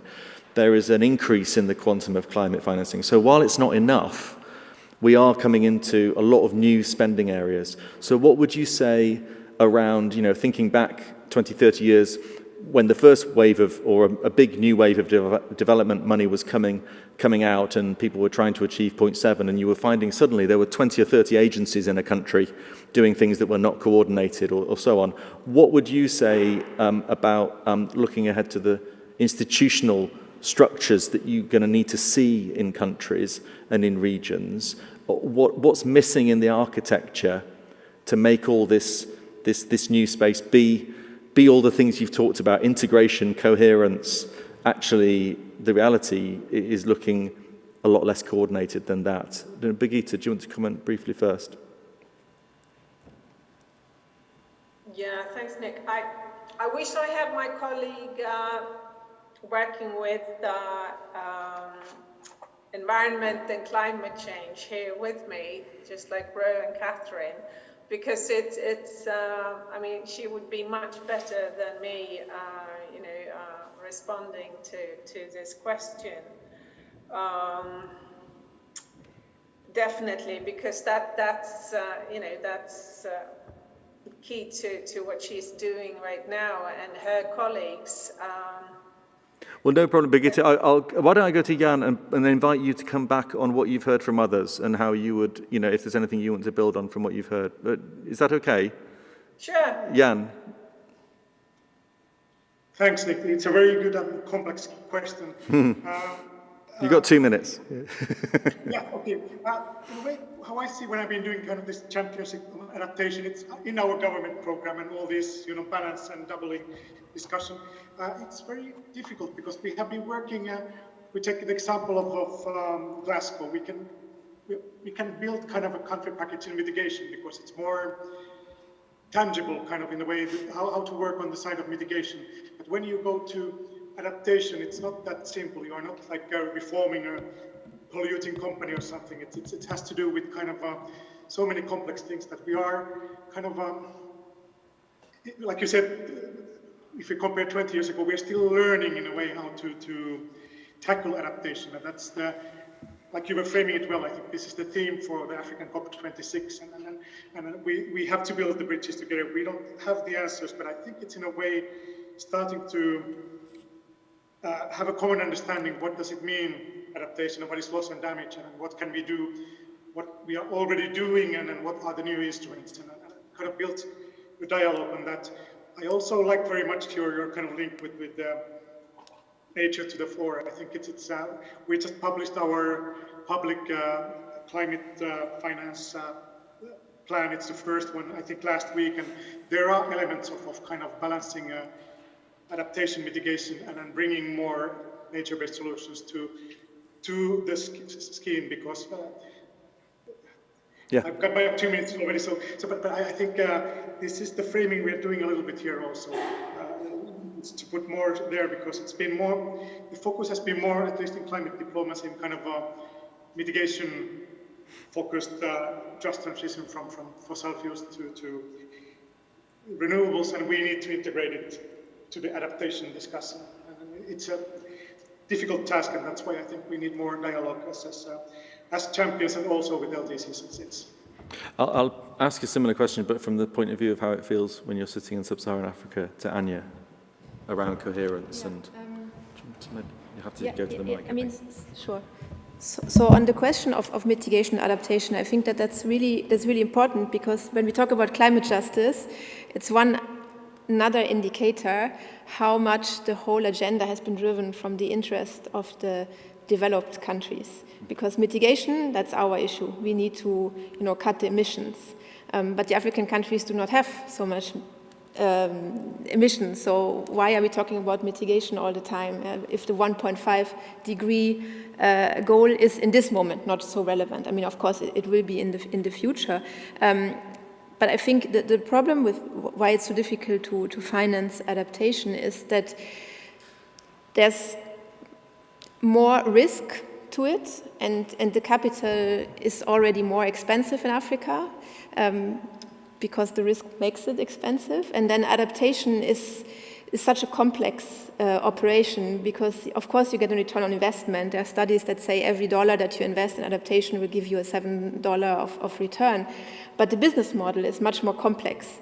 So of course, private finance sector is much more reluctant to invest in an adaptation project because it's much more complex, and probably also banks are more reluctant to finance that. But for example, the African Development Bank, they are already investing 50% only on adaptation. And I think that's really the task over the next 2 years, to find this global goal on adaptation that strikes the balance between being a global goal, but then being also applicable on the local context where it needs to be applied, because adaptation is a local process.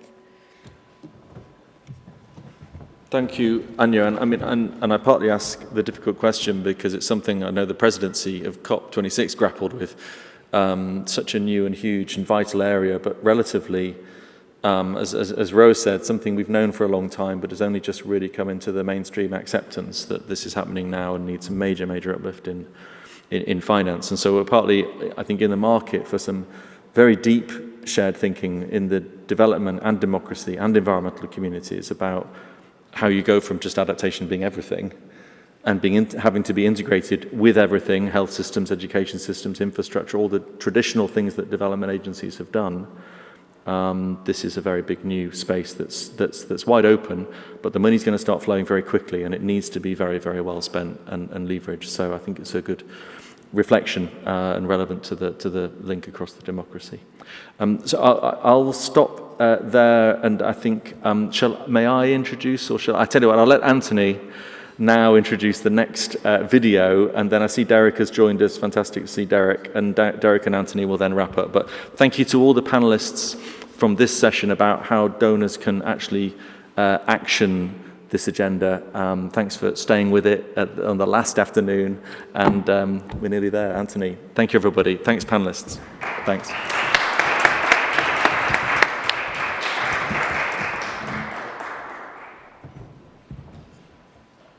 Nick, thank you so much. I must say that was a fantastic panel. There's a lot that I'm going to take away from that, especially Jan's. I thought he said Champions League at first, but I think Champions Group, which I think was a great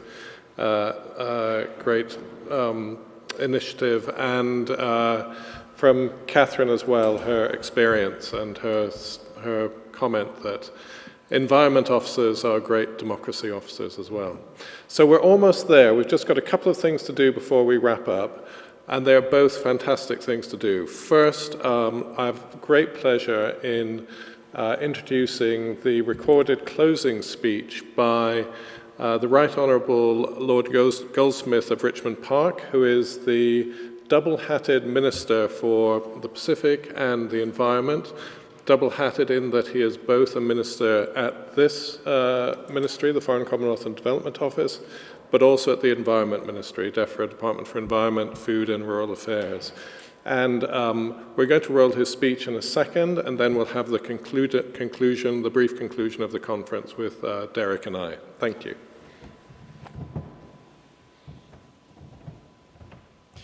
Hello everyone, I'm Zach Goldsmith. I'm a minister with the UK government, but more importantly, I've been an environmental campaigner ever since I discovered as a child that so much of what I was seeing in nature programs and all around me was in danger of being simply lost forever. Unfortunately, more and more people are getting involved in what is, I believe, the greatest challenge we have faced as a species. And so it's wonderful to see this event crammed full of such extraordinary expertise, the length and breadth of the world, because we need to work together. Democracy, human rights, climate change, the environment, none of these issues can be separated. I won't rehearse all the arguments or burden you with facts you probably already know, other than to say that if we continue to derail the natural systems on which we all depend, but particularly the world's poorest, then each and every one of our shared global goals, from peace to prosperity, will simply slip out of reach. And it's not merely a gloomy glimpse of a faraway future. People everywhere are already suffering from the effects of our denuding the earth of life and living systems. And for the vast majority, this is a crisis that is not of their making. Devastated landscapes causing floods and drought, pandemics being dislodged from ecosystems, fish stocks and precious soils being exhausted, and climate change, all having a massive impact. But equally, we have the tools we need to turn things around, and we know that given half a chance, nature can recover, and that in backing nature, we're tackling at the same time a plethora of other challenges we face: hunger, poverty, pollution, even pandemics. I've met so many people around the world who want to help make that happen, and they are. But there are things that only governments can do, and too often those things are simply not being done. So alongside the damage we're doing to the natural world, we're also seeing a growing rift between people and power, with young people in particular despairing of a future they feel they have no power to change. In truth, those people who organise and heap pressure on governments are changing things. We've all seen that. And I think it's worth reiterating that. Voting, lobbying, joining up with effective organisations, protests, all these things can make a huge difference. But we also need to make sure that vital organs of our democracies are in good health. Free press, fair elections, functioning parliaments, independent courts, and so on. Now, we often hear about the need to bring the public with us, but by and large, on the big issues, they are, where corrupt backhanders result in clear-cutting swathes of forest. Who benefits? Not local communities who depend on them. Where corrupt officials turn a blind eye to pollution. That's not something anyone celebrates. When gigantic fishing vessels are allowed, in some cases even encouraged, to hoover the life out of someone else's waters, you're not going to find local communities cheering them on. Vested interests will always try to stand in the way, but it's the job of governments to resist that pressure, and too often they don't. But I think we are beginning to see a change. Countries like Costa Rica, Gabon, Ecuador, Colombia, the Republic of Congo, and many more besides, are really grappling with the problem, making genuine efforts to reconcile their economies with the natural world. And there have been many quite profound successes. And on the back of those successes and that momentum, we were able, as COP26 presidents, to move nature from the margins of global climate politics into the heart of our response. We secured a commitment by 141 countries to halt and reverse forest loss and land degradation by the end of the decade. Between them, they represent 90% of the world's forests. We saw commitments that will see trillions of dollars aligned with our climate goals and with the recovery of the natural world. We have commitments to support indigenous communities, particularly their forest and land tenure rights. And as one indigenous representative said at COP, we've protected 80% of the world's forest biodiversity without any support, often in the face of acute danger. Can you imagine what we can do if we get support? Now, our priority for the remaining months of the UK presidency and beyond is to ensure those promises are honoured in full and that we build on them. And we have many opportunities in the coming months and years to do so. Just a few weeks ago, countries agreed at the UN Environment Assembly in Nairobi to start negotiating a new legally binding instrument on plastic pollution. If you consider that in the space of just one human lifetime, we've inundated the ocean with plastic, but we have a chance now to close this ugly chapter. When the world comes together for the UN Biodiversity Conference, COP15, in Kunming, governments can commit to protecting at least 30% of the world's land and ocean by 2030, as well as mechanisms to hold parties to account for those promises. And for our part, we will continue to build coalitions of countries committed to shifting the way we use public funds so that instead of degrading the public good, we reinforce it. Consider that the top 50 food-producing countries spend each year around $700 billion supporting often highly damaging land use. So the opportunity in such a transition is immense. But governments need to use all the levers at our disposal to ensure markets actually recognize the true value of nature, of natural systems, and the cost of destruction. And none of this is going to be particularly easy, but we have everything we need to do it, everything that is bar sufficient political will. But people can change that as well, and I think they already are. Thank you so much for what you do. Many thanks indeed to the Minister for those concluding remarks. Now, for the last few minutes, I am joined by the President of the National Democratic Institute, Derek Mitchell, in offering a few conclusions to these 3 days of discussions. We organized this conference because we knew how urgent and collective how urgent our collective environmental democracy agenda was. And we've held it in the shadow of the Russian invasion of Ukraine, which has made the links between the fight for democracy and the struggle for sustainability clearer than ever. We know how critical it was to bring the environment and democracy communities together. The environment community has been trying for 50 years, since the Stockholm Conference, to limit damage to the natural environment. The democracy community has been working to support people's rights to accountable, inclusive and transparent government for almost as long, at least 40 years since President Reagan spoke just down the road from here in the British Parliament and launched the US democracy support organizations, including the National Endowment, the International Republican Institute and the National Democratic Institute. And both they and we learned from the German political foundations about the work to spread political pluralism around the world. The two communities have to collaborate to work smarter and more urgently to tackle the political challenges of the climate and environment emergencies. And these discussions have inspired us, certainly have inspired me, and motivated us to work together more closely. And I'd welcome, Derek, if you were able to offer your concluding reflections before I wrap up. Derek, over to you. Absolutely, Anthony, and thank you again for those great remarks. I endorse them all absolutely wholeheartedly. I do want to first thank you, Anthony, my good friend, and congratulate you and your colleagues at the Westminster Foundation for the groundbreaking leadership that you have shown in organizing this conference. I was just out in London last week and had a very enjoyable lunch just off the floor of the House of Commons with Anthony, with his board chair and his team, where we discussed a variety of issues related to the state of democracy worldwide. And we all expressed particular excitement about this conference. We looked forward to this, which we were confident would establish a new and strong foundation for partnership between the climate and the DG, the democracy and governance communities. So again, I want to convey my deep appreciation for the energetic collaboration between NDI and the WFD staff, who worked hard not just on the logistics, but on our mutual post-conference commitments.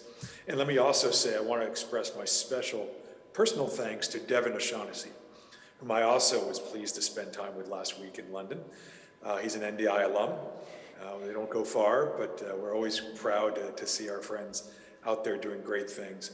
I know it was Devin's intellectual leadership that framed the concept of environmental democracy and gave it practical form. So thank you, Devin, for your vision and for your partnership. In my remarks earlier, I noted that we are at a pivotal moment in global affairs. Anthony and others have spoken about. The struggle between autocracy and democracy has become ever more obvious, and the implications ever more clear and acute. It is also more evident than ever how democratic processes are linked to better climate outcomes, and in turn, how ensuring better climate outcomes will help ensure democracy's future viability and progress. So given the stakes for both democracy and our climate, NDI is pleased to announce an agreement between our institute, the Westminster Foundation for Democracy, and the World Resources Institute to use this conference to catalyze an environmental democracy community of practice. Recognizing the importance of translating the concept of environmental democracy into practice, our organizations will support joint dialogues and exchanges between civil society and government leaders in 2 priority countries to be determined later, to assess their existing political and legal capacity to meet climate commitments. And based on the assessment we make of those countries, participants will identify programmatic priorities and measures of effectiveness. And these case studies will be distributed broadly to donors, policymakers, and implementers to show them a practical path forward for environmental democracy. In other words, we will look to design a democracy and governance strategy on climate that will also deliver all important assessment tools, frameworks, and indicators to the larger community, to all of you. We will be seeking donor and community support for this effort immediately and jointly. Our vision will require close partnership and sustained commitment, but as noted earlier, I agree, I feel momentum is on our side. We at NDI also commit, along with our WFD and WRI partners, to continue this conversation by establishing this forum as an annual event to continue to create synergies between our communities and even achieve areas of integration. So in conclusion, I'd like to once again acknowledge and thank our partners and all the participants and speakers at this landmark event. I encourage all of you to remain engaged with one another as we continue to imagine new ways that our 2 communities can work together on what I believe are the 2 defining issues of our time, democracy and climate. So thank you, and let me send it back to Anthony to conclude the day.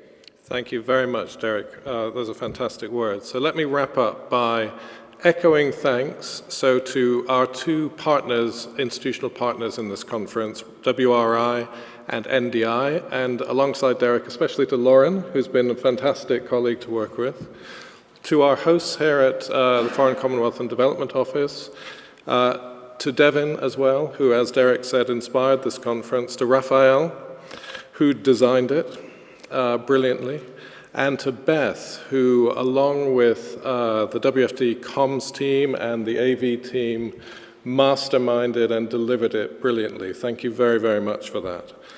Most of all, though, thank you to all of those who participated, who inspired all of us, who brought great insights into the work over 3 days. And I take away with me, in particular, the call from our participant today, Emmanuel Martho, that we need democratic innovation. And I think we can all agree with that and work for it. So thank you very much, and it's great to see you all.